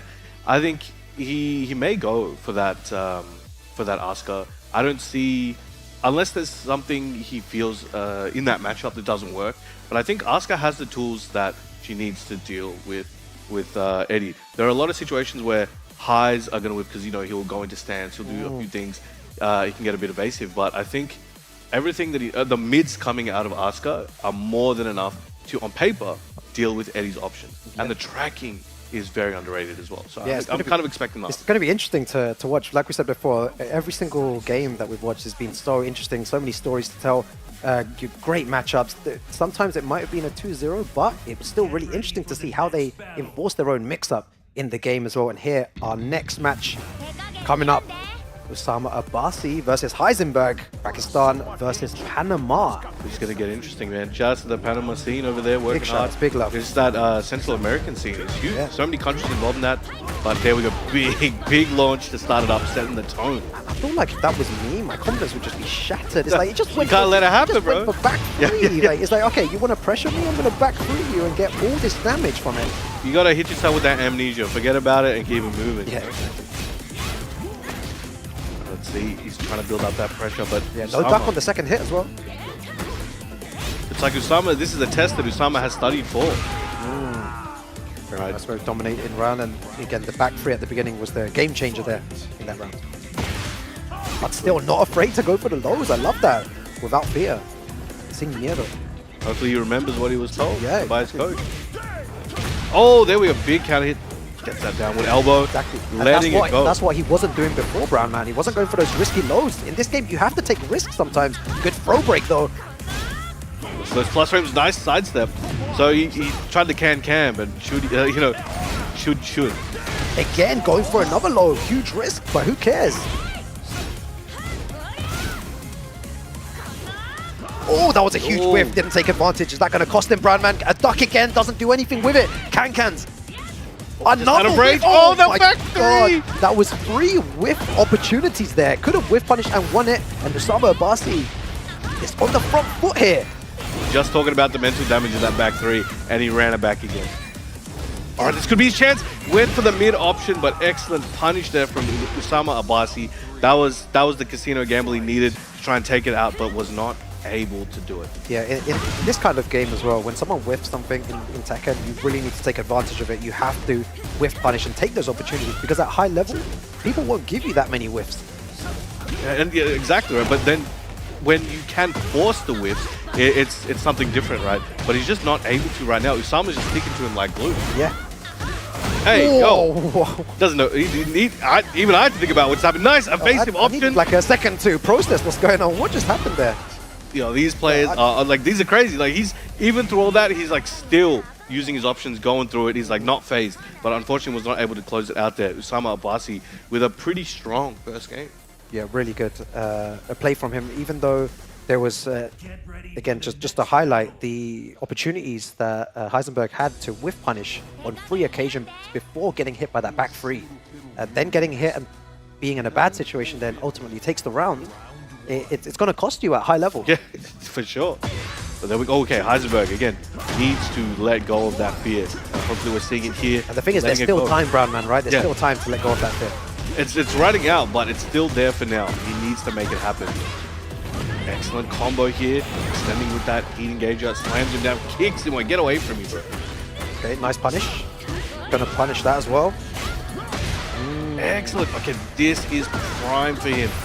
This could be a lock for his score, but unfortunately wasn't it. Yo, they're both trying to go for evasive punches there. Why did Asuka's win there, though? She's top tier. Yeah, I was like, why did that win? I don't understand. They both went for it at the same time. All right, there we go.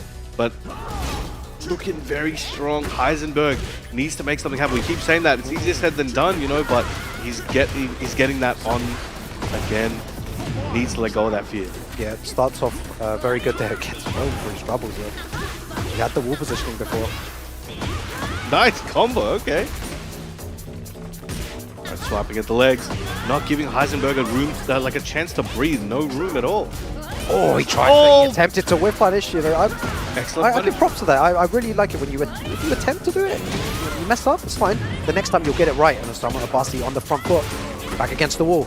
What's the mix up here? Goes for plus frames. Catching with the second hit. String mind games are in play. Beautiful. Oh, I was about to say, really good sidestep. Unlucky doesn't get anything with it. Hopefully destabilize the follow-up. Okay, set point here for Usama Abasi. Looking for a clean 2-0 against Heisenberg. Yeah, we're going to see another back three or can here when he overextends. Oh my god.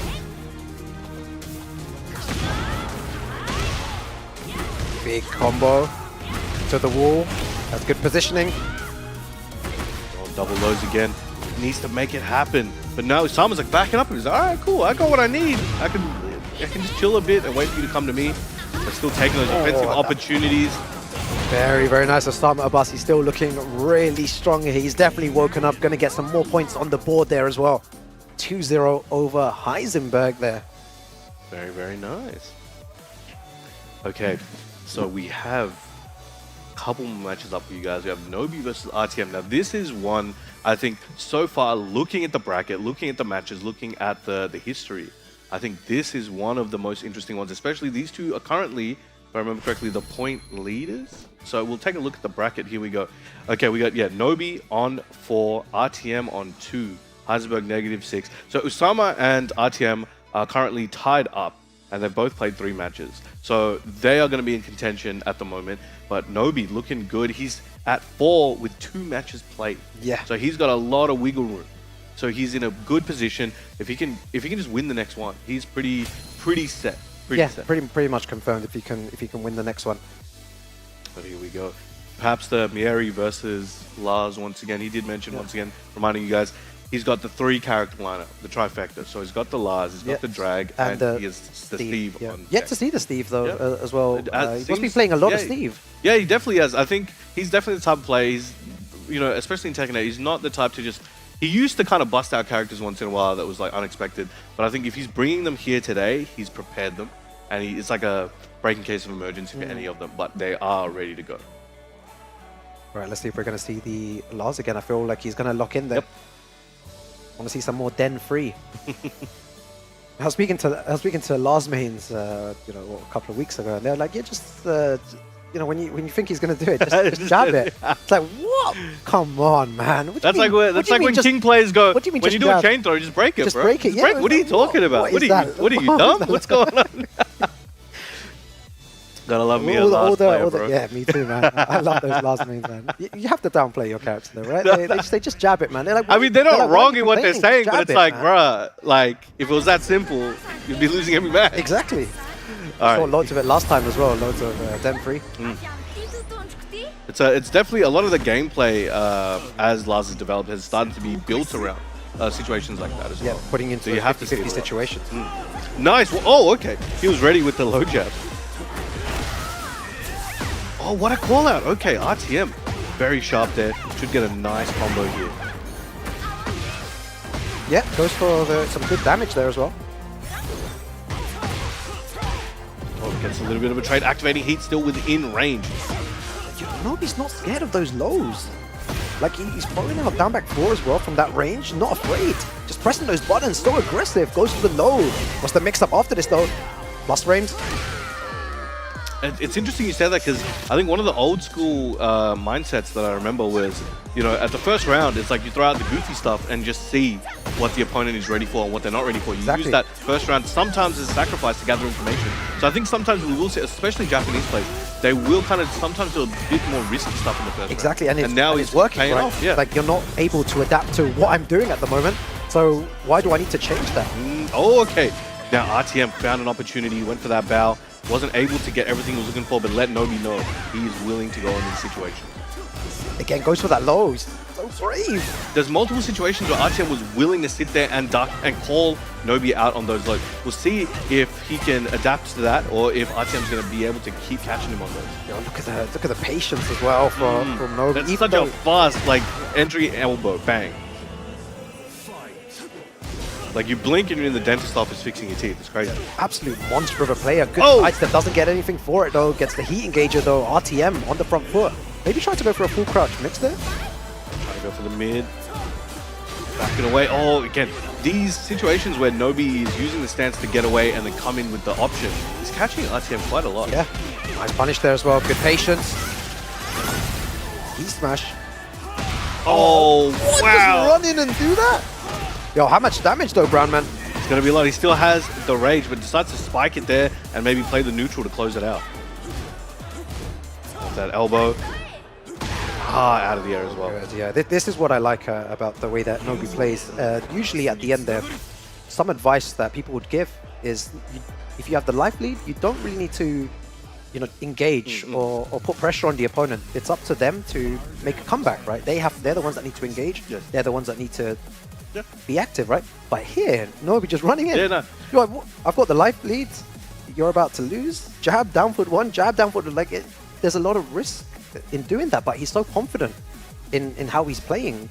I think it's so good. I think sometimes, again, with player and character is dependent. I think the way the Tekken 8 meta has developed is you don't want to rest on your laurels when you have a life lead all the time, where, you know, there's so many different tools that can be used for comebacks, right? Yeah, exactly. So you might, as well, right? If you're a legacy player, you might be like, all right, cool, I got the life lead. I'm a work on I got my defense locked in. I can catch him and I can, you know, force him to make a mistake. In this game, that's still there, but now you have to worry if they still have heat, if they still have rage, one heat if engager. They still have it installed. You're right. Yeah. One heat engager, you get install and then GG's, right? You're in a really bad situation where you have to guess for your life. So I really agree with the way that Nobi's playing. Yep. He's not taking the risk, and sometimes it's better. It seems like a lot of the time it's better to just close it out ASAP. The longer they stay alive, the more chance they have to come back. Yeah, exactly. Again, let's see if RTM's defense holds up. He has been blocking a lot of those lows. Nice movement. Oh my god, he sidestepped all the way around that. Doesn't get any reward for it though. Excellent heat dash. Doesn't get the full combo, but used up that heat. Not afraid to use it. Loves the human Beyblade. He's going on. Nice use of down jab there on 2 occasions to stop any type of pressure. Now, every time there's a block string and he knows that nobody's going to go in his stance, RTM's just willing to hardwall and hope he can catch out his option. And the back one to stop any type of movement or anything there. Good stuff from Nobi.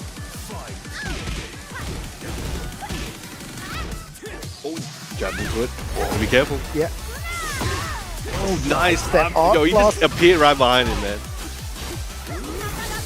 He got punished for his attempt on the whip punish. Out of the air, this could be prime for RTM. Yo, all those last mains, Randy, they're saying just jab, or there's jab right. easy, He just didn't easy jab to right. counter last. When you put it in the hands of someone like Nobi, it's a different story. Oh, excellent. Gets a full combo here. Yeah, tried to go for the down back 4 there, didn't work. Gonna lose a good amount of damage there as well. Dashing forward, getting some plus frames, going for more mix-ups there, that's what you want to see. Caught him with the mid. One hit's all he needs, but can he get it? Nobi, that's not going crazy, but there we go. RTM getting on the board, locking in that round. Yeah, I really like the use of Power Crush there. Very good, need to stop the pressure somehow. Oh, wow. Nice call out. Goes in a bow and kicks him away. Yeah, it goes for the low. But still, even then, it was all RTM, but Nobi finding a way back to just make everything neutral again. Fighting back, he got that heat, goes to the zoom in, gets the trade. Okay, still a little bit of heat for RTM, tried to use it, but Nobi not having it, sends him into orbit with that one. Yeah, the way that he's playing right now, Nobi 1 round away from winning another 2-0, 2-0. That's heavy, that's heavy. Nice down forward 2 though. RTM's gonna need to make something happen here. If Nobi can take this round, he's pretty much set himself up. Doesn't punish that as well. I feel like that's one of the first down 2s we've seen from RTM.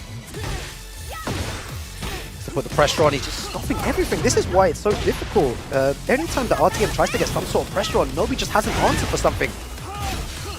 Oh, wasn't quite ready for that whip, but RTM still in it. Oh, I don't know if he did. Wow. Gets the arc blast for his troubles and closes it out with the running 3 Nobi. Again, very, very clean record. Well played there. Amazing last. RTM, though, taking a loss. Another loss on that record. Yo, Nobi with the experience coming through. He's been in these situations so many times and he's playing like an absolute monster with Lars. He's not even needed to think about the switch of character. Maybe to Steve, maybe to Dragunov. Just sticking with that Lars because it's working. Especially in those first few rounds. You pointed it out, Brown Man, that he's testing his opponent, seeing what they actually know. Just throwing out those down back 4s, down back 1s. You know, going into Den as well. So he's using all of these different tools to kind of understand, okay, you know this, you don't know this, you know this, and then creating a game plan because of that. Yeah, it's worked out really well. And I think that's the last time we'll see RTM in this stage. I think he's currently, on sets, he's on 2-2? Yep, so, I believe so. We're yeah. going to get the updated regional leaderboard here. And I think that's what, like 6 points for Nobi right now? Yes. That's crazy work, man. And he's playing again, no rest for the weary. So he's currently on 6 points. We've got Usama Abasi on 2. He's still got another set in the pipeline. And we've got RTM currently at neutral. He's done for the day as well. And Heisenberg, -6, still got a set against Nobi coming up after this one. And RGN waiting for Usama Abasi, currently on -2. So that, like, yeah, it's gonna be rough. Nobi, I mean, it looks like, if my calculations are correct, he's too big to fail right now. But we'll see what Usama can do in his set, and we'll see if Heisenberg can make an upset here. That would be pretty interesting, actually. Yeah, that would really shake things up a little bit if he was to make an upset here. He's been trying to play with no fear, and it's not been working out in his favor. So maybe a different change of style here to try and win against Nobi. Yes, it's a tall order. This is his last stand here. Win or lose, hopefully he can really make some results that he's proud of today. Yep. I know, representing Panama as well. I'm sure everyone at home is really proud of him. Making it this far is no joke. No, it's not easy to even make it into the regional finals, the global finals. It's really hard to even be here on the big stage. It's going to be huge experience for him, maybe even for next year to try and take the spot. Putting the name Heisenberg on, putting the world on notice, right? Letting them know you exist. You know why they call him Heisenberg? Tell me, Brown Man. He's a huge fan of a particular TV show we all love. His first name is Walter. Nice. So if you know what I'm talking about, enjoy that reference. But he's a big fan, but here we go. Let's see if he can make some history here today. Oh, big. That's the first time I think we've seen all day on the counter hit back 4. Crazy animation, bro. Yeah. It's very much like, I love Broken Toy from Heihachi, right? It's very close to that. Always very brutal. brutal. Man, yeah. It's iconic. I mean, he is his son, of course. It runs in the blood. Nice combo. Gets the guaranteed follow-up. Letting it all fly. Not letting Heisenberg breathe. Gets him up back. And the low to close it out.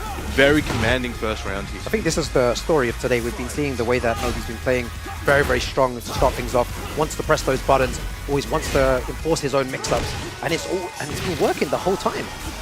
Doing it so far. Again, he is the one living with no fear, playing with no fear. Yeah, exactly. He's actually... Oh, nice big sweep. Heisenberg looking good at the moment. But out of the air, gets caught. Nobi gonna get a big chunk of a combo. Doesn't get everything, but still prime position. Still has a bit of heat left as well. Always feels against Lars that heat here just doesn't run out. Bro keeps calling upon the Sky God, man. He's got weather conditions on his opponent, mid-combo. Goes for the 3+4 after that. Gonna punish that as well. Perfect punish ready from Nobi. Dashing at him, asserting his dominance. 2 rounds to none at the moment. Heisenberg getting some opportunities, needs to be more aggressive perhaps. You know, win or lose, you got to make something happen. But Nobi just not letting up. Yo, that combo was sick. That was pretty mad. Got the little slide carry. Just suffocated. Yo, all those last mains that say, oh, you know, just do this, just do this. What do you do against Lars? I think you got some unresolved issues with the last community, bro. Yo, what's the I think you need to answer? have a sit down. Oh with yeah, them. last community. Talk to me, man. What do you do? Nice knock. He knows. Heisenberg, some advice there. What do you do against Lars? What do you do against Nobi? What can you do against Nobi? Nobody's had the answer so far. Oh no. They're gonna have to send their energy to Heisenberg over here. Just try and collective knowledge combined in his brain. Yeah. It reaches like Ultra Instinct or something and makes something crazy happen. Let's see, sitting here at the character select, he's currently hovering on Claudio. Now, interesting, like he was on there, but let's see what he goes with. Going back to Eddie, perhaps? Interesting he brought up the Claudio as well, because he was talking to us about, you know, the community they have in Central America, right? So he's always talking about Costa Rica is actually a big influence on this scene. They're always talking to them, learning together. Guatemala as well. Oh, cool. He did actually mention, you know, though he's a representative here today, he feels that Divine Exorcist is actually the best, 100% the best in the region. Nice, okay. So I was hoping to see maybe some shades of him through that Claudio, but sticking with the tried and true Eddie here today. You're gonna go out with you gotta go home with the person who brought you to the dance. Yeah, exactly. Right, we could get a situation here where Nobi doesn't lose one game. It could be in this group here. He'll be moving into winners round 1, I believe, of the top 20 finalists, which will happen on Sunday there. So the regional winners will go into that winners round 1. First round right there, yeah. So everybody in winners on the finals day, the regional qualifiers will make it into the first layer, and the second layer is reserved for those global qualifying players. So it's going to be crazy. Okay, so even if you win this group, you know, you've still got a lot of work to do to get to the promised land.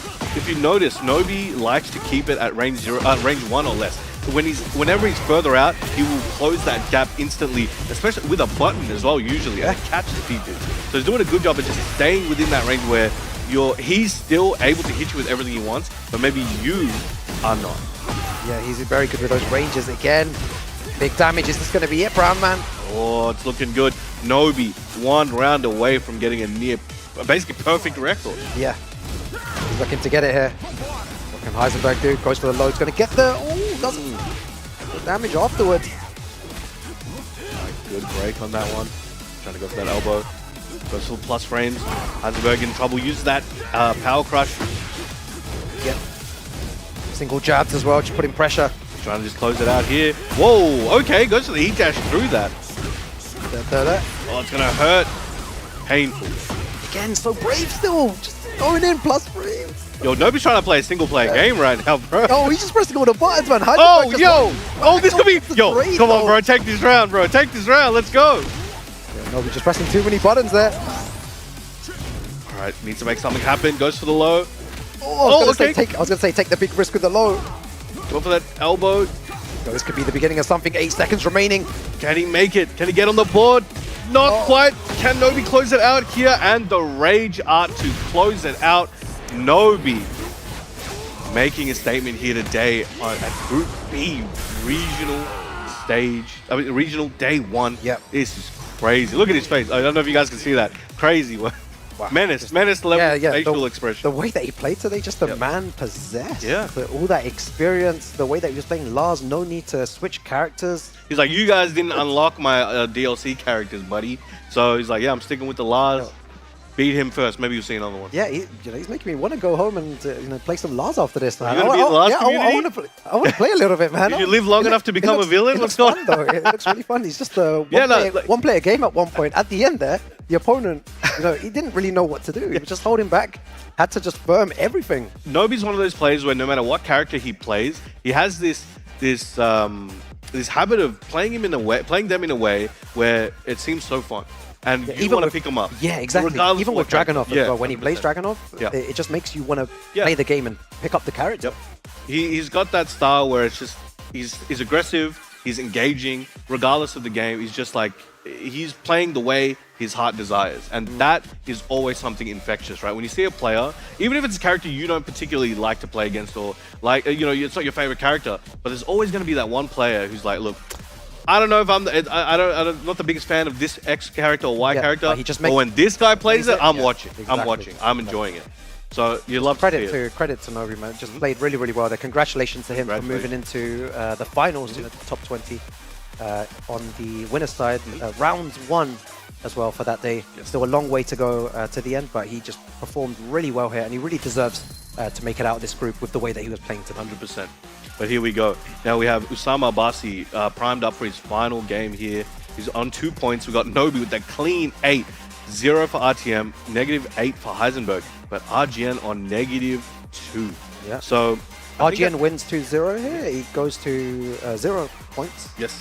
And Usama drops down to 0 as well. So then there'll be 3 people on 0, and Yeah. there should be some tie-breaking mechanics. Yeah, there. which we'll hear from Yes. production. So right, here we go. The last stand here for the Philippines. See what RGN can do. And I think this should be a good one. I think this one has a good chance to go to a very, like, I would not be surprised if RGN can take this one. It's a tall order, you know, like a few of the other matches we saw. But I think the characters that Usama has, RGN has at least the experience with them. Like Asuka, there's a player called Bakal. They're training partners with that. Yep. He's a long-running Asuka player. And obviously with the Eddie, he's got Hapon and a few other players from the Philippines historically. So again, knowing the matchup isn't going to save you all the time as well. You got to play like Usama, bro. You can know every frame, every punish, every situation. He'll still send you the shadow. Yeah, exactly. So let's see. Let's see. Man, players like that are so difficult to play it's against. scary, bro. It's like I do all this practice and I still just get absolutely destroyed. All right, they're floating around the character select screen. See who they land on. All right, Brian and Asuka. Oh, right, okay. let's Very get it going. interesting match. This is the final set of Group B, ladies and gentlemen. Yeah. We are 2/3 through the day. This is going to be big. This is going to be a great match. Yeah, we have another group, Group C coming up. I know a lot of people are going to be wanting to watch that as well. For sure. So, it's just been a great day of Tekken 8 action, and these group games have been so good and so fun to watch as well. The final game here, the conclusion round. This is it. It all comes down to this. I want to see some good, clean Tekken here today. Yo, look at this neutral, bro. This is one of my favorite stages in the game as well. I really That's love so sick. the music as well, the final round music. Everything about this one, crazy. Yeah, the detail in the background as well, so good. Yeah, man. All right, that's Power Crush.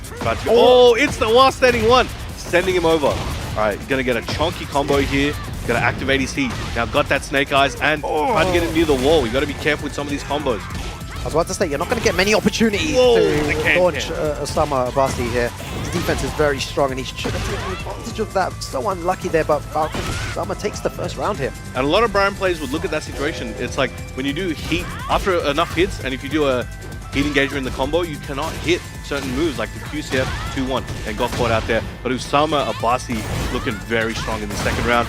Gets him, but still got a follow-up? Brother! Goes for the big low as well, no fear. Punching those toes. And gets the nice palm to close out the second round. Yo, Usama Abasi, he's got an appointment to make or something. Yeah, he's playing really well. Defense on point. Nice. Counter hit. This is going to hurt. I agree with that. Activate the heat there. Yep. You're on the front foot, might as well use it. For sure. Continue that. Oh, tried to go for a very high execution launch there. Yeah, that's really difficult to do, right? Yo, very difficult. You got a couple frames at most of leniency. RGN freezing up here, going to get guaranteed damage afterwards. One final mix potentially. Tries to nice! That could be the start of something, Brown Man. This could be the tides turning. Nice 12 break. Using up that heat at the wall. Oh, a bit antsy on that, but gets the reverse and gets the forward 1+2. Drops the combo though, so unlucky. Usama Abasi. This is what great players do. In situations like that, you take advantage of what just happened. Yes. You drop the combo, you're going to get punished heavily for that. There's no need to drop in that situation. And he did it. Then Usama just takes advantage, cleans it out. He's ready. But now we have game 2. Usama one game away from closing it out here. We have the Pack Pixel stage. Got a lot of wall shenanigans. Prime. Round 1. All right, let's get it going. Yeah, RGN's just struggling to find his way in. he's able to. That's the thing. Usama is hittable in these situations. He is, but it's not a situation where he can get much off it. He's willing to take a few hits, but then he takes his turn back very quickly, as you just saw there. And all the way to the wall, getting that extra damage as well. 94 damage. Oh, sends him up. Caught him moving, perhaps. Oh, good cancel. Not letting up. Trying to put a pillow over his face or something. Yeah, exactly. Suffocating gameplay there, man. Man, all right. Even I'm feeling a bit claustrophobic. Yeah, I'm just watching. Man. Can. Amazing. I wonder if there's any Astra players. Oh, there are. Yeah. Oh, I tracked him with that low. Nice counter hit. Pure aggression, just pressing into everything. Back four doing work this set. I should be able to do something big here. That was sick. Yo, what? So impressive there. One more round. Osama takes this. After a slow start, really pick things up. Gets that guillotine stunner. This could be RGN's opportunity. Get on the board, get some momentum, get some confidence. If he doesn't, I'm not going to say it. Okay, he didn't. Great. I was able to hit that combo this time. Oh, nice. Okay, yeah. Gonna get the floor explosion. Yo, take this round and everything can change. It can. Back one, elbow. Nice down jab. Nice punish. Okay, RGN getting on the board. Perhaps able to change the tides of battle, but it's going to be a hard one. Usama, only needs one more round. You have no room for mistakes. It's go time. Yo, great start from RGN as well. Takes him to the wall. That's good wall positioning. Everything's working. But this fire that's been lit in RGN, he can't afford to get that extinguished. Yeah. He needs to stay on track because all Usama needs is this round. So he needs to keep that fire burning and keep it, just keep it going. Yeah, good choice there as well to activate heat. Good block as well. Goes for the heat dash plus frames. Oh, beautiful sidestep there. What's the combo like though? He's in trouble. Not gonna be able to kill with this, but it's gonna be rough. We'll try to go for the unblockable. Wake up with the low. Oh, it's so close as well. Oh, we got the trade. Yeah, both of them on their final few pixels there. Go for the low. Thought he was going to go for a rage art afterwards. Put it in pressure. Usama blinks. Oh, and the power crush to close it out. Usama Abasi taking the final win here in Group B of the regional pools in the TWT Finals 2025. Oh, that was good to watch as well. The way that Usama started off very slow in this group and then afterwards just picked up the pace and looked unstoppable going forward. I'm really excited to see how he actually performs in the final top 20 of that global finals. That's gonna be crazy. Secured. Let's see what the scores are and who secured what and where they'll be going. If you make it out of this pool, you will be going into the first wave of the finals day bracket. Exactly, yeah. Today is just going to be the regional finals, tomorrow the global finals, and after that the LCQ, and then after that the finals of all finals as well. But here is how it went down in that round robin regional group B here. Nobi, what a performance, Brown man. Crazy. Look, he was untouchable. Look at this, 2-0, 2-0, 2-0, 2-0. That's insane. Immaculate performance there. 8 points, clear winner going forward on the upside. And Usama Abasi, 4 points there, making it through. But well played by all the players here, all the people they represent, all the love they show for this game. Big ups to them. No matter where you come from, you made it all the way here. I'm really proud of all these people, no matter what their performance was. Exactly. We're here for the love of the game, and it's amazing to see. I was about to say that as well. I hope everyone at home enjoyed that Group B action there. Big shouts to everyone in that group, the 2 players that went through as well, and all the other players that unfortunately didn't make it, but we will be seeing them, in a couple of days' time. Yeah, we do have the LCQ. So everyone here, they do have a redemption arc available to them. Everyone here who got knocked out, it's not over for them. They are going to be seen again on Saturday for that LCQ. They may be able to claw their way back. There's one spot. One spot. That could be anyone here that didn't make it. They could be there making that spot on the finals day. Yeah, that's going to be really fun to watch as well, especially when there's just one spot available for that LCQ winner, and then he's going to go into that shark-infested top 20. Where you land after winning that LCQ yeah, exactly, crazy work. Well. They are ruthless. Yeah, man, it's going to be a great time for sure. All right, but right now, let's throw it to the legend, Logan, on stage and see what he has for you guys. Thank you very much, Rukang and Brownman. Another very impressive group, but this time it was all about the impressive performance of Nobi, who swept 4 wins, 8 straight games, no losses. No one could take a game off him. He will advance into that final bracket on Sunday, top seeded here. And of course, in second place, it was Usama Abbasi, who fought valiantly and sealed that qualification place in the very last match that we just saw. It was, of course, a valiant performance from our 3 players who will not be making it into the final bracket just yet. RTM, Heisenberg, and RGM. All 3 of these, though, we'll see them again at the last chance qualifier on Sunday. But let's look ahead at that final bracket because, of course, Nobi, we know who he will be facing. It will be Breadman, who made it out of Group A. We still await to see who Usama will be facing out of Group C. That is still to come. And of course, if you can see there at home on the brackets, Nobi on the path to meet up with Atif if he can keep on this winning way. And Usama on a path to face with Arslan Ash if he makes it into that second round. That's all to come on Sunday. Today, of course, it is still regional leaderboard group stages, and we'll be back to put 2 more players in that bracket on the other side as Group C concludes the regional group stages. We'll be back after this short break. More action from the Tekken World Tour Finals 2025.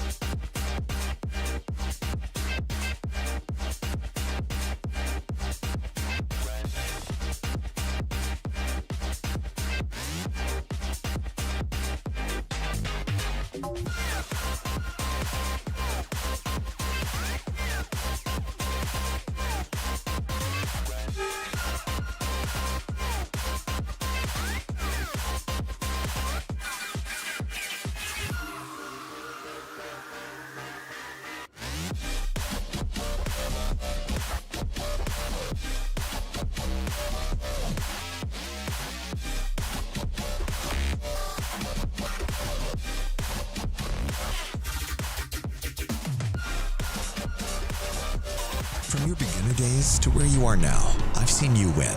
I've seen you lose. And I've always been here, right in front, lighting it all up. We were together when you first discovered gaming. That feeling, the discoveries, the friendships. You never shied away from me. You cried. You've tilted. Your bursts of joy. You've discovered fame. You felt everything, fully. I've seen you become you. We've always been together in your gaming journey.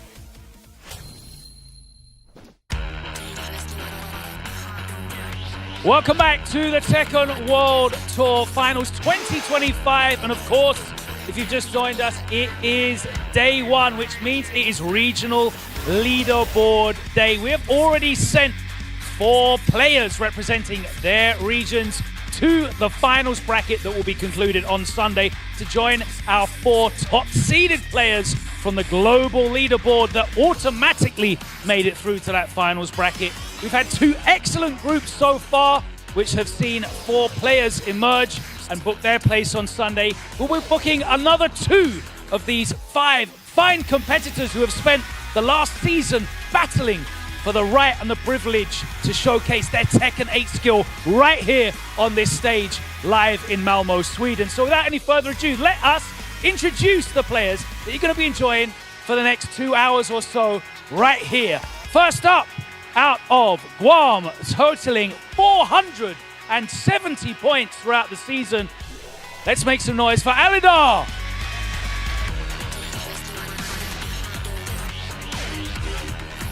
A fantastic total of 490 points, qualifying out of the United States of America. It's Victim of Ritual.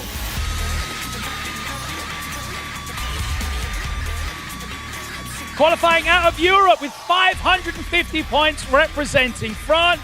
Let's make some European noise for Hexmark.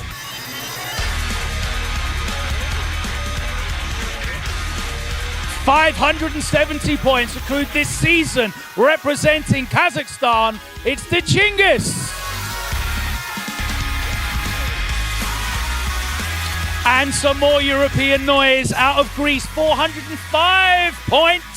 It's Quistakis.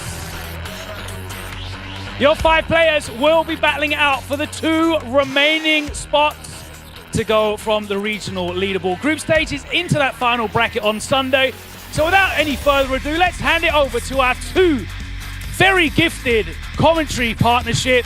It's Martin Obama and Punsley. We've been waiting on this one all day. Tekken World Tour Finals 2025. Regional qualification stage here. We're going to find out who's going to be making it to that 20-man bracket on Sunday out of our regional qualifiers, but this is Group C, bro. Look, first of all, Majin Obama here with none other than welcome to the Pun Life. How you doing, man? Thanks for having me. It's a joy to be here. Obviously, last group of the day, but definitely not the least. We have 2 European candidates in here, so I'm very excited to be biased as hell towards the European players, as always am. But there's also some upsets that could potentially happen from the other players. I think there's a lot of talent in this pool, and you know, I think a lot of people focus on the first 2 pools. But I think this one can also be very, very interesting. Who actually makes it out? That's what I'm talking about, man. This group to me, looking at the lay of the land, like you said, everybody's focused on Group A, Group B. Hey, look, Nobi was cooking. Usama Basi went according to plan, right? But we're actually going to see one of the players who's going to qualify to play into that position to play up against Usama Basi shortly. But out of this group, this is the other guys to me. People been doing a lot of talking about this guy don't belong here, this guy don't deserve that. This is where they get to put it on the table and prove themselves, and look, and leave it all on the table here. For some of these guys, it's their first time competing at the World Tour Finals on a stage like this. Few of these other guys, like you said, it's not their first time. Yeah, absolutely. You know, we saw Alidar, we saw Kostakis in the previous finals, and maybe they had a bit of a rough path, so this is almost like a redemption for them now, trying to make it further in. But I'm also really excited, you know, see the Chinggis and see Hexmark as well, see how they do, because those are players that have also been playing for a while now, and getting better and better and stronger. And of course, Victim of Ritual. You know, however much I hate to glaze the US, they do have some quality players, and Victim is an excellent example of that. No, you can leave the US glaze to me today, man. Look, bro, USA, we've been taking some L's lately, bro. It's been rough for a minute. But I know Victim of Ritual about to make it out of this group and stun some people. Y'all got to hold the EU. Y'all got two agents in this group? Listen, I don't know, man. Anything can happen. You've seen Hexmark. He's done upsets. You've seen Arslan going into losers thanks to Hexmark. So that could happen again. An upset is an understatement, man. That performance at UFA against Arslan Ash, the Emperor, and the way that he did it, the emotional release after, man. But take a look at this guy. This is someone you know well, of course. Kostakis qualifying out of the Greece. And look at the dojo appearances he's had. And of course, you know, Kazakhstan's representative here, the Chinggis, the Almighty Running Series. He qualified mostly through that. This is his first appearance. He's him and Victim of Ritual for this stage of this tournament. This is going to be their big debut. And I think, like, this is their big chance to put something out there, you know? Yeah, it's also really, really interesting because this is the first year Kazakhstan's actually been part of the tour as well. It was not part in previous years, so this is a big moment for that community. I was talking to the Chingiz earlier. You know, he's very proud of the Kazakhstani technical community as well. They're being very supportive, sending him messages, making sure that, you know, he's powered up and he really wants to represent the region well, and of course represent his character well. He was telling me he's a big fan of Leroy. He used to play martial law before that, now plays Leroy. So we'll see how it goes. Well, that is not a character I was expecting on the other side. Okay. It's about to be somebody's Final Fantasy. I've seen it before, but I was still expecting Lars. But hey, it is what it is. We'll see which stage we get as well. The first match of Group C here. This is the one, man. This was the one, kind of like the wild card group out of this day. But we're gonna open right here. Quistakis going up against the Chingiz. Clive versus Leroy. Yeah, two characters. I don't think it's a matchup you see very frequently online or offline. So it'll be very interesting to see how it plays out. Clive can struggle with pressure up close sometimes, so we'll see if the Chingiz can take advantage of that. I feel like at the highest level, you mostly see this probably match up through Breadman and maybe like Preston or maybe like a Chikarin, right? Chikarin, those are probably the biggest representatives of this character at the highest level. But let's see, Quistakis going away from Lars here, but not that spear. Nice, already activating heat, getting back into it. 40 seconds. You know, there's a little bit of great help to work with, but that's not matter. The down forward 2 already punishing very heavily here. And Quistakis with a really good sidestep left and whip punish for the round there. Starting off really strong, very quickly as well, just trying to rush the Chingiz down. And that's some of the cues here, right? It's going to be like, the Chingiz, is he going to be able to get that sense of when Quistakis wants to, especially sidewalk, sidestep left against Leroy, but also, is he going to have a good sense of when to pump the brakes against Clive? This character with some of the options he has, like that one, that parry you always have to be worried about. Oh, get over here. Rope him in. Going low as well. Going to be a bit difficult. Nice, staying on the floor. He's going to have to adapt to that kind of mind game very quickly here, right? That's a very fast 2 rounds. Yeah, extremely fast as well. It's not like the Chingiz is doing that bad as well, but Quistakis, every time he gets a chance to rush down, he's just absolutely taking it. Nice, looking for the parry again. Both these cards as well, strong parries available. There we go, he uses it again. Nice interrupt using that. There you go. On the other side, punish. The low staff might cost him dearly here. No, got lucky at the wall. Oh, and the orbital coming through for Quistakis, making all the right decisions with the parries with the orbital as well, interrupting the pressure really well and seals the deal 3-0 so far. Yeah, and like you said, that was just hard for the Chingiz to really get anything started. Anytime he had an opportunity, it felt like Quistakis was a step ahead with either another solution or just like an instant call out, right? He got hermit pressure off like 1 or 2 times, but sidestep or orbital was the call each time, and he was right. Yeah, it's quite difficult to deal sometimes with the Clive pressure, especially on his heat, you get the strings and such. So the strong parry actually might be very good in this matchup, considering, you know, the normal characters with generic parries cannot parry those weapons. So that could make a big difference, but you still have to hit the right timing, because otherwise you're gonna die for it. Yeah, that one this time working the lows a little bit for Quistakis. Oh no, one punish. Missed opportunity there for the Chingiz. He cannot let those go. 1+2 though. Nice, and there we go. There's the strong parry I was talking about earlier.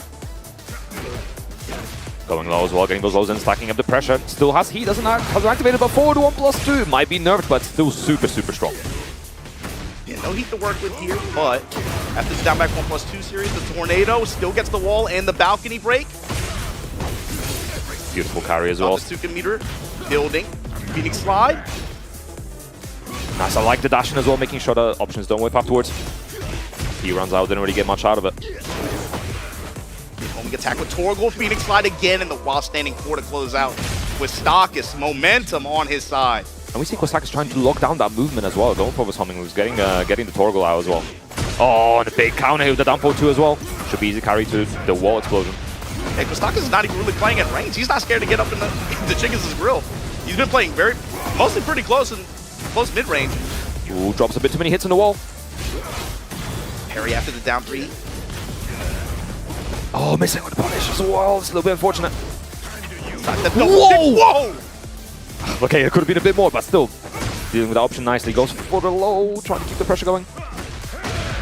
Oh, the axe he's saving. That could have been a lot more scary. And again, he finally got the opportunity to get some wall pressure off. But Quistakis, once again, he's not afraid to bet on some of these, like either low crushes or even just hesitations. This is a classic European playstyle, right? Roll the dice, make the hard read. He's not afraid of game. Nice, good combo as well. Again, should be easy wall. Stabilizing the combo. Especially after the activation. Get wall, tremor punches. Getting a little bit of that heat back as well is definitely going to help. Oh, nice spacing, doesn't get that much forward, but unfortunately going low again, spends the heat. Good break. Runs right into another chain punch sequence.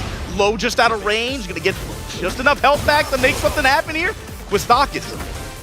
Going low as well again, ditching his pretty good health lead right now. Tries to move, gets caught by it anyway.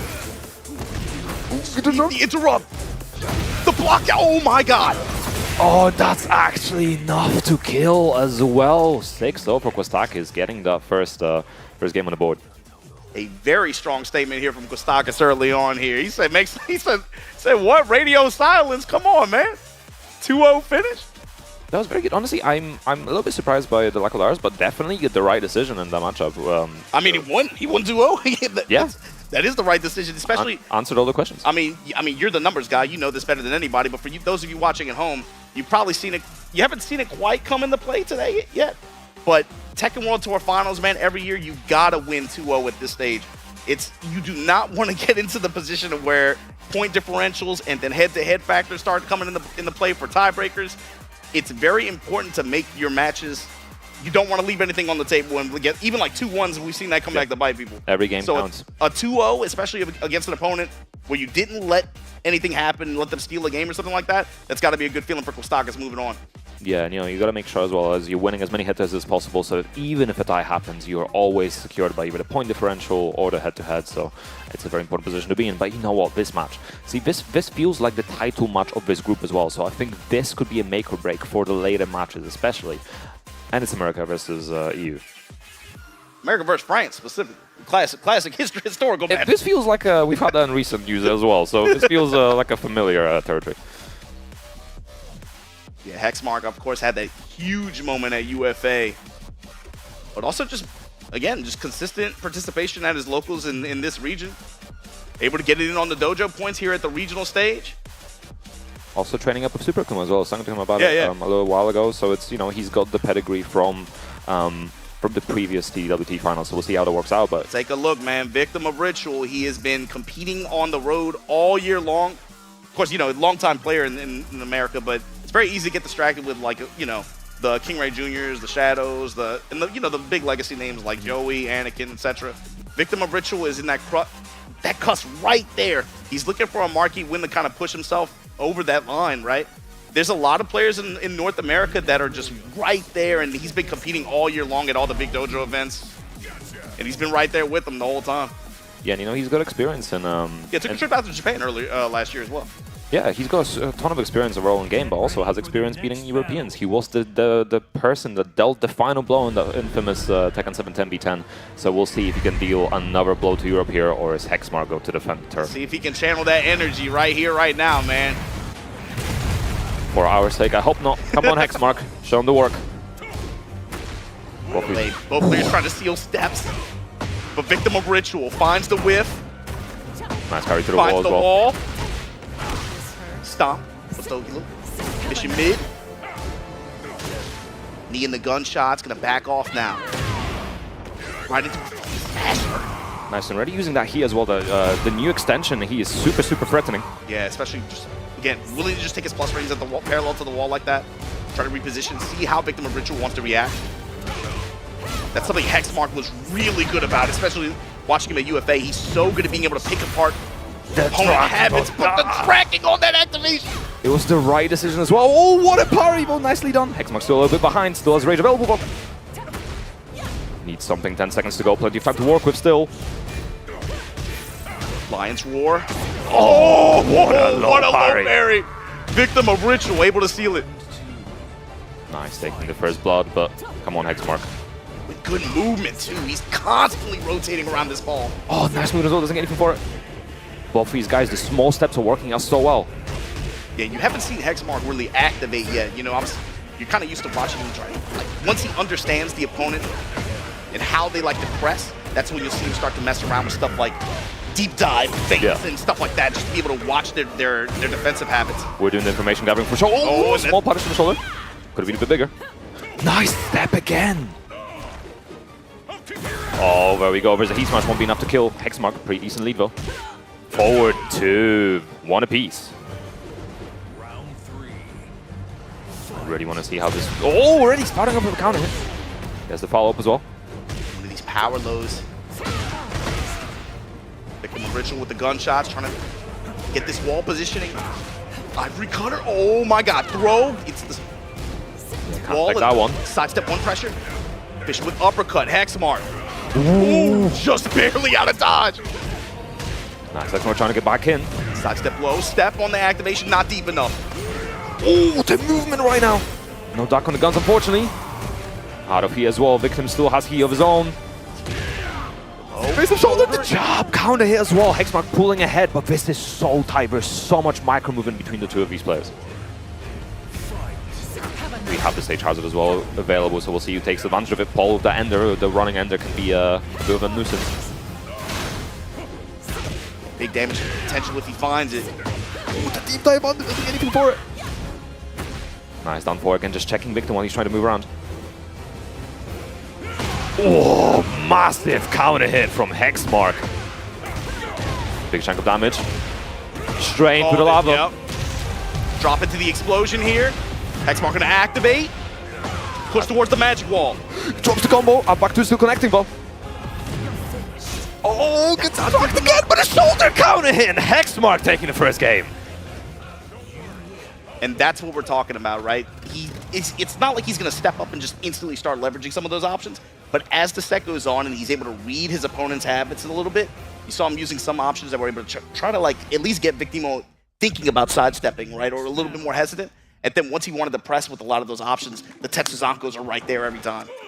Yeah, and you're like, absolutely just that call out when you mentioned it, and then like literally split seconds later, we saw the first one come out, and I think we're going to see more of it. But he's also going to try to dial it back because we've seen Hexmark play before, and he just varies between the aggressiveness and the more passive play. He's very good at rotating options. Yes. So now that he's shown it in this first game, he might go away from it and then bring it back later. You might see him do that. Nice, there we go. Or he'll just keep doing it. Never mind. If it's working, it's working. The counter hit properties on the shoulder are definitely very good now. Nice break. Again, getting those lows in as well. He's not scared of committing to those lows, starting a death by 1,000 cuts. Distracting from Victim. Victim's movement. Oh, you gotta be so careful, Mrs. Paul. That 14-frame launcher. Hexmark undeterred here. Tornado, activate. Rage 2, gonna keep pushing. Nice, Losky available. Deep dive pressure. There we go, down one. Another round on the board. Again, it's about backsway options, foreign stamp options, deep dive step. Yeah, both these characters having the unique options definitely makes the matchup interesting. Oh, what a step! And again, the 14-frame launcher coming in clutch. Drops it on and 78 damage. With uppercut, Victim of Ritual. Constant micro step left. Both these characters, those save down forward twos are going brew right now. Such good options. Oh, a little too slow. No break again. Here. It's interesting that you can see Hexmark looking for the parries as well again, but just not quite landing them since the last one. Nice, he activated. Oh! Incredible low parry. He's got to convert this here. Yeah, activate. I think even if he doesn't fully convert, Hexmark is still just not going to be able to get back in the game right now. No enough time. Yeah, just not enough time. Victim burning enough time because of timeout. Beautifully done. Well played round just to stave off momentum, if nothing else. Absolutely. And gets to the open for Hexmark. Victim trying to shut him up. He's bringing out a lot more of the move list too. Hexmark is really starting to dig in the option list. He paid for the entire move list. He's going to use it, but big counter hit down 4-2 from Victim. Well placed uppercut here. What's he going to do with it though? Not close to the wall yet, but going to activate. Just to get short of it. Oh, sweep the floor. The floor with them pom-poms. Traded Victim's favor. Gunshot. Oh, but the Death Fist might be the reversal he needed. Still alive. So the available. Nice dog. Nice punish and the low as well. Hexmark just like that on set point. The momentum break was not enough to stop him so far. No hesitation. Sidestep low there. Nice interrupt as well. Hexmark not deterred from Victim right now. Oh, Victim on his side, you can feel it, a sense of urgency here. I got to get back in this. Yeah, definitely needs to do it sooner rather than later. Hexmark's been playing even in those clutch situations really, really well. No punish. That's gonna cost them potentially. Nice burst activate. Yeah, the step 2 just not deep enough. Good break this time. Second Eagle X as well. This won't be enough to kill, but heat smash is spent. 25 seconds to go. Victim, you have the resources. Activate Raw. No, Hexmark with the call out. 2-0 over Victim of Ritual.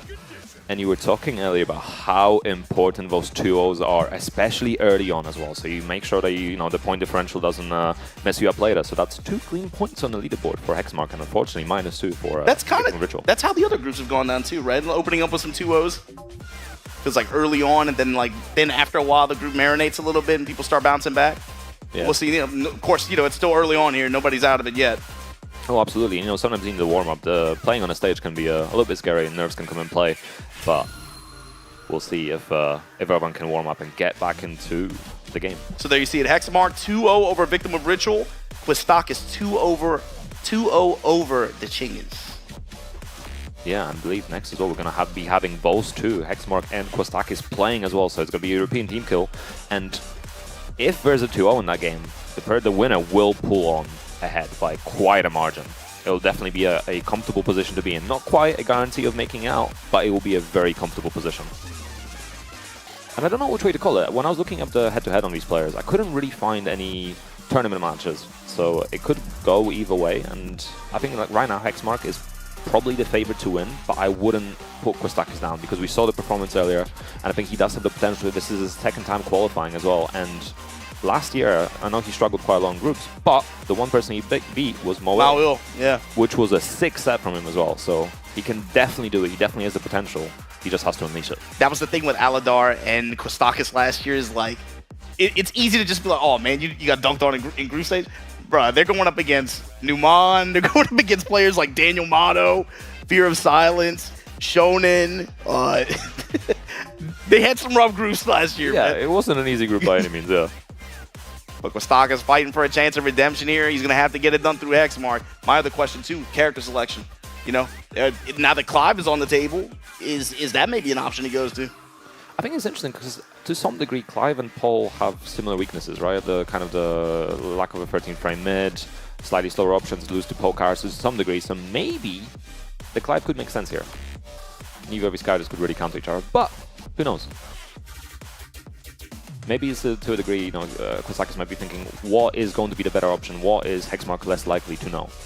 There isn't that many Clive players around in Europe. There are some, but not that many. So makes sense to pick him potentially. Well, Quistakis just gave us his answer.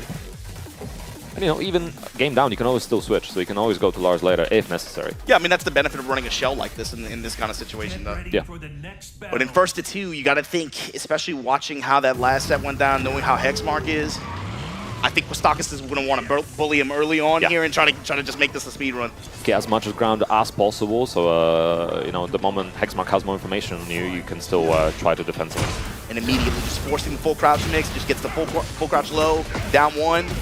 Hexmark though gonna pick him up. This brother hurts, man. People forget this is a punish character, man. Ooh, combo drops again for Hexmark, a bit unfortunate. Even without that ender, that's 78 damage. 78 damage, and then look at the positioning too. Already just kind of testing him out with Gengetsu, putting the down 4-1 pressure on him. Yeah, trying to push him in the corner as well. Nice little Namco. There's the 1+2 to interfere. Oh, the heat strings as well. You gotta be very mindful of those. He activated Hexmark a little bit. Ooh, the movement as well. Deep step. Oh, this is dead, right? This has to be dead. Yeah, this Paul. Oh, he's got everything. He's got everything. That's a Paul sequence. The high spot combo as well. Perfect positioning. Tetsuzako to open the round. That's so smart. Quistakis has been pressing round start, so he's just going for it himself. 12-frame shoulder, why not? Big launch though. Should be easy carry. Clive pretty decent with his wall carry. Pretty decent, let's put it lightly. Yes, the last tornado here, there we go. Yeah, you better hold all these effects. Nice ducking as well and wake up knowing what the option is. Caught after the step, unfortunate. He's gonna run out! Oh, got the splat, but wow, Hexmark. Rage art. Good idea. Man, the awareness. Is this going to be enough? I don't think this is enough to kill, but it's still going to be a very nice situation. Recovering a bunch of health, and he available as well. He could activate here if he wanted to, but no, running in. Oh! That one, but the counter hits sweet and just like that. Make him Mujakatsi. Quistakis able to steal the round. Nicely done. To be fair, I like the use of the Rage Arbor as well. You know, you're guaranteeing the kill, and also you get a little bit of a breather as well. So, you know, maybe if you're down, and it's a nice sequence to give yourself a little bit of a break. No, you're in the regional bracket, especially this guy played here last year. Play for keeps, man. You get the opportunity to do it, seal the round, do it. Make it more chill. A cinematic experience. Oh, catching the evasive shoulder. Uh-oh. Oh, no. Unfortunate. It does happen.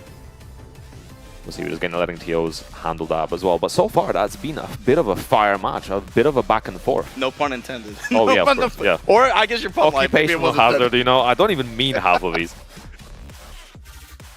But yeah, I kind of don't know who to root for, because obviously we saw Hexmark starting off very strong, but the return from Kostakis with the Rage Art at the end was actually really, really clean. And also the fact that Hexmark already, like, 2 rounds in, was locking in the shoulders on the round start to prevent the pressure from Clive's Demon Breath. I don't really know which way it could go. I mean, again, I'm thinking long set. I like Hexmark's approach. Willing to just, like, again, very strong options, put them on the table. That's going to naturally create a sense of hesitation, or like make Kostakis have to think a little bit about how he presses, how he wants to approach. Then you take that option away, and it probably that hesitation that'll allow a little bit for Hexmark to move around a little bit and apply his own kind of pressure like that. Because the other thing too is Clyde has these ranged options that I mean, you don't really see it played out like that exactly, but he can kind of tag you from pretty far away, obviously, with the sword, right? You saw him opening up. Good old back two. Exactly, back two, full crouch down, full crouch slash. Those kinds of options you saw him opening up with in the beginning of the first round, and they kind of just went aggro and just got up his grill, and then just was forcing pressure after that. Yeah, it definitely feels really rough to play against him as well, because obviously there's some characters from previous games that really like playing that kind of the mid-range, right? They're sort of range 2, range 3 sometimes, like maybe something like Lee with the slide and forward 3, or like Law with the while standing 2 and slide. So like traditionally slide characters, but versus this character, if you're mid-range, it feels like you're at a disadvantage because of how strong his mid-range is. And then you get up close in his grill, and it's a little bit of a more even fight. Yeah, it's one of those character matchups where it's like, sometimes, depending on your character, backdashing feels like it doesn't do anything. Yeah. You know? You're like, I can't do anything from here. You're just going to put on the back foot, and you have to make defensive reactions to what they're doing, right? Yeah, 100%. And it's like, I think you can really tell the difference as well, because I've been playing this matchup recently versus a friend of mine on Steven, and I could tell how much of a difference it made when I was range 0 and just pressuring, you know, the back one was helping a lot, for example, was quick counter hit options are always really, really good. But even just jabbing him out, right, it's not a bad option. Obviously, the counter hit low is a big threat, and you have to be very mindful of it if you try trying to go for the highs. But a good old mid check here in Burr can do wonders. So with that said, yeah, we're gonna wait on the judge's call here, but you see, oh, that's the vision through the trophy. Look, have they been able to see the RGB lights on this thing? I don't know if they have, but bro, whoever wins this thing, they're not going to sleep if it's in their bedroom. It's a wrap, man. That thing is mad bright. It's insane. That trophy's like as heavy as me. It's insane. But yeah, still just waiting on decision, just checking the buttons as well, something to make sure that nothing happens. And there we go, the beautiful RGB. It's so shiny. It's just so shiny, dude. Especially when the light is reflecting of it, it's incredible. Somebody's gonna take that home. Somebody's gonna have to put. I don't know if that'll fit in the checking bag. You're gonna have to. I don't know how they're gonna get that home, but yeah, the 23 kilo limit on the bag might be an issue. That thing's pretty big. Yeah, we see Expert taking a sip of water as well, getting back onto the stage select as well, going back to the same stage. Yeah, it looks like we're just about ready to queue back into it. Yeah, unfortunate, but the important thing is when stuff like this happens too, it depends on the kind of player you are, but you gotta find a way to still feel like dialed into the match. You don't want to get iced. Specifically the game too, right? That, I mean, depending on the character, that makes a difference, you know? Yeah, absolutely. You know, it's going to be difficult, but we're just going to get the rounds in, and then we'll see it continues. Because we've seen that happen before. Sometimes like players specifically take long between the games, for example, to try to ice their opponent a little bit. So it's definitely a valid strategy, but you gotta just keep on top of your game, keep locked in, and even if you lose a round because of controller, don't let it affect you. They're trying to get the round straight right now, but we'll come back into it in just a second. Yeah, almost, I think one more round to give, so it'll be 2-1 for Hexmark because of the controller issues. So Hexmark just needs one more round to take the first game. Obviously, Kostakis still needs a couple more, so we'll see if he can get back into it. All right, here we go. Cool, everyone's ready. We got a thumbs up. So 2-1. All right, press play. There we go. Back into it. Like as if nothing happened. It's fine. We're back. 1+2, and again, Hexmart. There's down 4-1 series out there in the big up 4-2. Oh, and the timing, like calling it a parry beautifully. The delay there, just the wait and see the parry. Tags him big time for it. Beat span, Hexmark ready. Ooh, the shredder kicks! Beautiful whiff punish. Got the wall too. Doesn't do the combo this time, so much damage, goes low, and that's the first game for Hexmark. You know what, we're talking about getting iced. He definitely was unfazed. Completely unfazed. Looked around, he was like, all right. Here we go, game 2. Kostakis, what's the answer here? Much larger stage. Gonna be a little bit more difficult for Hexmark to be able to try to get those, take advantage of those walls. Yeah, especially, the demo man as well. It's a tool where you have to be very, very close to actually take use of it, especially in this game. We're gonna see a lot more neutral. Man, opening up the wheel kick in the sweep. The step right duck as well. Wow. Beautifully done. And while he was down there, took a chunk out of his ankles. Nice. Could have been a slightly bigger punish, but damage is damage. Oh, the dash in as well. Yeah, this is the Hexmark I was expecting to see. Oh, but the spacing from Kostakis. Nice punish with the down 4-2. Far-reaching uppercut like that. Kostakis might make it easy for him. Oh, he's getting the wall, isn't he? He better hold this wall positioning though. Still SC available as well. Oh, the cross up. Ouch. Definitely not giving up just yet. Kostakis 1 round on this game right now. He's not overcommitting as well. He's making sure he always lands like hit confirm. What a trade! Nice, good call on the low again. Standing 4 and just working again. Gets very polite here. 1+2 from Kostakis. Gonna engage. Beautiful launch punish as well on the low, and we see Hexmark delaying his timing on the low pin those dashes as well, but he's also varying the amount of dashes he puts into the timing delay. Oh, the dash in as well, gets the wall! Beautifully He found done. it. And the delay as well, gets the clean hit deficit, Hexmark. Equalizing this game. Note Hexmark's heat usage too.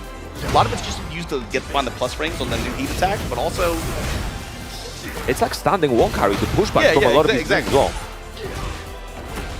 Speaking of wall carry right now, Clive no stranger to it. Oh, we're back in the wall. 3 rounds straight. 3 rounds straight. They're gonna find the wall each time. 70 by 70. No, but stage that's deep.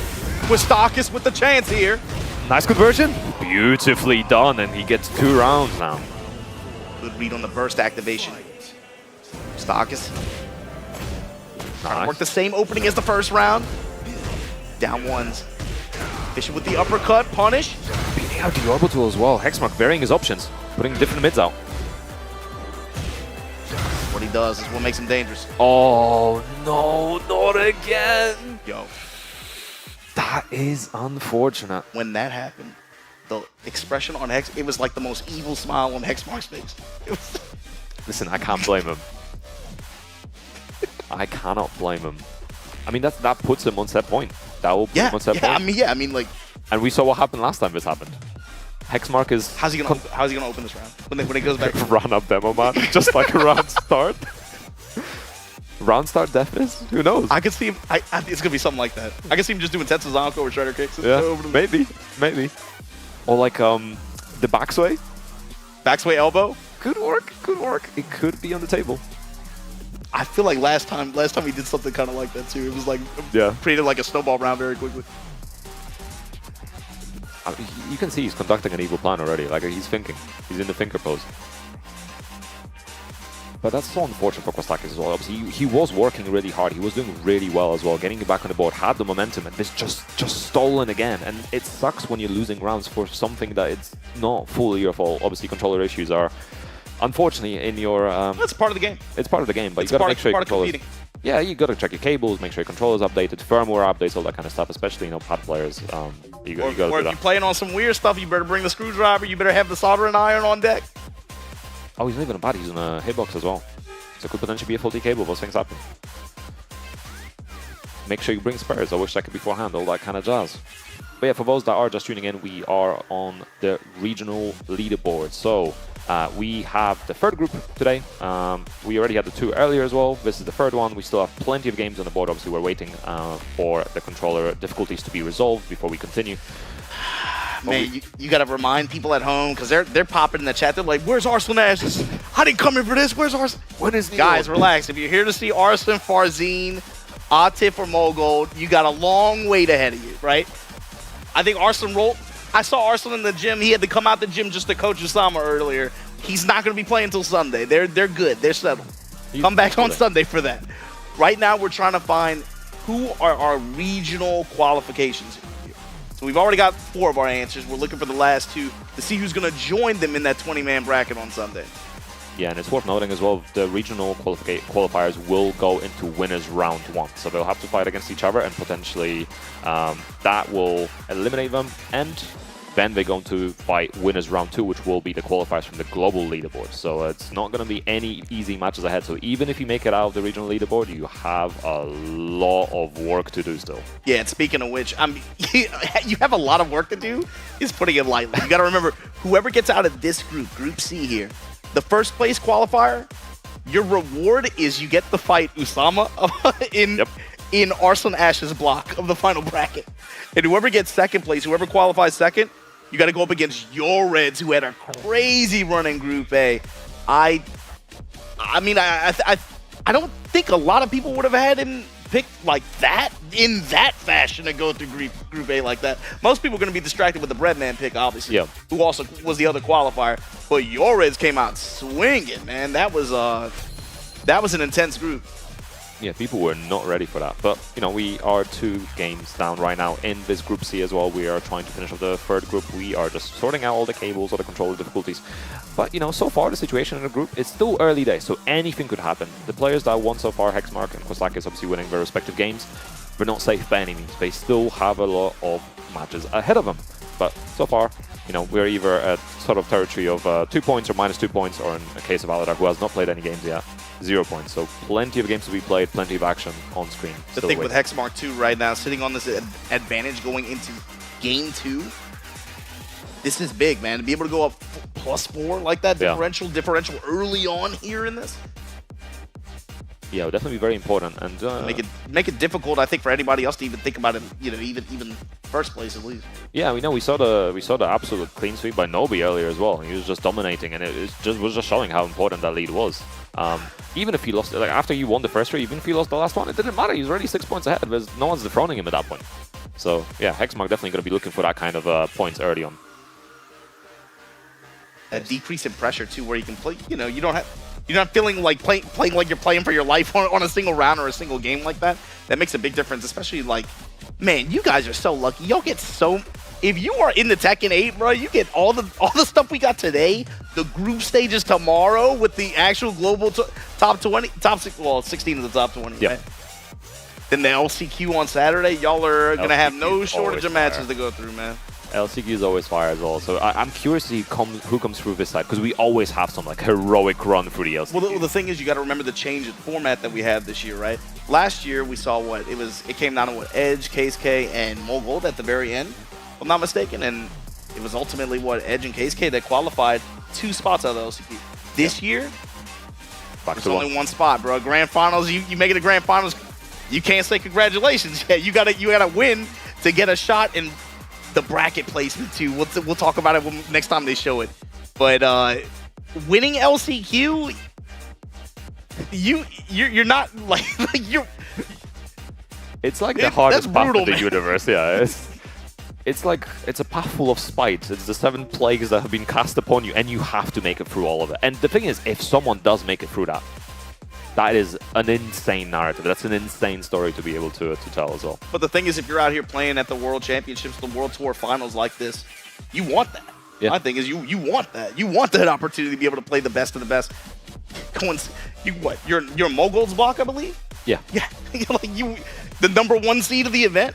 If you got a shot to even get a shot at playing them, you know, that's what it's worth for some people. That's what it's about. Absolutely, and it's an excellent way to prove yourself, and especially for a lot of players. Obviously, there's a lot of returning players from previous finals, especially in the sort of the global block. But in the regional block, there's so many players that just want to make their mark on history. They want to show that the region is strong, that their character is strong, and they can get ahead and play with the best of the best, as you said. But yeah, we're back on the card select as well. We're just going to sort it out, give all the rounds. Again, apologies about technical difficulties. Controllers, unfortunately, do fail sometimes, so we're getting sorted. I did see Oracle99 actually come up with a different hitbox as well to help Kostakis out, so hopefully that works out. Sometimes a controller change like that, in effectively a 1st-to-1 round for his survival. Bit tough, bit tough.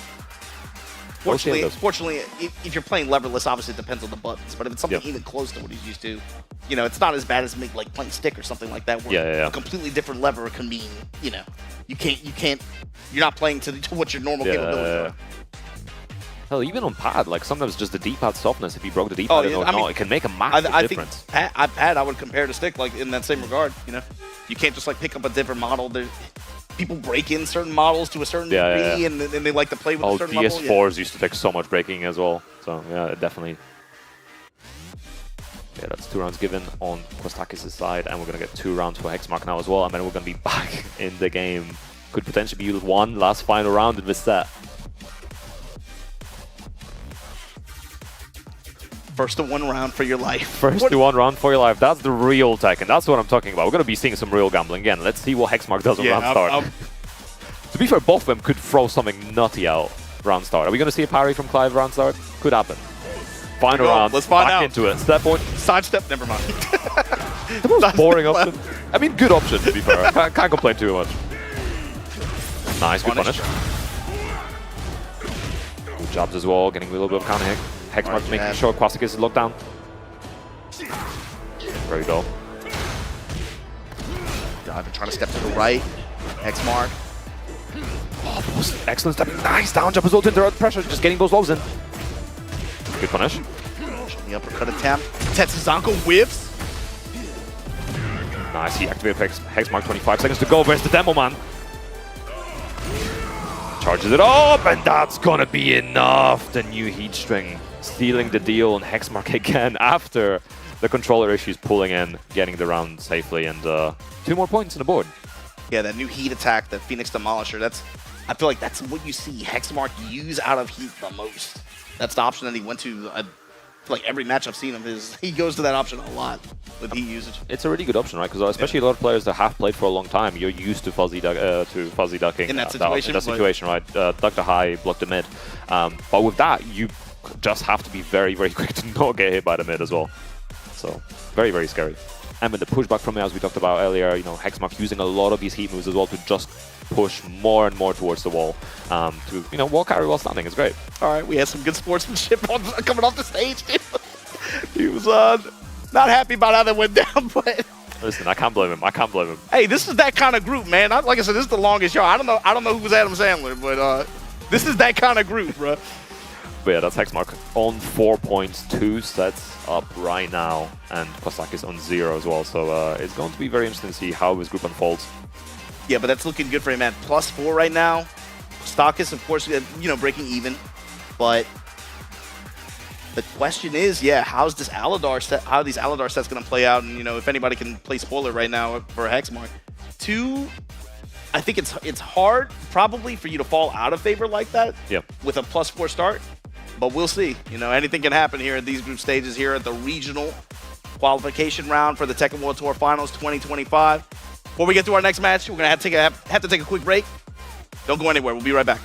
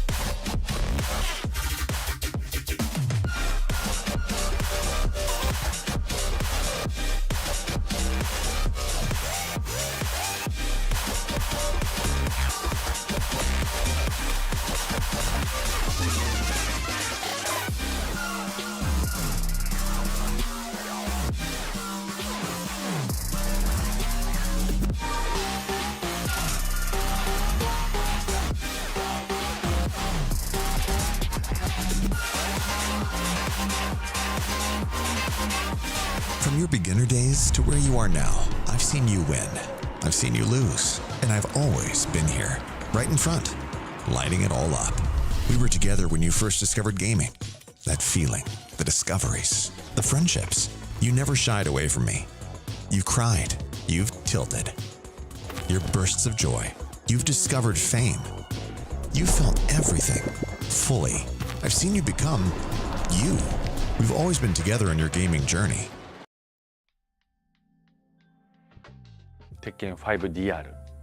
最初にやったのは鉄拳4です。The first Tekken title I ever played, I think it was Tekken 6. जो मैंने सही तरह से खेला था वो taken tag 2 था। हाँ, टेकन मैंने खेली थी, टेकन 3 खेली थी मैंने। I started play Tekken in a high level at Tekken 7 and also still playing right now. J'ai commencé par Tekken 3.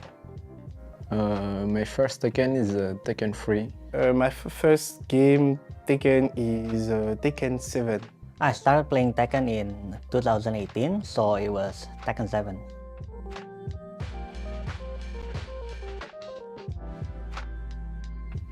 ये तो बड़ा मुश्किल जैसा सवाल है। 誰をってよりもいろんな地域に行っていろんな人とやりたい。そうですね。パキスタンが結構オフラインでみんな強くて練習集まってしてる感じがするので、ちょっとパキスタンにオフ練習はちょっと行ってみたいかなと思いますね。If I teleport from Pakistan and play with any player, I don't know actually. I mean, I need a player or training partner that play multiple characters. I need to find that one like Atif, you know, I can just play with him for hours because we play multiple characters. हाँ, जॉन्डिंग होगा वो, क्योंकि मैं शुरू से जॉन्डिंग की game देखता आ रहा हूँ, क्योंकि वो एडी का प्लेयर है तो मुझे इसका गेम स्टाइल पसंद है और वो दूसरे करैक्टर भी खेल लेता है, तो इस वजह से मैं तो प्रेफर करूँगा, मैं तो वही प्लेयर जो है ना जो पसंद करूँगा वही करूँगा जो करैक्टर खेलता हो सभी, जिसके साथ मेरी प्रैक्टिस अच्छी हो सके। मुझे लगता है नी भी सब करैक्टर खेल लेता है तो मैं नी को चूज़ करूँगा। I think it's a very hard question because the also Korean and Pakistan scene is Japan scene also is everyone is strong, everyone is strong. I think, but in my opinion, I choose the Pakistani scene with my local scene, and the training partner I think choose the Atif. Étant donné que oui, la Corée et le Pakistan, ça domine bien en ce moment. J'aurais bien demandé à un Arslanach, un Atif ou un Ni ou un JDCR de m'entraîner. Maybe Aslan Ash, between Aslan Ash and Atif Mat.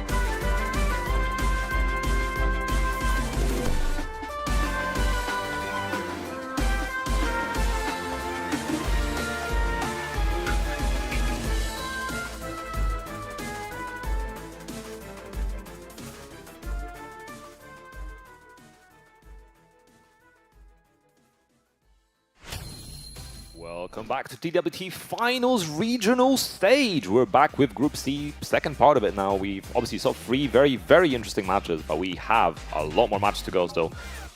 I'm Paul Knife. Again, Majin Obama joining me in the mic. How are you feeling about this group so far? Yeah, so far, I mean, I can't say it's going according to plan, but looking at it early on, I think most of us felt like, you know, Hexmark obviously had a really good performance this year. Probably a lot of people were looking at the group thinking he was one of the stronger suits, right? And so far it's played out that way, but this is a guy that can play spoiler big time, representing Guam. And look, man, everybody talking right now, you know why? Repeat offender. He was here on this stage last year. Right now trying to make a statement. Last year was real rough in his group stages, man. Look, when you got Numan, when you got players like Numan and Daniel Motto, Fear of Silence in your group, yeah, anybody can get got, right? But on the other side, this is Kazakhstan representative, and This is his opportunity to really put something out here, leave something on the stage to say, hey, Kazakhstan, we play out there, you know? Yeah, absolutely. You know, he's not just carrying his own identity, he's also carrying his region on his shoulders. And he was telling me earlier, you know, getting a lot of support from his region, messages and everything like that. And he's been practicing for a while. He's been playing since Tekken 7. And a big fan of this Leroy. So that's what we're going to be seeing. Leroy versus Jun. No surprises on either side on this card select. Asia 1 versus Oceania representatives here. Aladar on the June. Yeah, no surprises, like you said. Let's see how this works out. Yeah, not much we see frequently either. No, I mean, not really, right? Like, even June, not so many representatives, right? Yeah, not that. Kind of count them on one hand that we've seen on the global stages like that. Absolutely. But right now, the June's doing work. The damage numbers are definitely still strong in the character. Aladar with the wall behind him. Nice punish. Good break as well. The Ching is going to get away from the wall. Take advantage of the plus frame there. Sidestep after the activation and chain punch time. Wall to back him up. Break on the throw. Some more mix. Goes with the grab option. The Ching is looking awake. Oh, looking for the orbital. Doesn't quite get it. Oh, nice parry, but the 1-3, the low actually beating out. First round on the board, Aladar pulling ahead a little bit. Nice 2-1-2 counter hit working out. Ching is opening up, swinging here. Oh, there it is. When you put the cans out that many times, you're bound to hit it at least once. So let's see what Aladar does with it. Post activation, gonna get the wall. Side wall, but still Guys, damage. nice. The Ching is putting the pressure on, but oh, the forward 1+2 in heat. Are we going downstairs? No, keeping the wall in play. Nicely done. Just working his lows. Aladar, momentum build. Yeah, definitely a strong start, and the Kazama essence Yeah, as well. Almost Almost look at that out. health bar, bro. He's about to turn into a boss character. Uh-oh. Nice. Takes the wall away. Deactivate as well. Takes the wall away, takes the bar away. Decent carry through wall as well. Going to be working with spacing. Oh, but the parry working out beautifully. What's he do with this Kazama essence? Achieved. Activate. Get the wall. Downstairs as well. Big chunk of damage. Still got some push here. Post geyser going low. Doesn't quite reach. On again the photo. The Miari, the 2 follow-up. Uh-oh. Big whip punish in just like that. Aladar. Letting him know what time it is. It's quite interesting as well. At the start, the Ching is actually had pretty decent spacing as well. Especially that first round was spacing quite well, getting a little bit of damage on the board from the whip punch. I think maybe got a little bit, I don't want to say scared, but maybe a little bit hesitant near the end, and definitely throwing things out from a bigger range, trying to just maybe catch Aladar running in, maybe trying to play a bit more keep out, and not really working out. Get ready for the next But we'll see what the adaptation is here from the Ching is. Yeah, let's see if he changes up his approach at all. Like you said, he had some opportunities, but felt like Aladar was able to make the most out of the opportunities that he got. And then, of course, Kazama Essence, like you said, just like the natural snowball that creates, didn't come into play that much at the end, but yeah, there were a lot of geysers being activated there throughout the game. That's what that means. Oh, not quite working out this time, but Panpari is still going to be very careful about it. Aladar not scared to use it. Okay, the low's working out here for the Chingas. Oh. What a big sidestep after the activation. And Aladar now pushing. Activate. Doesn't quite get the wall. Oh, tries to step away. Aladar keeping it locked in. And again, that forward 1+2 doing a lot of damage to the Chingis right now. That's the move of the set so far. 100%. Nice low parry. Lead the Chingas I don't know if this connects. It doesn't, and that's a punish on the Rager. That's so unfortunate. Unfortunately, the side splat not quite working out for the Chingis. Forward 1+2 from Aladar in heat has been, again, just sealing some of these rounds for him. Yeah, big counter hit down 1+2 as well. Carry to the wall again. Geyser, and then just, man, lasers, bruh. So much damage as well. Kazama Essence almost fully stacked up. Easmo mix, this time in the just raw Geyser.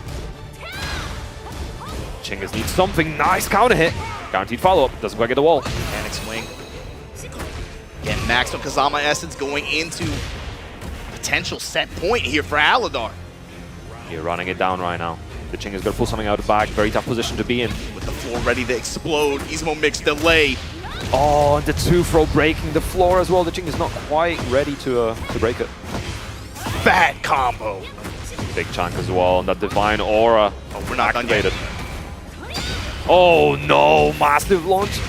I don't think this is enough to kill, but this is still gonna be a lot of damage. Never mind, spoke too soon. Aladar with a 2-0 performance here over the Chingas. Very dominant performance, and the damage at the end. That's obviously the Kazama Essence increasing the damage in the Nyari 2 at the end, but just did not expect quite that much damage. That last round for him worked about as well as you could hope for a June player, right? Yeah, everything you could want. The laser hitting. hitting. Step point maxed out on Kazama Essence like that. Then you get the two throw to blow up the floor. Yeah, definitely. I mean, making the most of the stage, right? Like, you got to be mindful of, in a lot of stages, you have to use the throws. They're going to be the best. Hey, speaking of the stage, right? Look at this setup we got here, man. Aladar just 2-0'd somebody. He gets up, walks to the other end of the stage. Look who he has to play next. Hexmark versus Aladar here. Again, so far, Hexmark looking pretty solid. He's a straight A student right now, man. He's got, what, 2-0? And for him, he's like, his attitude is so like nonchalant too. He's like, whatever, man.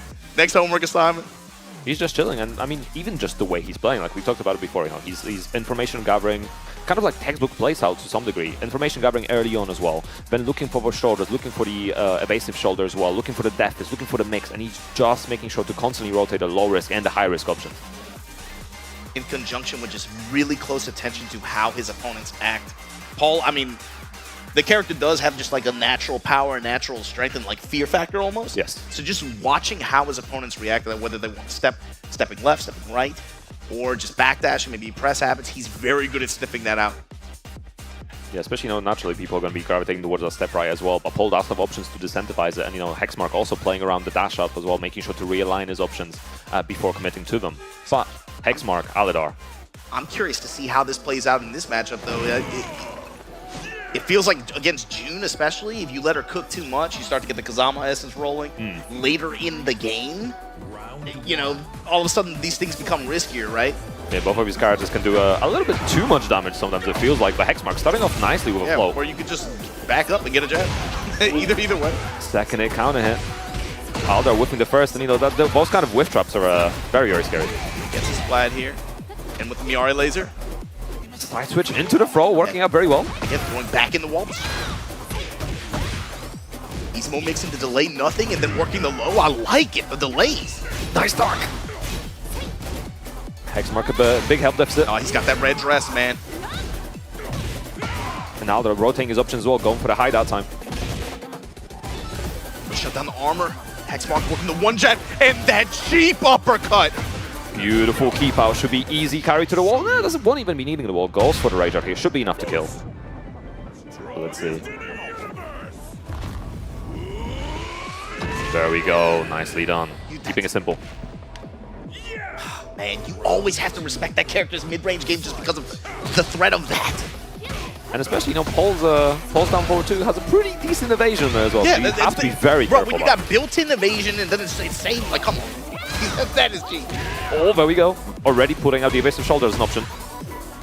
Nice space and good punish in the throw. Confirm after the throw. Nice break. Gotta go away from this wall. Really good job of getting away from the wall, actually creating a little bit of space. Still kind of in that corner. Nice trade.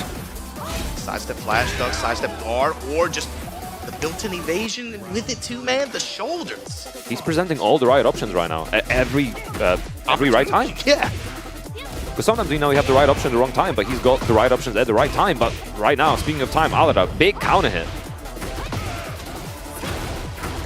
Nice. Making the most of that sidewall as well. This one makes this time bets on the sweep. Oh, that's so much damage as well. Kazama Essence stacked. And the parry as well. Aladar not giving up just yet. How does Hexmark react? Back up. Oh, I like the attempt a little bit too slow on it. Big counter hit, guaranteed follow-up. He activated for Hexmark. Nice straight to the throw from deep dive as well. Lows this time. Aladar pressure. Crouch jab to interrupt from Hexmark, but here it is. We got engagement. Easy mode throw. This time it works out. Nice, I like the delay to get up. Uh-oh. Is this enough to kill? This is June we're talking about. This might be enough. Not quite. Hexmark's still alive. Nice! More tons, but Hexmark! Don't have to combo. I'm back to... What? Demo man? After the Parallel to combo the drop? wall. Oh my god. Hexmark. 1 game advantage here. Just... Honestly, I did not expect that to come out at that moment, but what a turnaround. And we feel like we've seen this with Hexmark a few times now, where you know, he just finds the right option when you're least expecting it. But also, when the chips are down, he's not afraid to take risks. Yeah, toss a coin. Again, I spoke about it earlier, the European playstyle, the high-risk read. It's not like he's trying to force the 50-50 the whole time or anything like that either, but like, in the moment... We're going the wrong way, but hey, it works out for Aladar this time. I need to see somebody's license, man. That's crazy. Nice, gets the counter hit launch as well. Counter hit D. Where's it going, though? Nice, I like the fact that he didn't overcommit. He knew he couldn't make it in time. Aladar counter launch of his own, trying to stack that Kazama Essence. Is this enough to get to the balcony? Not quite. Hexmark in the corner. Oh, that's a lot of health loss. Wait. It is quite heavily scaled, but should be able to get to the wall. Raptor trying to break the balcony. Put her on the wall. Combo drops looking for that back two. The demo again. I mean, he's in perfect range for it. The clean hit just guaranteed her. Oh, missing out on the punish. But that would have been a sick punish if he landed it. And Hexmark looking for the right time. He's not overcommitting. Oh, and this time the big punish works out. Aladar gave him a huge whiff there. Oh, 94 damage. Clean hit as well. Going for the low with the shoulder whiff punish. Hexmark. Another set point. Hexmark knows now. You can tell with the way he's playing, the way, bro, the posture, everything. Max confidence right now. He's locked in. And there we go. Big counter hit down forward too. He's in the driver's seat. A Hatcher as well from deep dive. Oh, no break again. And getting up really quickly this time as well, making sure Aladar evaluates his options, but big punish on the shoulder. Nicely done from Aladar. Essence going up, almost at the wall. Oh. 1+2. Aladar not out of his just yet, but Hexmark still on that set point. Missing on the punish again. Down for 4 ops, that mid snap kick. Not hey, safe. It is homing. Nice shoulder, catching the airborne. Could have been a big punish. Oh, Hexmark not quite winning out on the exchange. And Aladar, what a momentum reversal. Hexmark, he had that confidence a little while ago.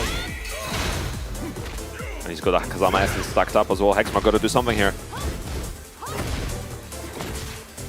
Patience on Hexmark too. And blocking the laser as the laser is -20, but it can be really difficult to punish. But Hexmark right now. They smash! Oh my god! Hexmark 2-0 over Aladar.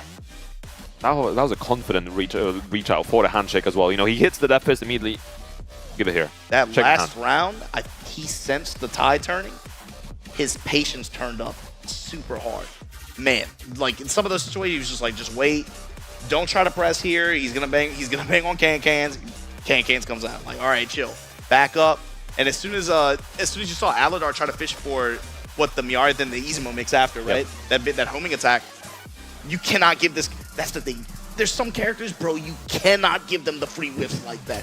You absolutely can't. Like, you're gonna have a sense of nervousness, or like you want to rush things, right? It's very easy to get on the stage and feel like that. But characters like Wrong, Paul, it might not even just be about damage. Sometimes it's about pressure, whatever. You cannot give those characters with just fat with punish opportunities and the ability to just like reverse around. You can't give them that for free. Yeah, yeah. I mean, you know, Paul's a very good example of that as well. Especially, you know, we've seen too many Tekken 7 clips of the Rage Art cancels or because someone whiffed them and losing so much health. But even in this game, obviously, Rage Art cancel is no longer a thing. But he still outputs so much damage. Even that death at the end by itself was clean. Pardon the pun. Yeah, just I mean, it cleared most of his rage, Oh, right? yeah, it was gone. Most of his HP. But yeah, right now we're going to be getting the next game on the board as well. We have Kostakis versus Victim of Ritual. I think both of these players are still in position where either of them could very much make it. Obviously, still early days, but they need to get as many points on the board. So both of them are going to be looking for that clean sweep 2-0. No, crazy run here. I mean, they could be competing for that second spot. Yeah. For sure. And Kostakis, you know, again, like we talked earlier, he was at the finals last year. He had a pretty rough group, all things considered. Managed to get a set on Moil, so that was, I think, a very, very good performance from that perspective, but that group was difficult. So I think this year may be a little bit better of a draw, and he definitely wants to take advantage of it.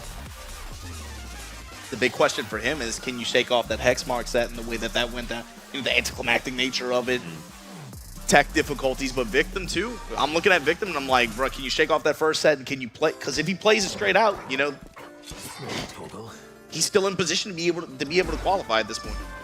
Yeah, and he definitely can't put him down. He's been such a strong player for such a long time across multiple Tekken games at this point. Stocks, familiar opening there. Going with the down one into the full crouch sweep, full crouch slash. Nice run two as well. Tracking Victim step. Right now, Kostakis in the driver's seat trying to make the most of that heat, but no break on 1+2 throw. What a whiff punish from Victim. Oh, man. And Victim gonna make you pay for it. Oh! Unfortunate. That is so unfortunate. Puts him on the glass with it, too. Nice break. Kostakis still in the driver's seat. Nice option as well. Victim was getting closer and closer to he expiring as well, and Kostakis making use of the counter. Micro sidestep left. With punish there and goes to the throw. Victim now. Back to this wall. Torgal, it runs right into the 1+2. Where's the strings as well? And he's back out creating some space for Victim. Looking for the right timing, but you don't want to give Victim too much, but it does no matter. Despite the 2-1, nice confirm, spending the heat as well. He's will just change up his pace at some points in the round, right? Just open up some range there and just try to intercept his approach. Yeah, and dealing with the keep up beautifully as well. Going through the balcony and the hard wall break. Yeah, This got is so much damage right now. Full wall break, balcony break, into the wall, 1+2, not enough, but the wall standing 4 after. That entire sequence, you know, from the normal launch straight into the keep up being dealt with as well with the instant tornado. Beautiful stuff. Nice castle wings again. Kostakis is all over Victim right now. Nice duck. Doesn't get anything for it. What a low parry! Keeping the explosive wall in play as well. Sweep, counter-activate. Great step from Victim here. Trying to get something started. Nice. Kostakis not overcommitting with the heat as well.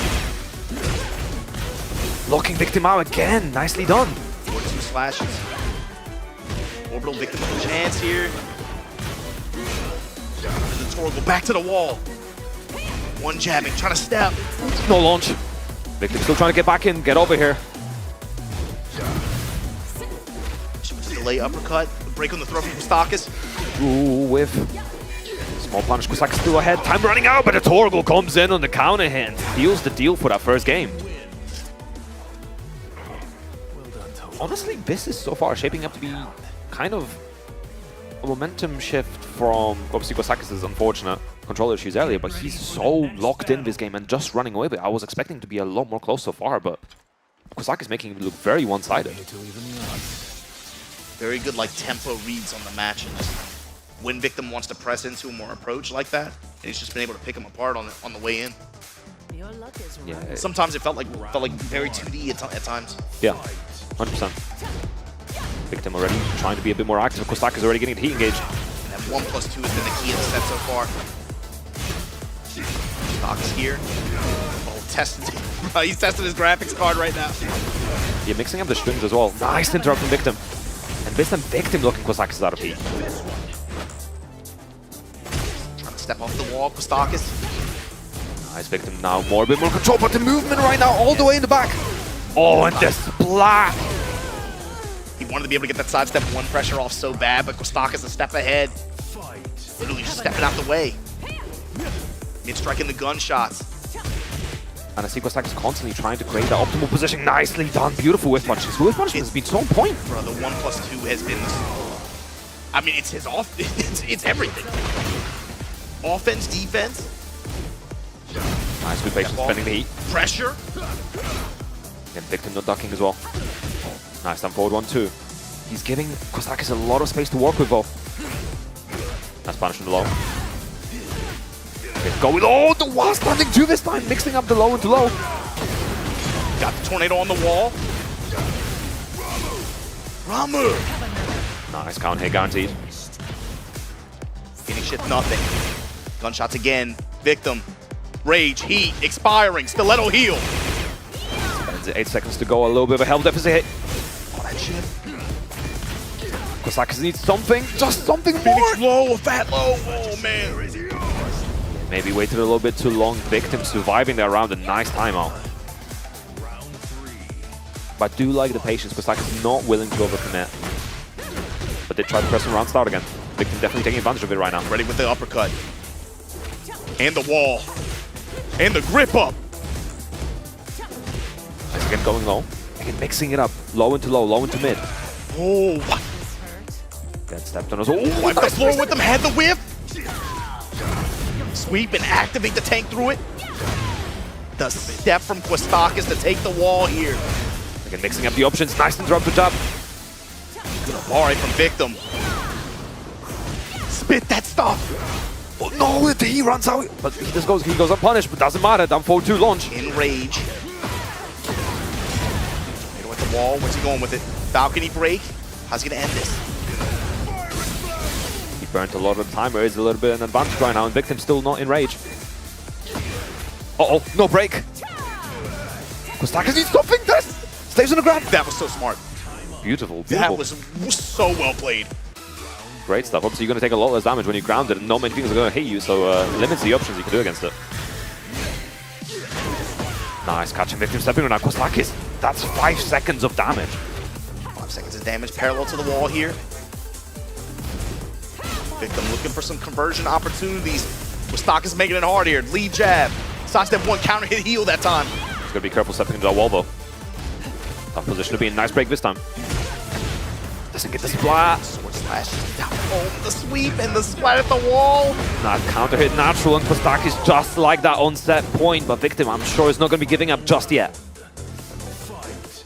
Victim, where you going with it? Eats the uppercut at round start. Kostakis going to get the wall early on here. Post activate. There's going to be a lot of scaling, but hey, damage is damage. Doesn't get anything afterwards, unfortunately. Again, mixing up the options up to the low. He was content to just reposition. But here we go, finally, the mid-strike with the engager behind it. He tried for the orbital again. Cool to just take the chip. Guaranteed follow-up. Going low again, looking for the counter hit. Victim out of heat. Kostakis a little bit of a health lead right now. He's throwing in a lot more delays in his offense here. Looking for an opening. Phoenix slide low. Could be the big whip. Victim still behind. 26 to go. No break of the throw. What's the Oki? And the seal it with the slide. Victim of Ritual right back in this. Nicely done as well. Often after that throw, we see something like forward 3, right? So going for the slide is actually a pretty decent option, I think, to mix it up. But the return from Victim, honestly, he was looking tough, but made so many adaptations in that set, and also just kind of a bit more on the accelerator in that round as well. He just not being as passive as in the first game. He changed his timing a lot, too. Yeah. I mean, it's a very noticeable difference that last round from the earlier rounds, just in terms of his press timing and his movement timing. You can tell Kostakis it was much harder for him to find these big whip punish opportunities as that game went on. Yeah, and was even struggling to space out himself as well a little bit near the end. See him fishing with a little bit more sidestep 2 now. Activating the 3D a little bit more, finds a sidestep uppercut this time. Victim of Ritual gonna find his back to this wall here, post-activated. Interesting angle, we're going all over the place right now. What a combo adjustment, wow. Oh, nice move to Victim. Victim confirms Homer's moves as well. Oh, forward 1+2 though. Big chunk of damage was the Oki from Kostakis going low again. Oh, 2 lows in a row. He has been, he's been doing a lot of low into mid, and I think now trying to reverse back into low into low as well, try to keep Victim guessing. Wipe the floor with him though. Victim. Committing nice, looking for the Demon's Breath. like that's the first time we saw. Now he's starting to catch on to Kostakis' timing a little bit. These 1+2s that would have hit earlier. Victim now adapting, finds the uppercut. And you were talking so much about the timing, and there it is. Beautiful counter hit. The down forward 2 finding it smart, getting to the wall as well. Activate now has to play after. Gip up. Immediate 2 press. And the low. Oh, Victim of Ritual. Trying to lock this set in. One piece. Both sides. Looking for the orbitals, or Victim's changing up the moveset. Yeah, the up 4-1, he's digging into his move list a little bit. It could have been a bit more damage there, but hey, it works out.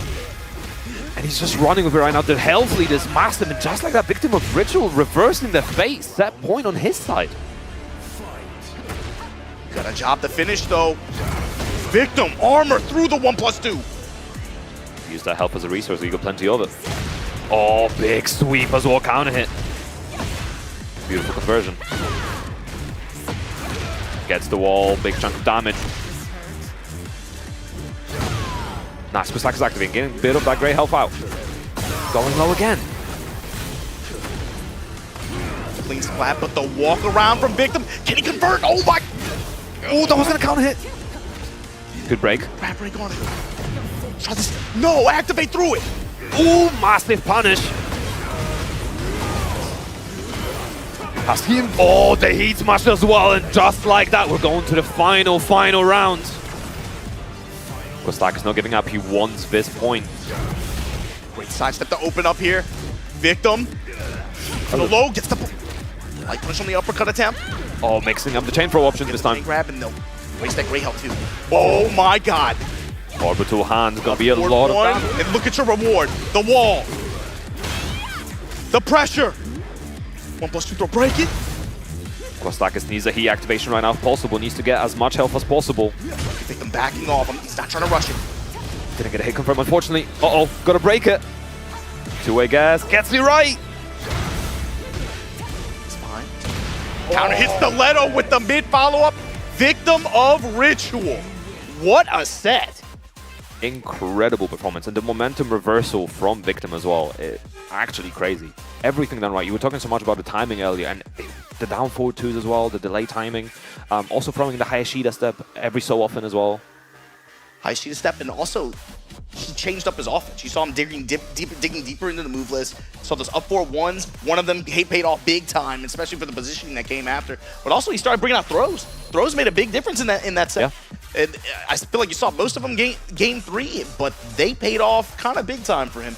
I think one chain throw got broken, but man, his success rate with just adding throws, sprinkling throws, and a little bit more of the move list with Nina, that paid off big time in that set. They give Victim a Ritual, essentially breathe new life into him on this spread here at Group C.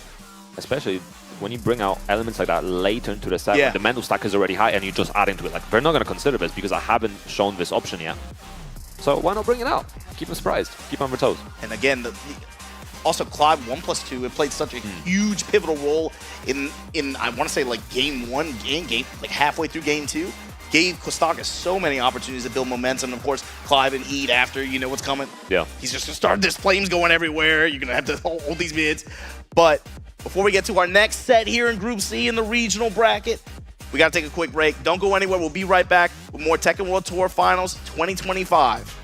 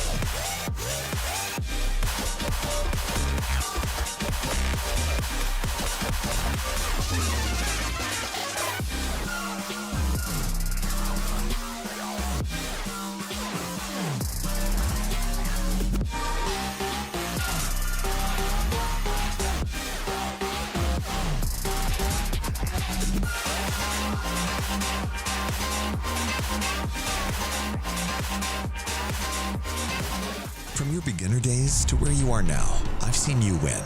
I've seen you lose. And I've always been here, right in front, lighting it all up. We were together when you first discovered gaming. That feeling, the discoveries, the friendships. You never shied away from me. You've cried. You've tilted. Your bursts of joy. You've discovered fame. You felt everything, fully. I've seen you become you. We've always been together on your gaming journey.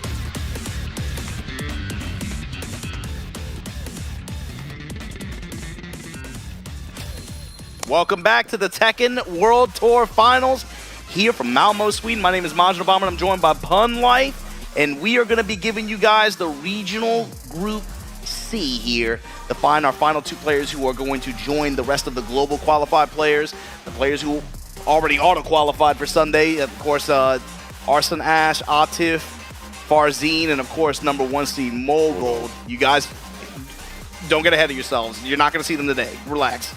But we're going through this last group here of the regional brackets, and man, so far we just had a really good set. I think best out of the group so far. 100%, super tight, going down to the final round, and you know, I think this group is very, very interesting because we're still especially the fight for second place could be very interesting. I think Headmark, obviously clear favorite, not quite guaranteed yet. I think for that first place, but could definitely make it. But everyone else definitely fighting for that second spot. Yeah, you see. Every game counts. So the big thing is here in group stage, we've seen it time and time again, you cannot give up a single game. You have to literally take everything 2-0 if you absolutely can, and it's going to most likely come into play here. Looking at these 3 guys who are tied at 1-1 right now. Now you see coming up next, Victim of Ritual, hot off of a really close set against Kostakis, really, really well played. Yeah, and he has so much experience as well, and a great representative for United States. A player that's been around for a long time, that competed for a long time, that's been getting stronger and stronger. Did his best as well in the 10v10 versus EU. Already took out one of the EU members. Unfortunately lost to the Avalon, but I think he's poised to try to take it. He's definitely in a good position to get a second place, but he needs to absolutely maximize those 2-0s, as you were talking about earlier. Yeah, and on the other side, too, you got to talk about Aladar from Guam. He was, again, on this World Tour final stage in the same position last year, right? Had a really good set, came up over Fear of Silence in that bracket. Right now, Victim of Ritual is the one that essentially inherited that spot, so let's see if he fares any better here in group stage here of the regional qualifiers. Group C, talk to me. Yeah, let's see what happens. We saw Aladar, you know, using a lot of those parries, using the can-cans, looking for all the kind of hard read ways to break through the pressure. We'll see if that works out versus Victim of Ritual. You know, also for Victim, too, I'm curious to see how he was so good against Kostakis and being able to play a set like that, right? But with the way Aladar likes to press, he's like very Abare heavy. You always got to have like can-cans on. You have to be worried about that in the background, right? He likes to force a lot of the heat 1+2. There we go. Speaking of that. Yeah, these press patterns, that has to be what Victim of Ritual is thinking about. Sometimes he's got to just chill, you know? Or how is he going to try to sidestep around this character when Aladar wants to press? Kazama Essence in the first round already at 48. Yeah, definitely stacking up as well. Both players in their age, 20 seconds to go. Going for the low. Nice. Gonna hit doesn't get more for it, but strong start. I think Victim definitely started a really strong start of that round. I mean, Aladar really getting back into the game with that forward 1+2. And the power of observation here. You see the clear step over that Miare 1-4, 1+2. What? Izamo mix, right? Yeah. Oh, nice break.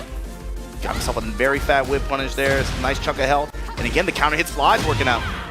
Yeah, unfortunately, Axie stopping Victim from getting much more damage from that. But Aladar again on the back foot. Mixing on the punish. Nice.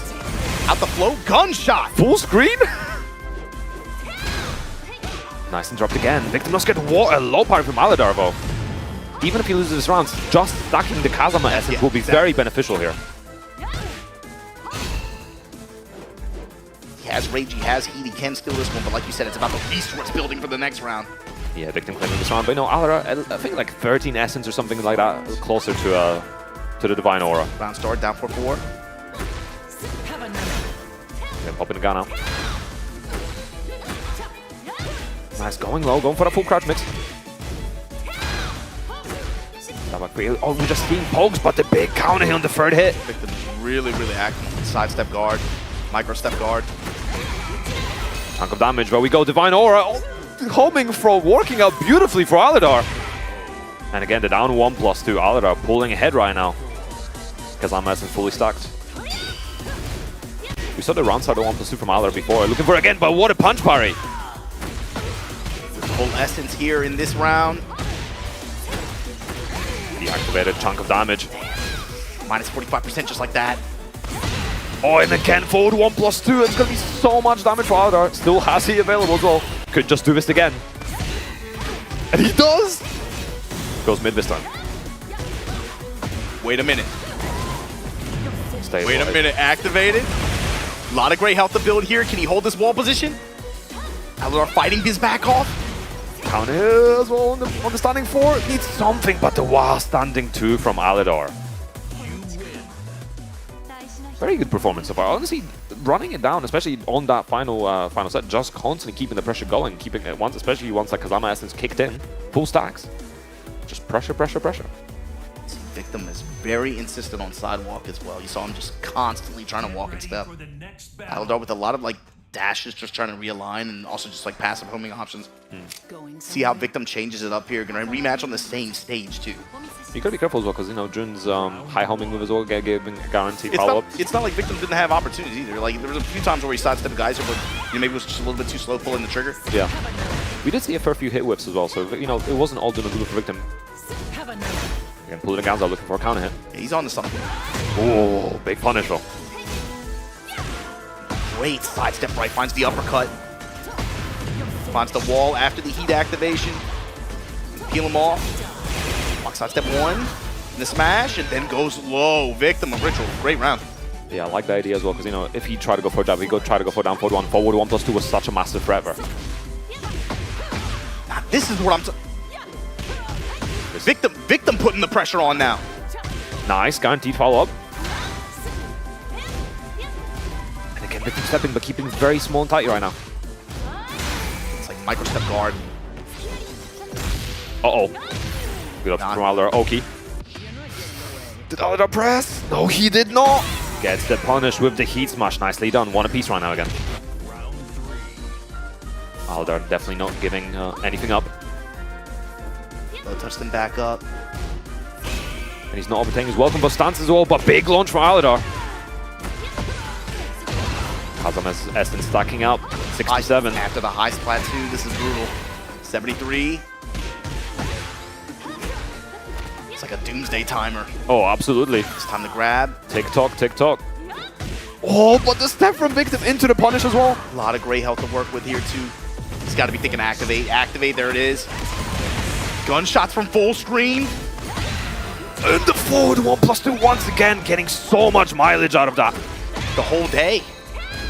Essence fully stacked, and the Kankan's enough to kill there as well. And just like that, Alidar on set point. Ooh, the down 1+2 with punish, a round start. Alidar very much in the driver's seat right now. 96. Wow. Going under? No. Alidar going with the low spike, 4-1+2 in heat. Counter activate, Victim last chance, not gonna happen. Alidar 2-0 over Victim of Ritual. The up forward 1-1 at the end to seal the deal from Crouch as well. What an option. Very risky. It's That's like one of our -14 or best something. assets, right? Yeah, sick. But what an option. Alidar definitely stepping up to the play and showing that he's a force to be reckoned with, especially, you know, like as we said earlier, rough start last year, but this year definitely come into play. Yeah, and that kind of puts him in the driver's seat here to be able to try to lock up the second place. He still has, what, another set or two to play? I think he's got one more versus Kostakis as well, and I think that will be a very important set for both of them, because if Kostakis can make it, then I think he could put himself back in the standing. But he would need a 2-0 ideally, I think. And Victim, unfortunately, this is getting very difficult. I think the best he can get right now is -1, even if he wins the next game. So, tough position to be in. Yeah, so you guys see the spread here. Hexmark versus Dechingus. Big Dechingus on stage right now. This is going to be Hexmark's last set of this group. He, man, like I said, straight A student. He's trying to complete the report card right here. You know, he wouldn't be the first one to do it today either. Nobi of the clean sweep of his own earlier, but Hexmark definitely trying to set the level for Europe here. But yeah, we were talking about Dechingus earlier as well. Back on the stage, Kazakhstan first time in the Tekken World Tour as well. So this is a big opportunity for him and his region as well. Obviously, a bit of some tough matches right now, but he's definitely not giving up. Definitely trying to get back in it. He's out here trying to represent Hexmark, trying to leave his mark on this tournament, man. Trying to make it to Sunday. Just careful, we don't want to hex him. He should be used to it though, isn't it? Oh, Come on, man. True. But yeah, definitely, I'm curious to see how it goes as well, because obviously both of these players are not going to have easy opponents if they make it out, and Hexmark coming out in the first position is a tough next match after that. But the thing is, if you're him, this is what you want. You're cool with that. He's trying to show that he's him. For real.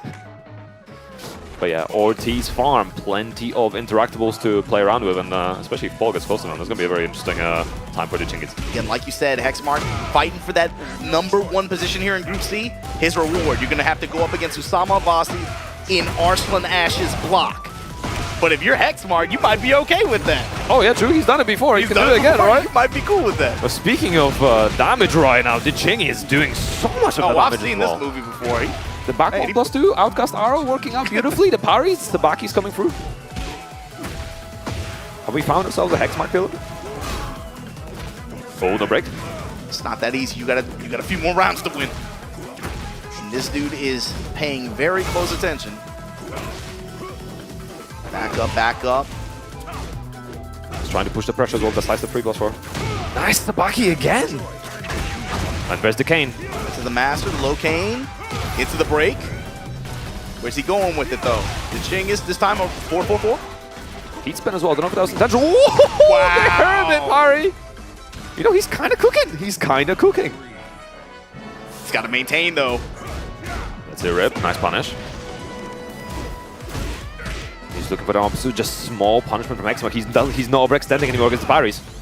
And just the way he works the one jab too. Uh-oh. Clean no way. as well. Paul, ladies and gentlemen, and straight to the heat smash. Oh, I'm getting flashbacks from Tekken 7. I've been hit by that stuff before, man. Trade in his favor.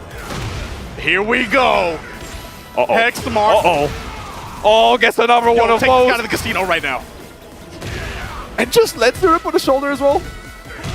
Oh, going straight for the elbow. What a turnaround. He can turn around, man. It feels like he's just a different person after those 2 rounds. Again, staying passive. Now shoulder. Nice to drop. Namco counter hit again. Nice. Bro, look at the counter hits. Count the counter hits. Oh, we're going downstairs as well. Break this floor.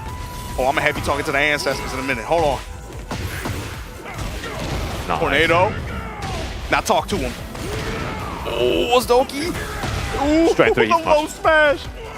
And the thing, even if he blocked it, that's like not even that great a position to be in. You get a little bit of damage, but you're still ultimately in a blender versus fall. Crazy, crazy stuff. That was really the big difference too. I mean, like those first 2 rounds were really, really clean. Like you said, Chingies was able to get somebody like that Hermit setup where he Hermit stance counter low. Yeah, and even like, you know, the 1-inch punch working out very well early as well, getting the Sabakis, everything was going well, and then suddenly it wasn't. Suddenly Hexmark was like, okay, enough. I mean, like you said, right? It's shades of like flashbacks from Tekken 7. You give this character a stage like that where the walls are really close in, and then like they have even more reward off of them because of balcony breaks and stuff like that. Like you're gonna make it too easy if you give them openings. And just like that, counter hit, man. The punish with the knee to open up. Jumps the combo, but doesn't matter. Doesn't matter. Maybe that was set up. Maybe he did it for a reason. You're still in the mix.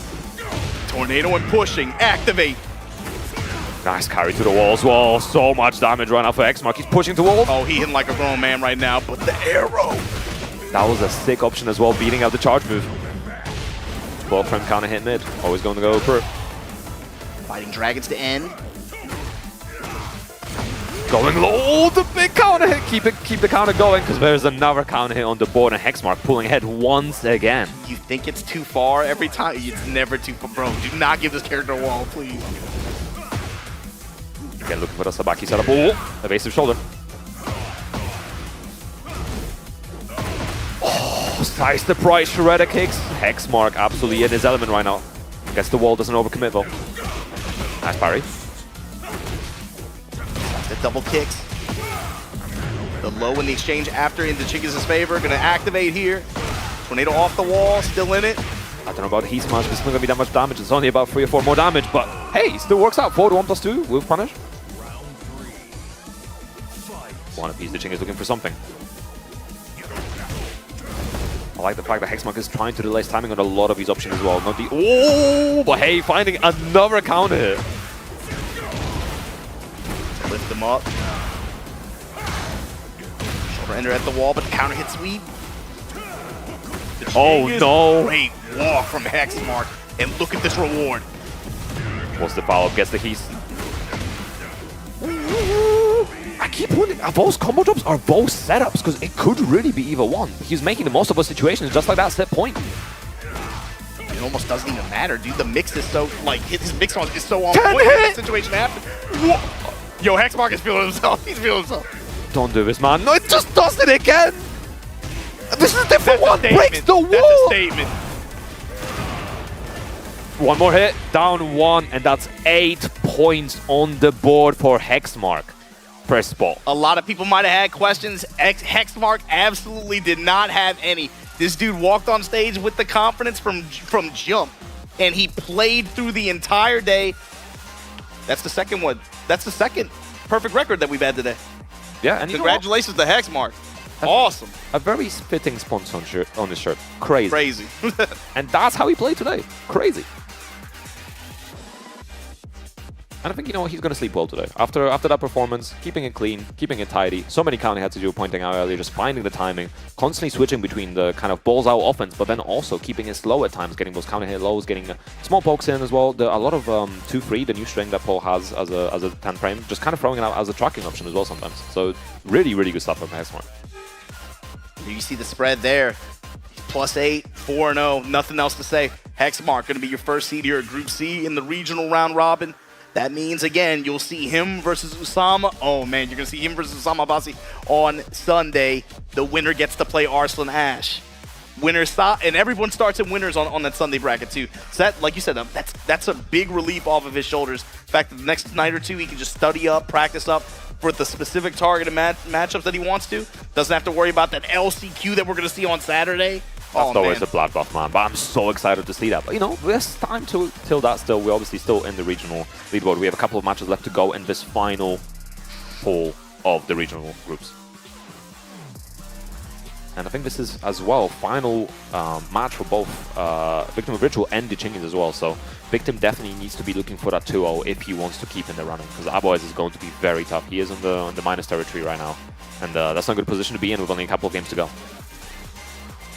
I think it's the Chingies too.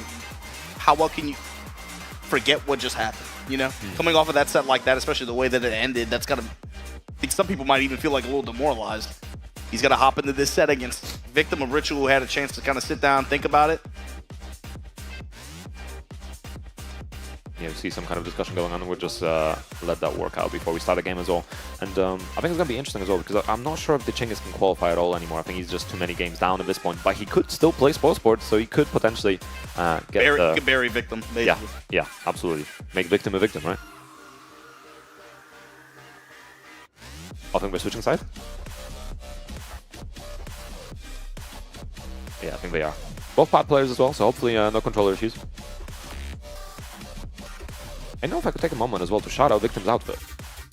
Very, very, like, it's giving Anna. You know the Anna Williams the thing? Outfit, the white and black one? Is it mind games? I don't know. Maybe you're like putting, like, you know, like almost like a Rorschach test, right? Like, what do you see on here? And it's just like Anna Williams in the back. Like a stand almost. But yeah, both players seated. Just have to switch sides. And it's going to be very interesting. Again, Kazakhstan, not a region that we saw represented before in Tekken World Tour since it was not in the allowed territories, but it is this year as well, allowing the Chingies to make it to the finals. Rough performance so far, but can still make his mark on this in this final game, in this final set. Yeah, even you know, all that aside too, it's about you got to play it out. You're in group stage at this event at this stage. You got to play through to the end. We've seen how many times have we seen that, right, where people give up or something like that. Then some crazy results happen. You got to be able to play this out like this. Yeah, absolutely. And you know, it's like at this point, kind of to some degree as well, when you know you cannot fully make it anymore into the final day, potentially, at least not without LCQ, the pressure's off your shoulders. So now you can play very, very differently. You think somebody might loosen up? Like, yeah, it could happen. You know how it is. Sometimes, you know, like, oh, maybe I'm not having a good day, and you just kind of let all the pressure off of you, and you're just kind of playing for fun, playing to prove yourself, playing to put your region on the map. That could make all the difference.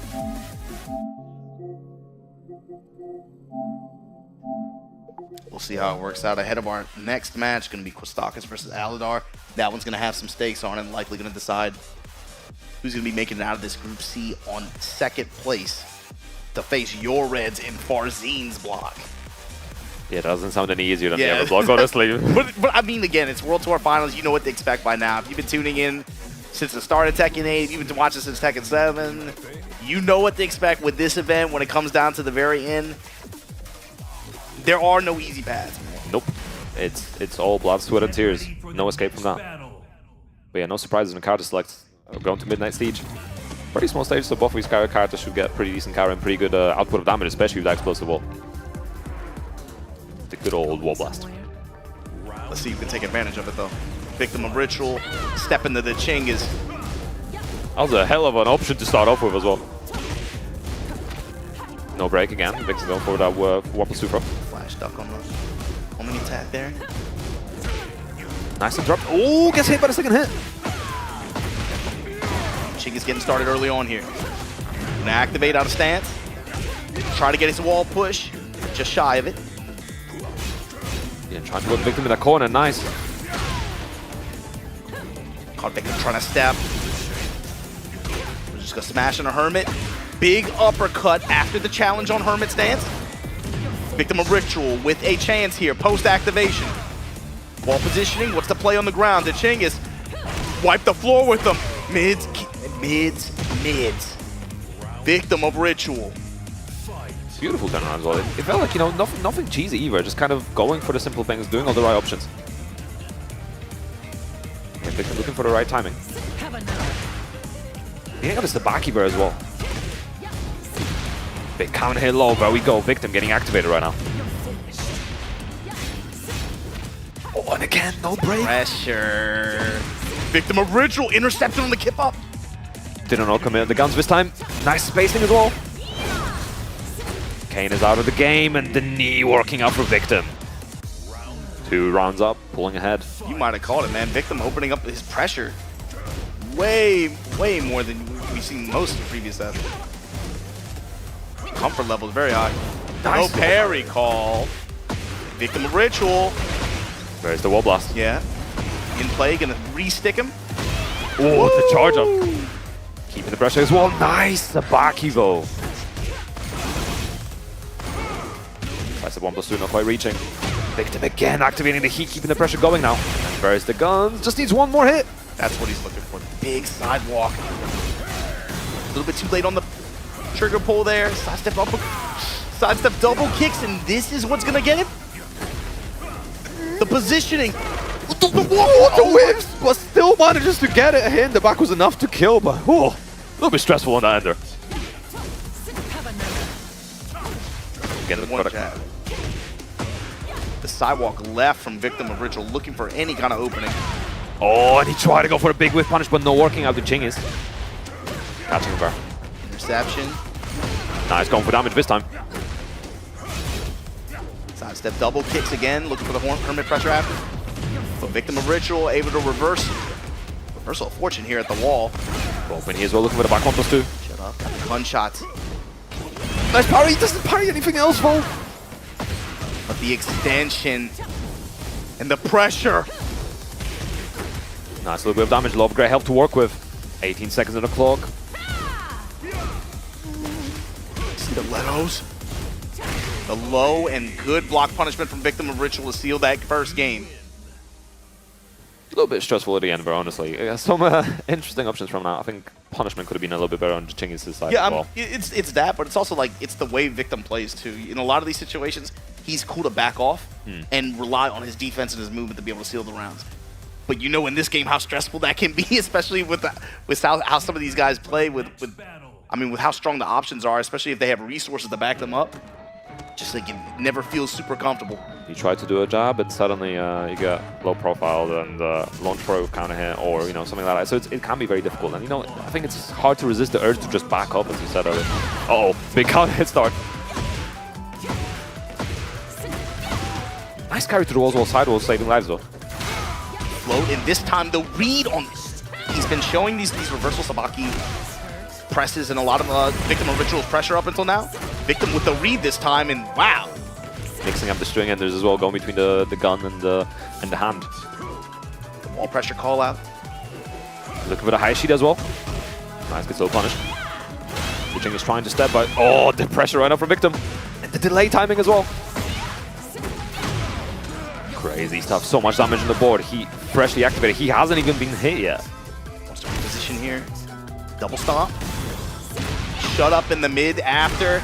Victim of Ritual on set point. Is he going to start off with a button again? Yes, he does. Looking for the back 2-2 this time. Seal step. Working the one jab, backing off. I like the use of Hayashi as well. He's just trying to create a little bit extra space. Then he highs whiff, beating out the Sabaki again. Not this time though.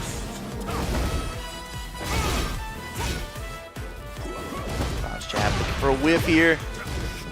Could have been a little bit better. Side step 1+2 working out. The Jing is trying to push the pressure, but big counter hit from Victim of Ritual. Get the wall from this as well. Ooh, the actually saving lives in the low cane. It's just enough to kill, not quite. Toe kick saving Victim as well. The up for one swing, that time with punish from Chinggis. The Chinggis this time fighting for survival. Oh, and again the 1-inch punch. Beautifully placed. Victim's got to be careful. For the outcast arrow, the wall, the activation. Chain punch ender. Getting those lows in as well. Nice! Takes the balcony away as well. We've seen these comebacks from Victim, so the Chinggis has got to be careful here. No break in the throw. Was the Oki. To parry into that was big, and the counter hit low as well versus the power crush working out, and the nice adaptation from the Chinggis. Both players now respecting each other a little bit, backing up. The movement from Victim active. Those 6 seconds of no button presses as well, both looking for the right moment. That's still punish as well. No break on the 1+2 once again. Short of the wall with no punish. Ooh, that's a fat one though. That was clean. Going downstairs as well. Key available on both sides. There we go. Where it's activated. Pulls out a gun, so that's so much damage. And the heat smash this time. Ooh, nice roll away from the roll as well. Nice parry! Oh, but the follow-up hit sealed the deal. Victim of Ritual taking over the Chinggis, and nice adaptation from him at the end as well. The Chinggis was trying to cook it, 100%. The 1-inch punches, I think, very well placed as well to break some of the Victim's pressure. And obviously trying to place the backies and the parry at the end, just a bit unfortunate on the multi-hit. That can be something that kind of bites you if you're not ready for a specific string that is coming out. So a Victim of Rituals 2-0 there. That's going to bring up our last match of Group C. And they're already on stage. You can see the spread here. Victim of Ritual, that time finishing up -1 with that 2-0 finish. I think since it's Kwastakis versus Aladar on the final game, if Aladar loses 2-0, Kwastakis makes it in the second place at one point. If it's 2-1, Aladar makes it in. So the score of this game is going to be very, very important. Kwastakis needs to squash this game as quick as he can and not let Aladar into the driver's seat, which we saw before. Aladar was cooking in some of those games. So this is going to be a very do-or-die game. So if you're Kostakis, he locks in on Clive. You think? I don't know. I mean, honestly, Lars could still work out. Both of these cards, I don't think it's either of them is a bad choice. Versus Jun, maybe Clive is a better option. Weapons will make it difficult to parry, and we saw the parries coming out of Aladar as well. So being able to beat out the punch parry and the normal parry would be nice. Although to be fair, if you're used to it, you can stack the punch parry on reaction as well. It's just quite tough, and with a high mental stack, it can be difficult to do. Let's see how it goes. I mean, Aladar definitely going to be looking for the Kankan as well. We saw Kostakis putting up a lot of pressure on his opponent, so the Kankan could be a very, very good tool to break through a lot of that pressure. Yeah, exactly. And could make a massive difference. But we also saw Kostakis calling out a lot of options like that.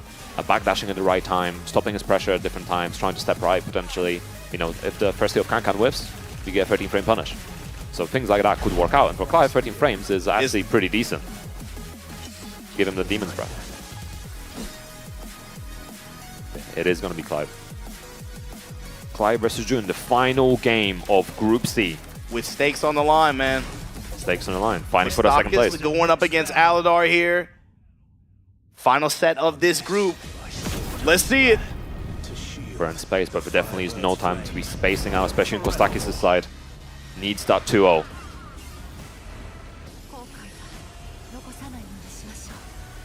Round one. There we go. Final set. Oh, and the down forward force start. Immediately counter hit launch. Doesn't go hit the wall. Nice step from Kostakis. Break on the 2 throw. Goes for the sweep. Nakazama is stacking up. Nice break. Oh, and it works out. Beautiful. He activated. Trade in his favor. He got all that health back. Nice spacing again. Not quite. Doesn't get a whip on it, but gets a counter hit. Look at the damage right now. Oh my god. One touch away. Ramu spear. Aladar swinging, but the sweep That's from a Kostakis. chunky low to take the leg. Oh, big down 1+2 catching Kostakis' natural hit. Chunk damage 66 on the Kazama Essence. 89 damage too. Nice. He activated. Oh, beating up the punch parry, the sword. That time off the whiff too. Yeah, break on the throw. Kostakis just wants that pressure, not even willing to let the heat hang around. And immediately from full crouch going straight for a counter hit option. We're now in round 2 with 81 Kazama Essence build. TikTok 95, it's almost stacked. There it is. Oh, the orbital! And presents that option again. We've seen it in previous games working out. Straight into rage, no surprises. And it connects. That's definitely a kill. Kostakis 2 rounds on the board. This is the path he needs right now.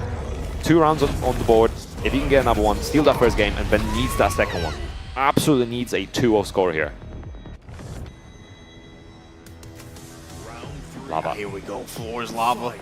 Gotta be watching out for the 2 throw. Nice step as well. Aldera starting with the same down forward 4. And again.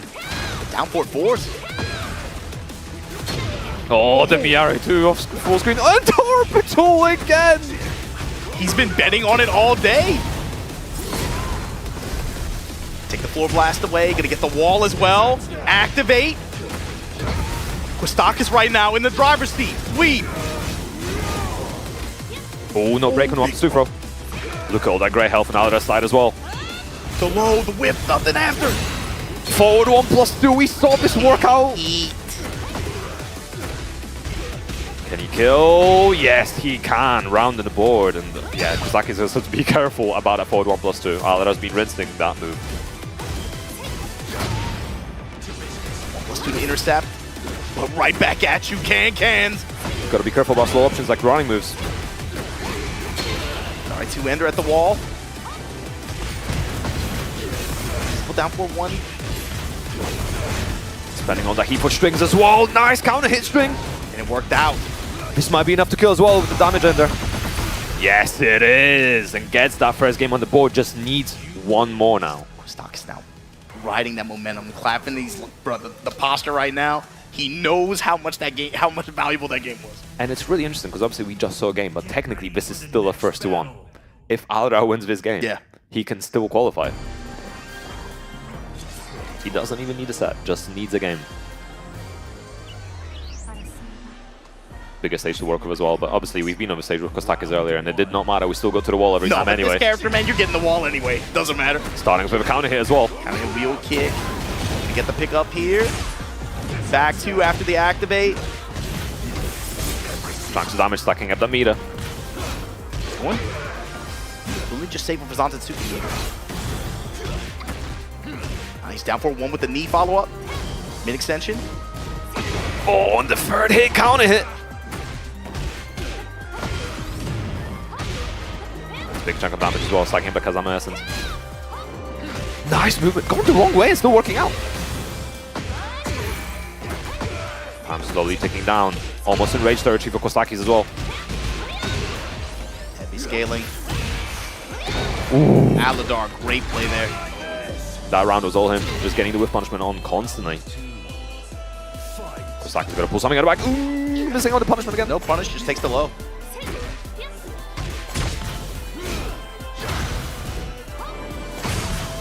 There you go. Back up on the whip. Back two.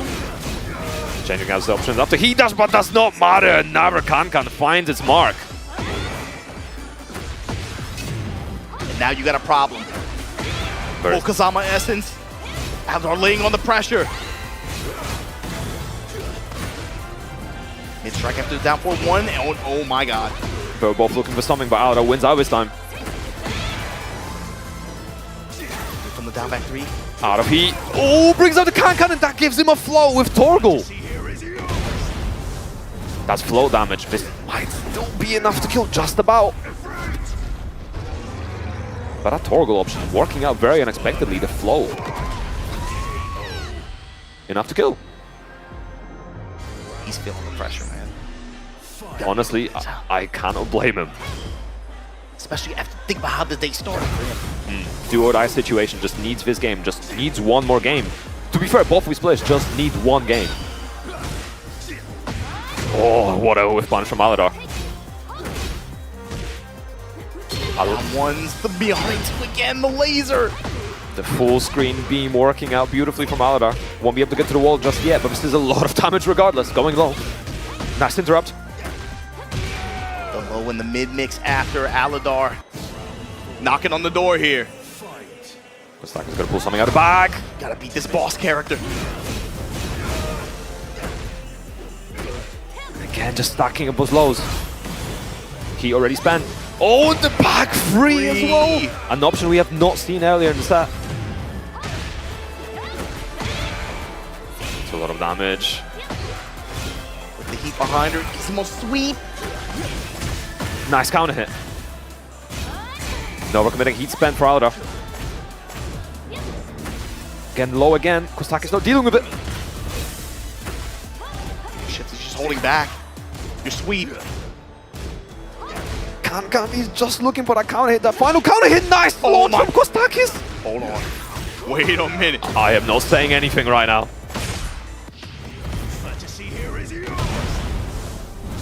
I want to say will it kill, but I'm pretty sure this one should be a nice seal the deal and will take us to potential set point for Kostakis. Set point. Your whole day on the line, your whole year on the line in one round of this game. Oh, the round you start now for everything on the line, and he pressed down forward 2 round start. We are full on gambling right now. Are we going to the wall? Yes, we are. Chunk of damage. He's still activated, looking for the cross up, doesn't find it. Jackalow activate. Kostaki! The sweep at the wall! Go for double low, it gets the damage as well, and Kostakis qualifying the 2-0. When the pressure was on the line, everything on the line, and he makes it. He locked in when he needed to. Flexing on the stage. I hope the cameraman got that got that emotional release. You could tell it was weighing on him the whole set too, man. Going into that, he got up, he was still shaking. He came. He's still going on. Can you blame him with that much pressure on the line, with the controller issues earlier as well? The steals. That's what I'm saying. You have to play through that, man. Being able to play through that set the way that went down, as anticlimactic as that was, as bad of a feeling as that was, to be able to get into this position with your entire year, your entire day riding on that on one round, open with down 4-2 just like that. The hell with it, man. That's a great confidence. You know, he's flexing as well on the pop-up. He's flexing on screen. That's the ultimate disrespect.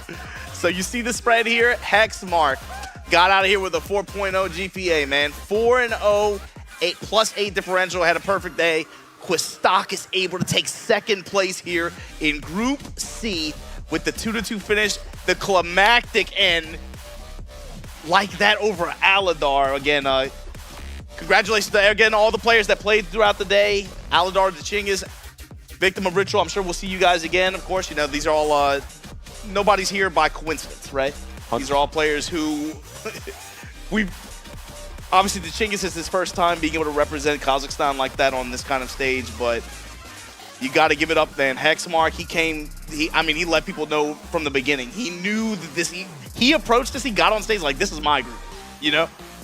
But asserts dominance, right? Like, make sure you set a statement as well. But the thing is, that also puts a crosser on him for the next days. when he's going to be facing Usama Abasi, right? And then Arslan Ash. So that's going to be very, very interesting as well. Likewise, I mean, Kostakis going to be going up against your Reds for the right to face off against Farzine. But man, this group turned out to have some pretty good sets, man. Pretty pleased.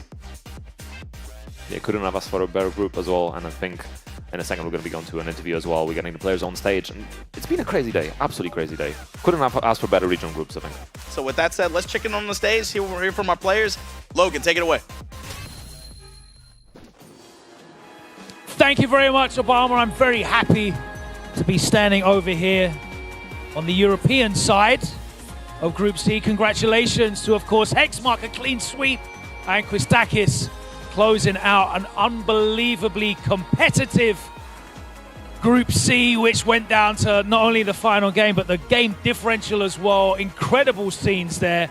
And we now have our 6 players that will be advancing to our final bracket on Sunday from the regional leaderboards, but no less a performance by these 3 players who unfortunately were not able to make it out at this stage yet. They will be back again for the LCQ on Saturday, of course. Well, they will try their luck again for that one last spot in the finals bracket. But let's talk very briefly. Hexmark, you announced yourself on the world stage this year, and that is a big statement. 8 back-to-back wins, 4-0, no one could touch you. Are you feeling invincible this week? Of course, I feel confident until now. I try to keep in mind that it's not over yet, so I will do my best on Sunday. And Kostakis, Hexmark, very calm, very composed. You're very excited, though. I hope the world at home watching saw that pop off on stage, flexing for us as well. How tense was that? You had to win 2-0, and you did it. Yeah, quite the opposite with Hexmark. Very nervous and all that. I can't even talk, man. It was... no words. It was everything, and we will see you on Sunday. You don't need words, you need actions, and you have now 2 days to prepare for that final bracket. That is going to be the end of Group C. And now we look ahead, of course, to how that leaves this final bracket. We know 6 of the players that will be making up that first round. Let's head back over to our commentary desk, Obama and Pun. And I want to ask Obama how he's feeling about, the European representation right now. Talk to me, come on. What's up? Fortunately, as an American, I'm used to taking L's recently, right? So it is what it is. But that was the way that group played out. You got to remember also Victim of Ritual, Aladar, the Chicas, they still got a chance on Saturday. That is not the way you want to qualify for Sunday, but they still got a chance. However, you got to give it up, man. Hexmark, like he said it himself, right? Confidence from the moment he set foot on the stage, you could tell he was feeling some kind of way. Kostakis, of course, with that very emotional release to close out that last game. But Bun Life, how do you feel seeing your region? Man, they went in here with this Shark Tank, and there were 2 EU representatives, and those are the 2 that made it out. See, I don't want to say I told you so, but yesterday when we spoke about this, I did say that I think it's a distinct possibility that Europe could take that group. And I'm very happy to see that happen. Commiserations to everyone else, but, it's our territory. We're used to the air here and made the most of it. For sure, yeah. All 6 of these players, take a look at the way the bracket for Sunday is going to shake down here.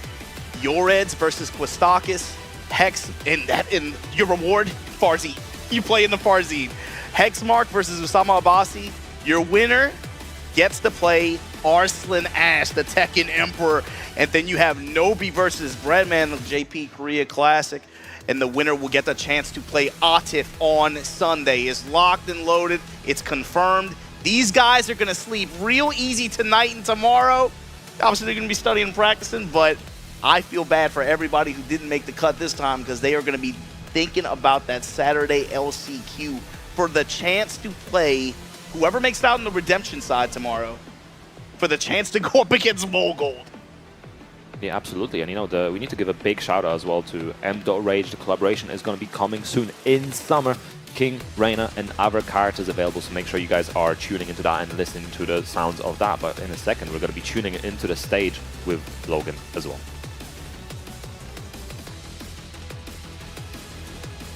Thank you very much, Pun, for that. And I am pleased to be here on stage with our 6 regional qualifiers. They, as Obama and Pun mentioned, will be moving on directly to the final bracket on Sunday. And we've actually paired them up in their first round matches. Hex going up against Usama. Hex, of course, clean sweep.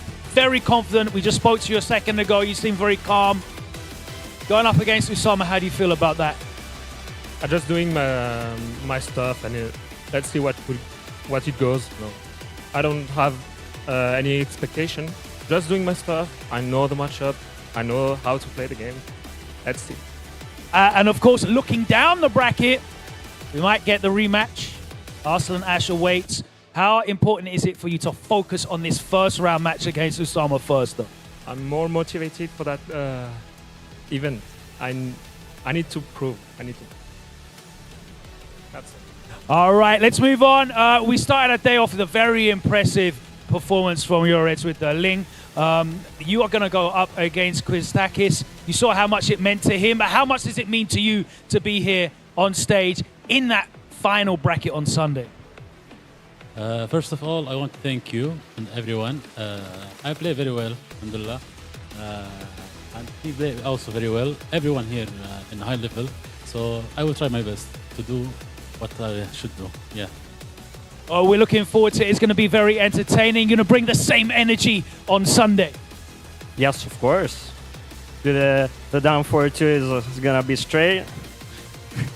And my down back 4 is going to be also powerful, so be careful. Look out. And our last duo, of course, Breadman making it out in second place. Nobi winning the group with a clean sweep as well. Breadman, how do you feel going up against a player of the class and experience as Nobi? I met him many times in Ranked, so I remember his style and I want to win. And Nobi, of course, 8 straight wins. No one could beat you. Are you going to be undefeated going into Sunday as well? Okay, I can't speak English. I'm so sleepy. You better wake up on Sunday when the final bracket takes place. Thank you so much for joining us. That brings an end to day number 1. We conclude our regional group stages. And for me, it has been a great first day. 3 more days to continue, and we will be adding tomorrow another 8 names from the global leaderboard group stages. And of course, that redemption group will be happening as well. That will all be happening right here, so do not go anywhere else. We will see you tomorrow, right back here with the best Tekken action in the world. It's the Tekken World Tour Finals 2025. The action continues tomorrow. Thank you so much for joining us.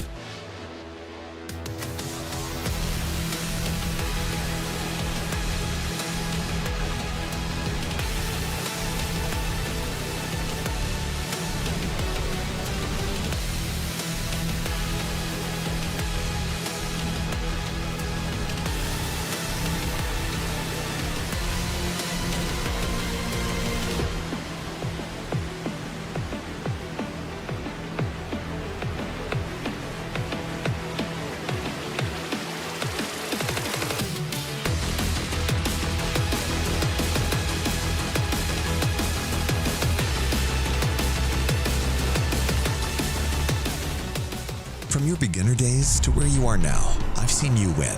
I've seen you lose. And I've always been here, right in front, lighting it all up. We were together when you first discovered gaming. That feeling, the discoveries, the friendships. You never shied away from me. You've cried. You've tilted. Your bursts of joy. You've discovered fame. You felt everything, fully. I've seen you become you. We've always been together on your gaming journey.